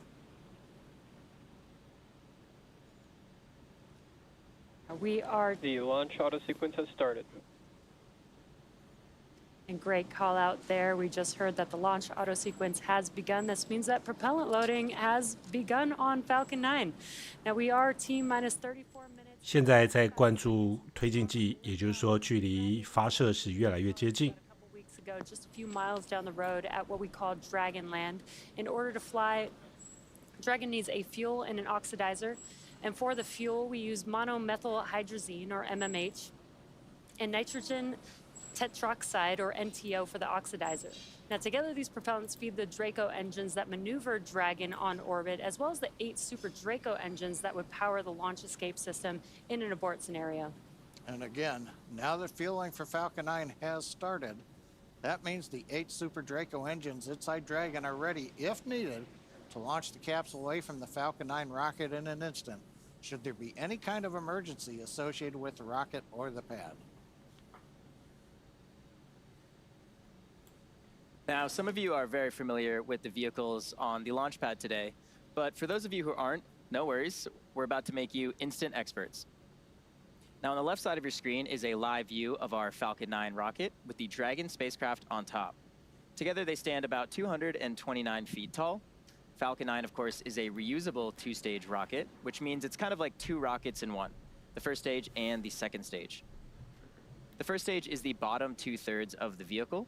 You can see soot from the previous 3 missions that this booster has flown, and those missions include NASA Crew 8 as well as 2 Starlink missions. The first 我 stage 们 is 前面 responsible 也 for 说 accelerating 过， Falcon. 这一次的第一节火箭实际上已经出过好几次任务。这一次猎鹰9号第一节之前运载过天龙飞船第8次载人，也就是 Crew A 的任务，以及2次 Starlink 的星链发射。这一次是第4次发射。特别是在今天与上层段分离后，第一节的助推段将会降落在大西洋的无人遥控载台上。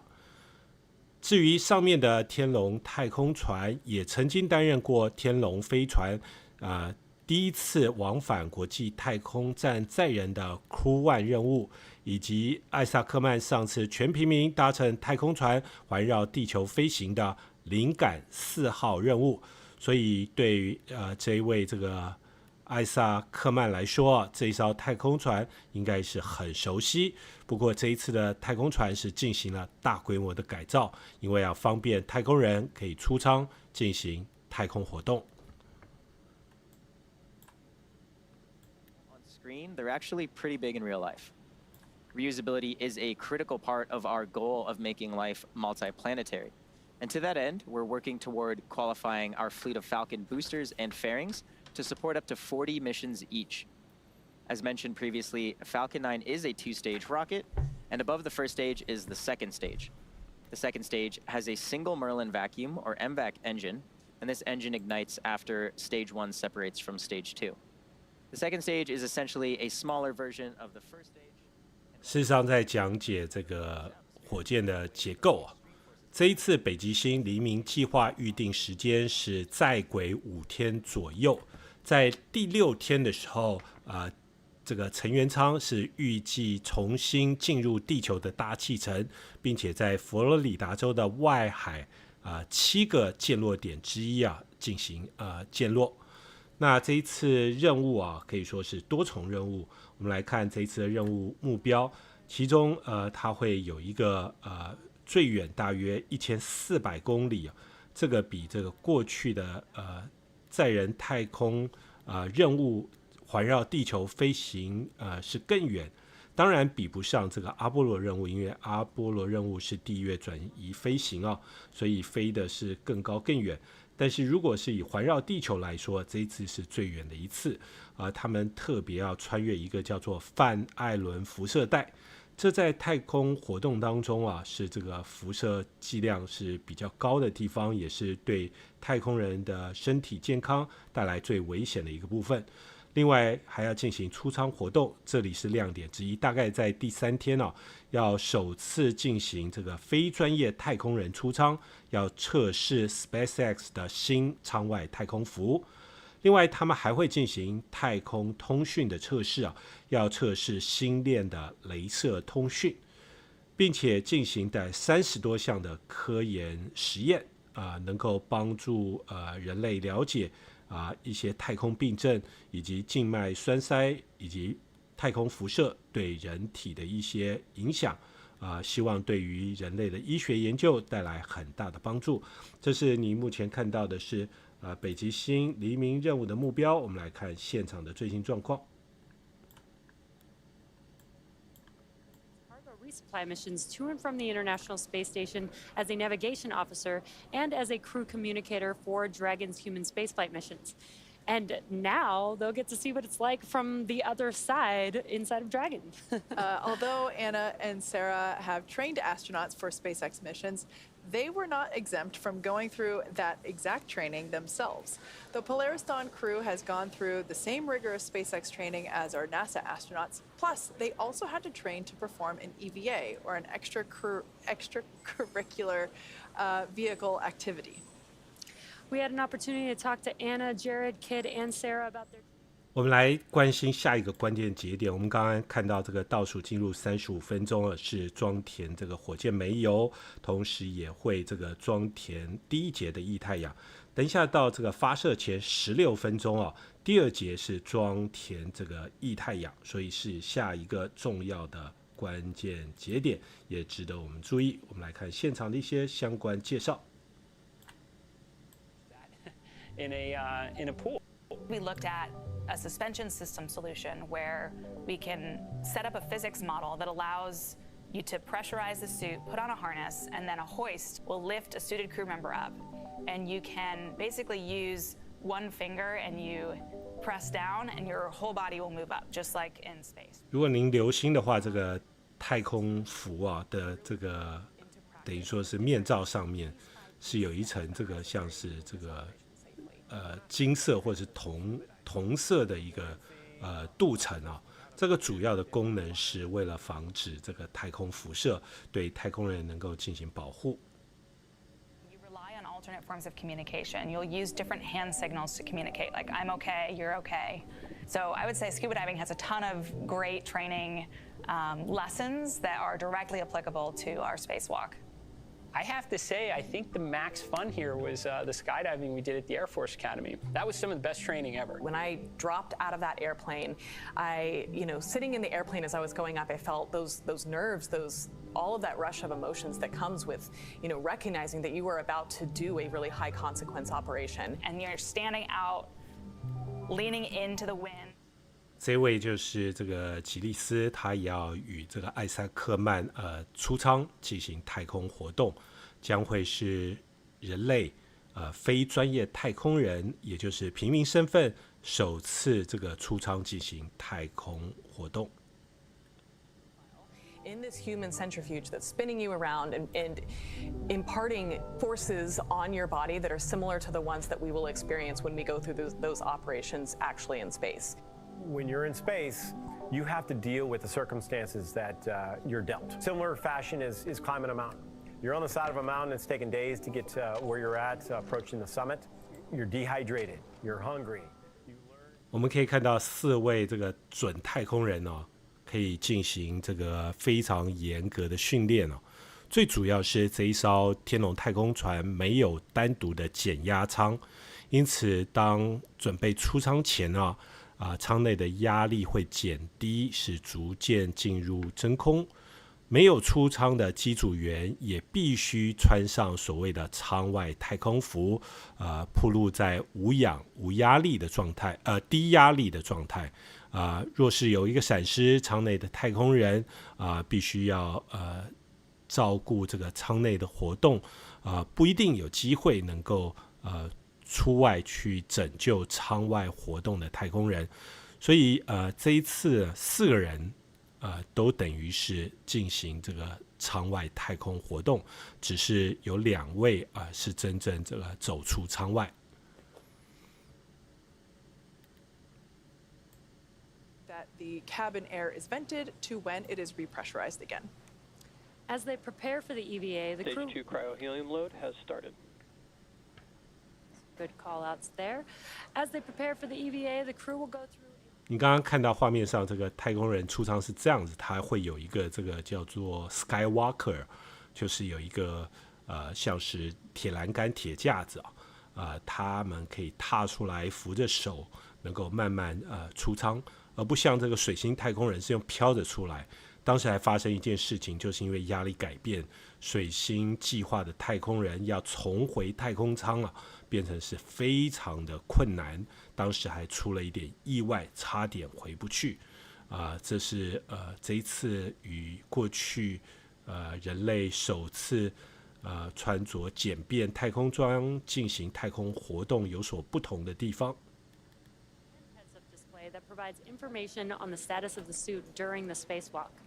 Let's take a look at the making of the suits that our crew will be wearing during the first ever commercial EVA. Manufacture that we can handle. 这个太空服是在南加州制造。我们刚才在稍早前几个小时前有说过，这一次的舱外太空服它的思路是要化繁为简。同时还要降低成本，应付未来必须大量快速生产制造的思路所设计出来的太空服。有人把这个比拟跟马斯克喜欢的第一性原理认为非常契合。事实上这个太空服比想象中的困难，因为它必须要维持太空人在穿着后面对太空极端环境的这个体温的变化和压力我们来看一下，现在讯号好像有一点点问题，我们来注意一下。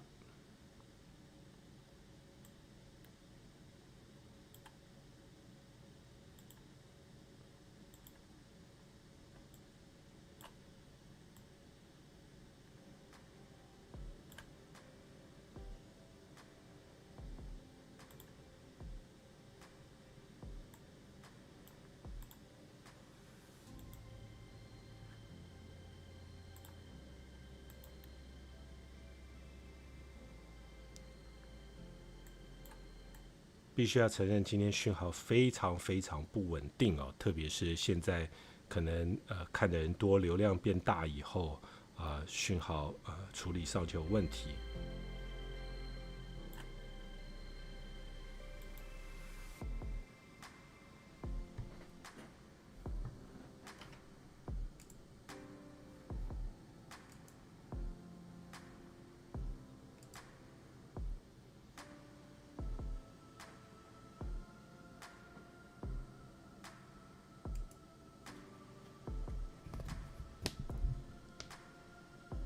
如果我没有弄错的话，现在 SpaceX 的讯号来源本身也是这个传输上是有问题的。很糟糕，距离这个发射时间已经相当接近。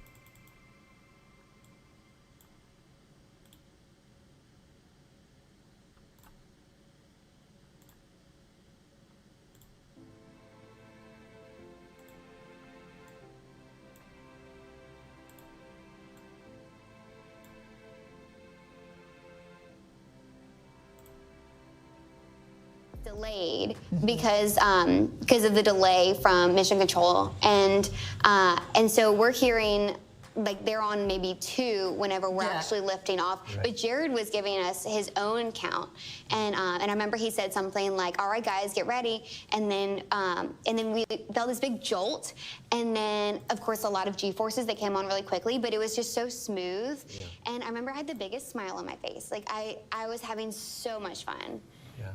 And for me, it wasn't just sitting there idly going for a ride. It was thinking about, okay, what am I hearing? What's that pressure I'm feeling through my chest?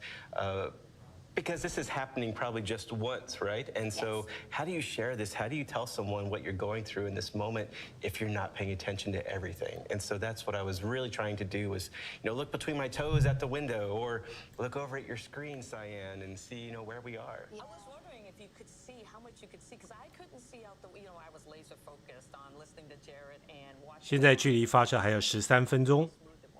Because I was expecting for it to be a little bit more, where the monitors are going like this, but it wasn't at all. But I always wondered, did you look between your toes and see? Could you see out? Were you able to? I don't think I did. I remember right before we launched, just seeing it was very dark, but I don't think we could really see anything except darkness. Yeah, I don't think we really could see anything except, and it wasn't until we got into space that we made our first orbit around it, where the sun was, rising from the other side of the Earth, that we actually got our first light from the sun enter the capsule. Yes, and I remember saying out loud, "Is that the Earth?" And obviously, what else would it have been? But it was just so unbelievable, I had to say it out loud. Yeah, interesting, the comment about first light. We'll be launching about it. 距离发射还有12分钟。I wonder how long it'll take before we get sunlight into the capsules. They're heading northeast towards the sunrise. Yeah, the crew is certainly prepared for some pretty amazing views on Ascent. We just heard from the Inspiration 4 crew about some of their experience with their launch. I absolutely love hearing them describe just how smooth the ride is. That's always so surprising to me. We have 9 M1Ds, 1.7 million pounds of thrust, but yet somehow the ride is still smooth. That's just amazing. I was actually just looking back at my Inspiration 4 liftoff notes in my handy-dandy notebook, and Sarah, who is our mission specialist on the far right-hand side of your screen there, was actually the core for liftoff of Inspiration 4. So I'm sure she's having a great 360 moment. Now, as we approach the last few minutes before liftoff, we have some well wishes for the crew. Anna, Sarah. 11分钟。 From the Dragonflight software team. On behalf of the Dragon Propulsion Build team, Dragon Avionics here. The materials team. For the Build Reliability team. The Draco team. The Dragon Propulsion Engineering team. Falcon Flight Reliability. From the Falcon Build Reliability Engineering team to Polaris Dawn. We're so excited for you on this Polaris Dawn mission. We're wishing you the best of luck from McGregor. Thanks for allowing us the opportunity to do a lot of testing. Thank you for flying Dragon. Please remember to keep your hands, arms, legs, and feet inside the vehicle at all times. May Falcon and Dragon propel you to unimaginable heights. 可以看到这个 SpaceX 各个部门充满活力发表这个祝词祝福这个北极星黎明机组员能够顺利成功。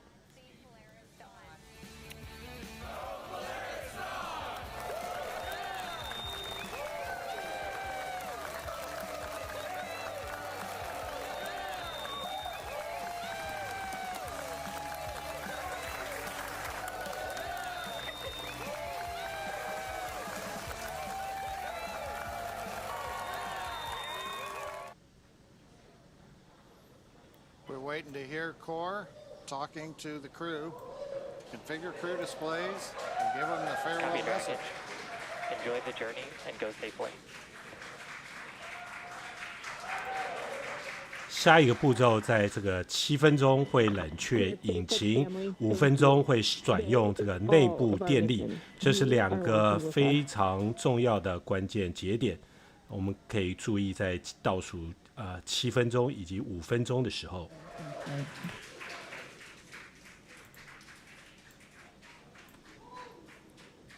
Coming up on T-minus 9 minutes and counting. Displays are configured for launch. We've heard from the crew. 距离发射9分钟。Ready to launch message. Now coming up here, as we launch, you're going to hear some callouts, possibly Stage 1A or Mode 1 Alpha. These are abort modes that just let the crew know as we're flying what they should be prepared for in case they had to execute an emergency escape from the Falcon 9. Don't expect that, but they are trained, and that's when you hear 1A, that means they've lifted off. 1B, you might hear, that'll come late in the ascent as we're throttling down the Merlins on the first stage. And then when we're on second stage, you'll hear 2A and eventually Shannon, which is a call out for Ireland that tells the crew that they can cross the North Atlantic. And then finally we get into orbit and everything gets disabled and Dragon will separate. But right now coming up on T-minus 8 minutes. 再讲解一些指令代号以及逃生指令哦。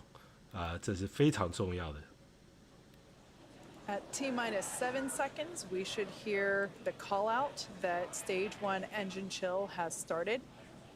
At this point in time, 应该是这个7分钟，不是7秒钟啊，就是7分钟的时候要开始冷却引擎。Chilled liquid oxygen through the first stage engines. This helps to basically pre-chill the engine hardware prior to the full flow of that super chilled liquid oxygen. This helps the ignition sequence and helps to avoid any thermal shock to the hardware. At this point in time, Falcon continuing to undergo its propellant loading operations. And standing by for the call out for that engine chill initiation.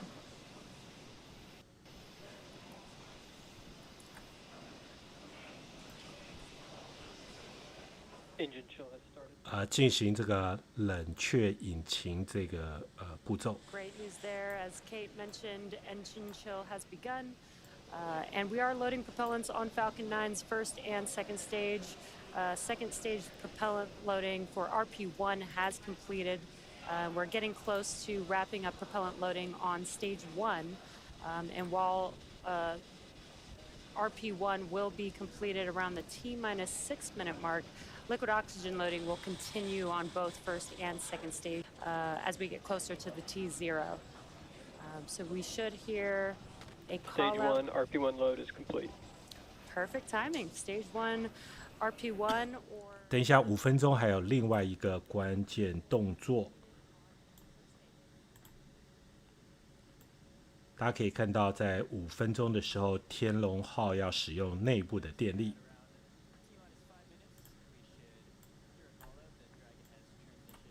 Configure for terminal count. This is similar to the startup phase of the count for Falcon.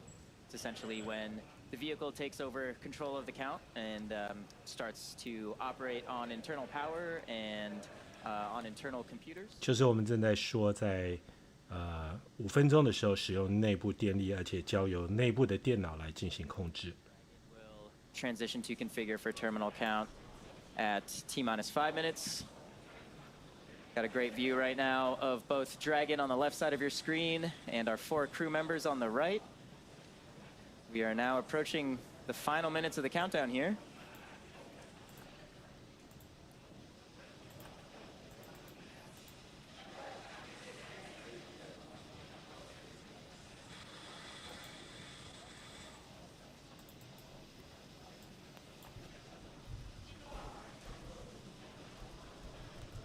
Falcon 9 tanks are pressurizing for strong back retract. 现在已经交由内部来电力控制。 So we've heard the call out Dragons configured for the last 5 minutes of the count. We're also pressurizing the second stage propellant tanks, first stage tanks. The strong back retract will be coming up next.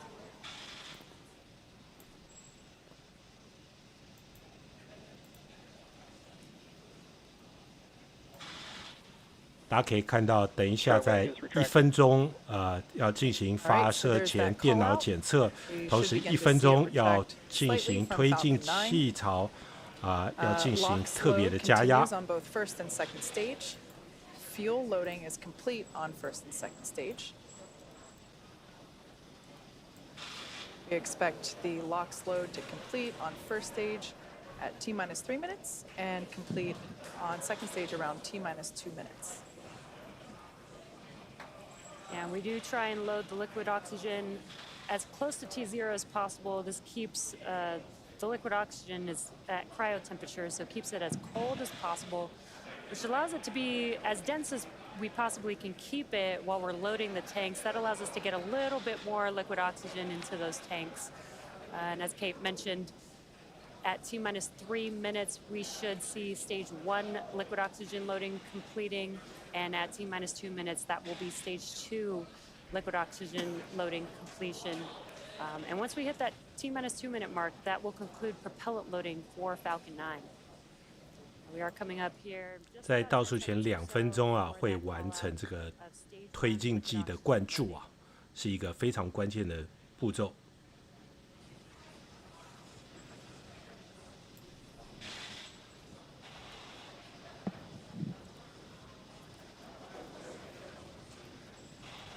今天刚开始的直播有一点非常不顺利，希望今天的发射一切都平安。Dragon's on internal power. First stage, propellant tanks are loaded. Next major event, approximately T-minus 2 minutes, liquid oxygen load completes on the second stage. After that, at about T-minus 1 minute and 30 seconds. 也希望您订阅关注我们的频道，也加入我们观看火箭发射直播以及关心太空计划的行列。And then as we get down inside the last minute 45 and then 1 minute, we'll get Dragon into countdown Falcon. 2分钟。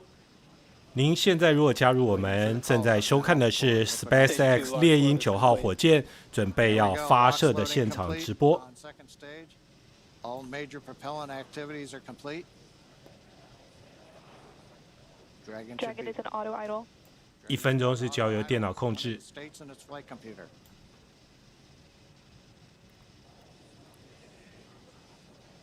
We'll begin venting down the lines. Gas closeouts are starting. Expect lab venting.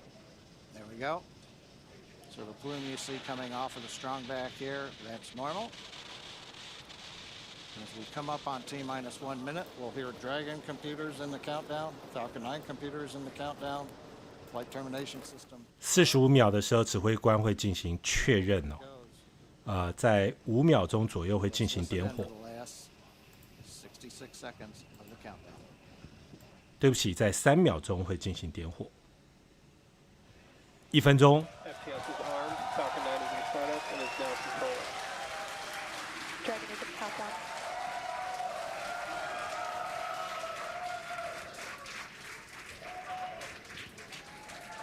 Dragon, SpaceX, go for launch. 指挥官确认发射。目前整个发射程序是交由电脑自动控制。30秒。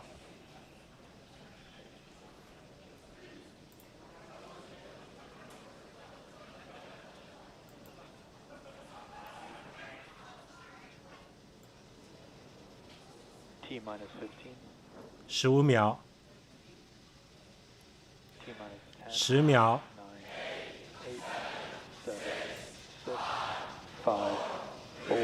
点火。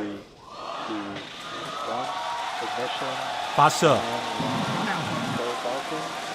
北极星黎明计划正式出发。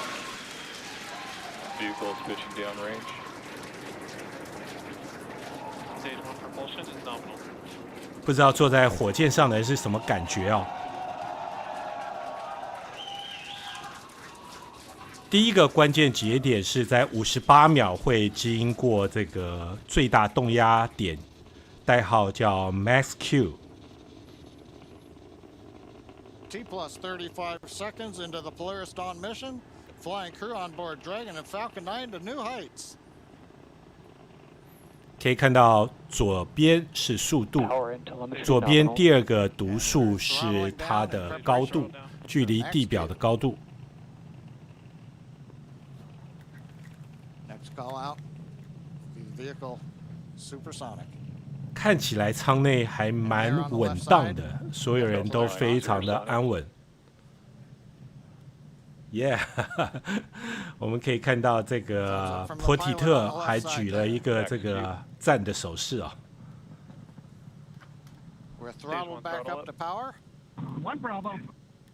好，过了最大动压点。我们看到在待会，对不起，在这个2分38秒会关闭这个第一节的主引擎。Impact chill is underway. The announcement lets us know we've begun the final chill of the second stage engine in preparation for its activity coming up. 2分38秒关闭第一节主引擎，2分42秒第二节会进行分离。2 minutes into flight, everything continues to look good. 目前一切正常。In half a minute, 3 major activities: shutdown of the 9 Merlin 1D engines, stage separation, and then ignition of the second stage engine. Throttle down, we're holding a constant acceleration now for the crew just below 4 Gs. See, we're coming up 70 kilometers. 10秒关闭第一节主引擎。5、4、3、2、1 ，Miko， 第一节主引擎关闭，顺利关闭。Stage separation confirmed. OK， 2节分离成功分离。非常顺利。好的，2分51秒，这个第二节引擎顺利点火，顺利点火成功。The first stage booster now on its way to attempt landing on Just Read the Instructions. Second stage there on the right-hand side of your screen. See that the first stage has not yet reached its apogee. You can see the altitude there. Lots of thumbs up there. Excuse me, from pilot Scott Kidd Poteet. Now 3.5 minutes into the Polaris Dawn mission. 接下来会看在7分39秒是第一节要进行重入点火。Make its way up to its apogee. We'll see that altitude begin to slow down. 现在距离地表150多公里。Great news there, indicating that the second stage trajectory is looking good. Now the grid fins have deployed on the first stage. If we get first stage views, we might be able. 今天我们应该有机会可以看到第一节这个降落点火跟第一节降落在这个海面上的这个承载平台上。To land on, excuse me, our booster is attempting to land on our drone ship. Just read the instructions.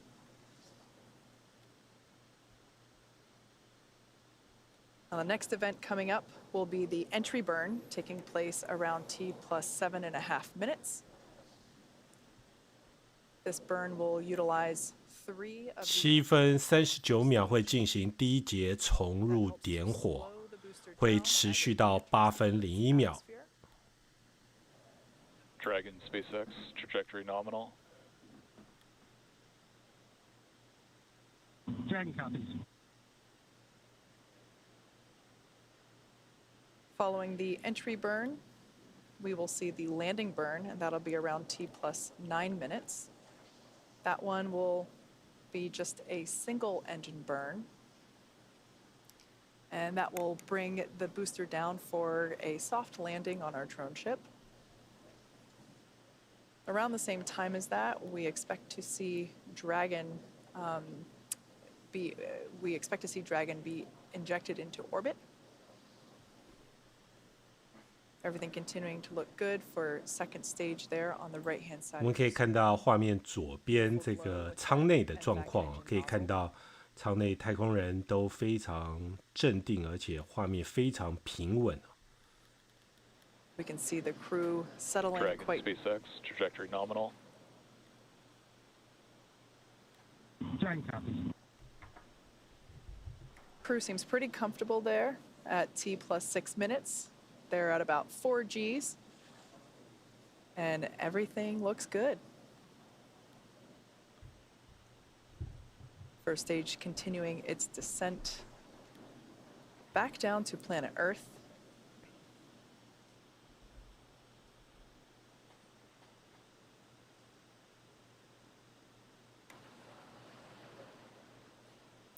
We can see the crew remain with their visors down in the locked position. That'll remain that way until they are in orbit. 在7分多钟的时候，第一节会进行重入点火。第一节现在在飞行途中，并不在我们的画面。Dragon SpaceX trajectory nominal. Dragon copies. We're about 30 seconds away from the first stage entry burn. This is the first of 2 burns that the first stage will perform.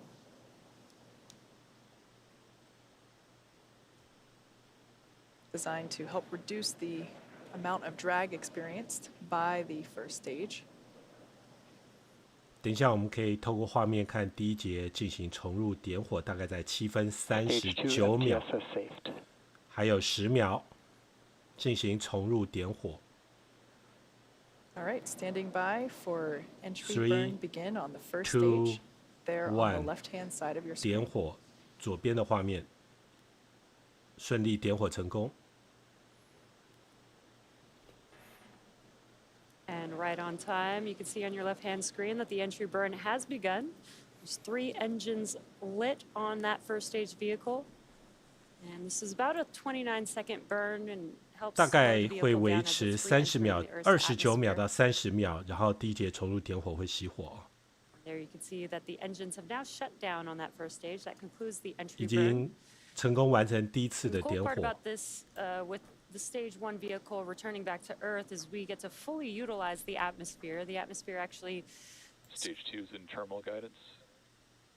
the atmosphere actually 大家可以 starts 看到， about 在 70% 8分 of the 59 velocity, 秒，第二节的 on 引 the 擎会 vehicle. So 熄 we use 火， that 是 entry 下一个 burn to 关 help 键 slow 的 the 节 vehicle 点。 down. Then we utilize the 您可以看 atmosphere, 到，在画面 and the 右 drag 边 from 这 the 个单 atmosphere 一 to slow 的 the 是 vehicle 这 down, 个 and then we 第二 do 节 have 的 one 引擎。 single burn for the landing burn. Copy, Shannon. And next up will be SECA 1, and that is second stage engine cutoff 1, and that'll be on the second stage. That 您可以看到，在8分59秒，这个代号叫 SECA One， 也就是第二节引擎进行点火，熄火，对不起。 There's that shutdown. And the landing burn on the first stage should be starting up here momentarily. And there it is. 我们看第二节引擎成功熄火，在右边。 左边在9分11秒开始第一节进行降落点火，然后9分35秒第一节会降落平台。哇，成功接近平台。9分35秒成功降落在这个海面的载台上，哇，实在是太精准了。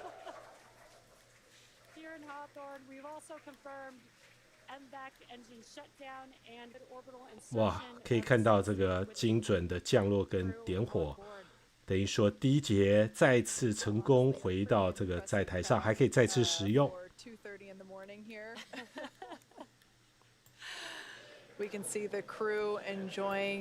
等一下，在第12分钟啊，天龙太空船要与第二节分裂，这也是一个非常重要的关键。我们来看一下，在第12分钟16秒。 天龙太空船要与第二节进行分离，紧接着在12分58秒，天龙太空船要打开鼻门的程序。Oh, it looks like it's in the upper right-hand corner. It'll come back into view here. Once again, they will keep their visors on until given the OK by core here on the ground.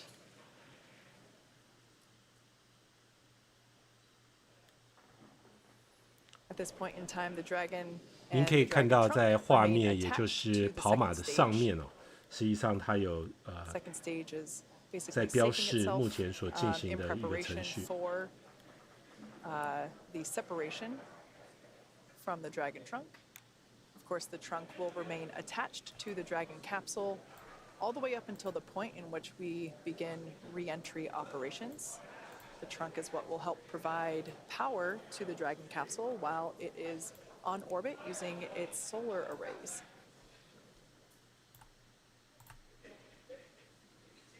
Looks like our first clear view of planet Earth there, our first of many for this mission.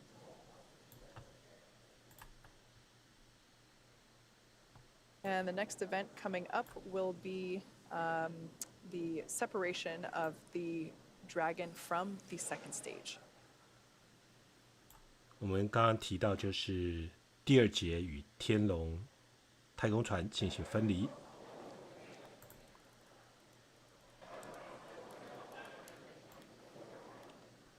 还有6秒钟进行分离，非常重要。5，进行分离，哇，非常精准，12分16秒进行分离。哇，这个系统的运作实在太成熟。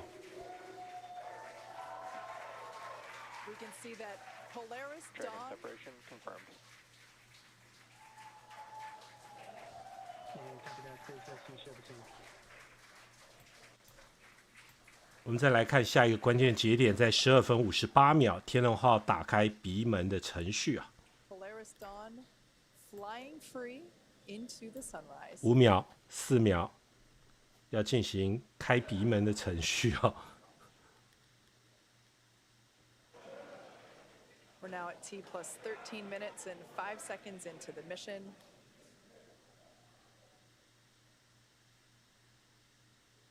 可以看到目前的速度是27866公里啊，然后高度是223公里。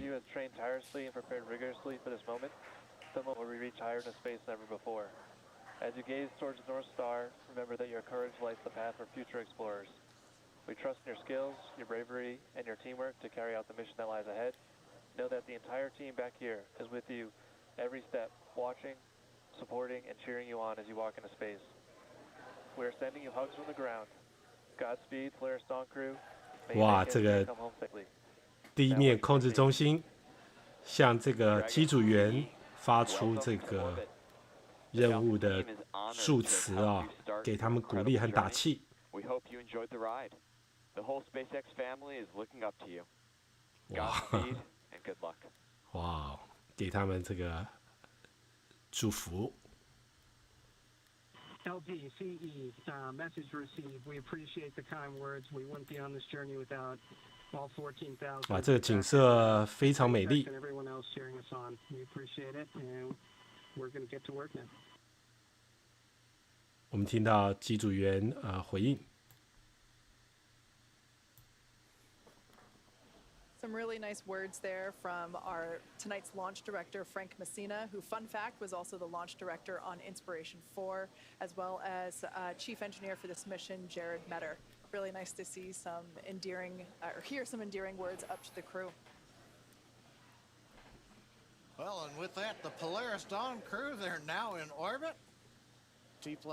经过长达2年多的训练啊，以及漫长的等待，今天终于顺利完成发射。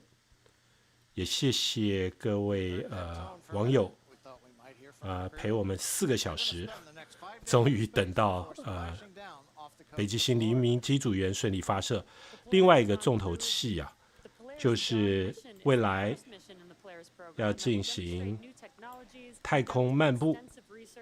ultimately culminate in a flight of SpaceX's Starship with humans on board.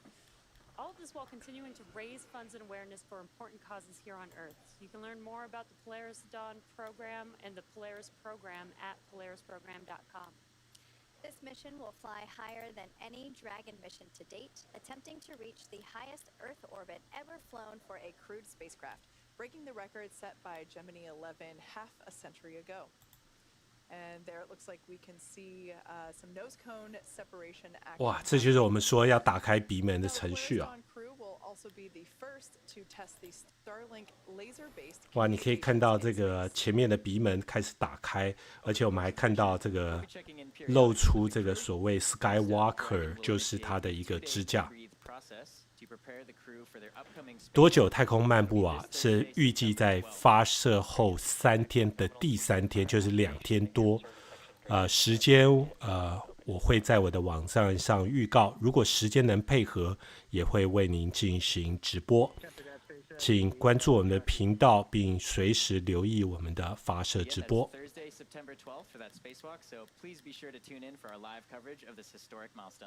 他刚才公布了时间。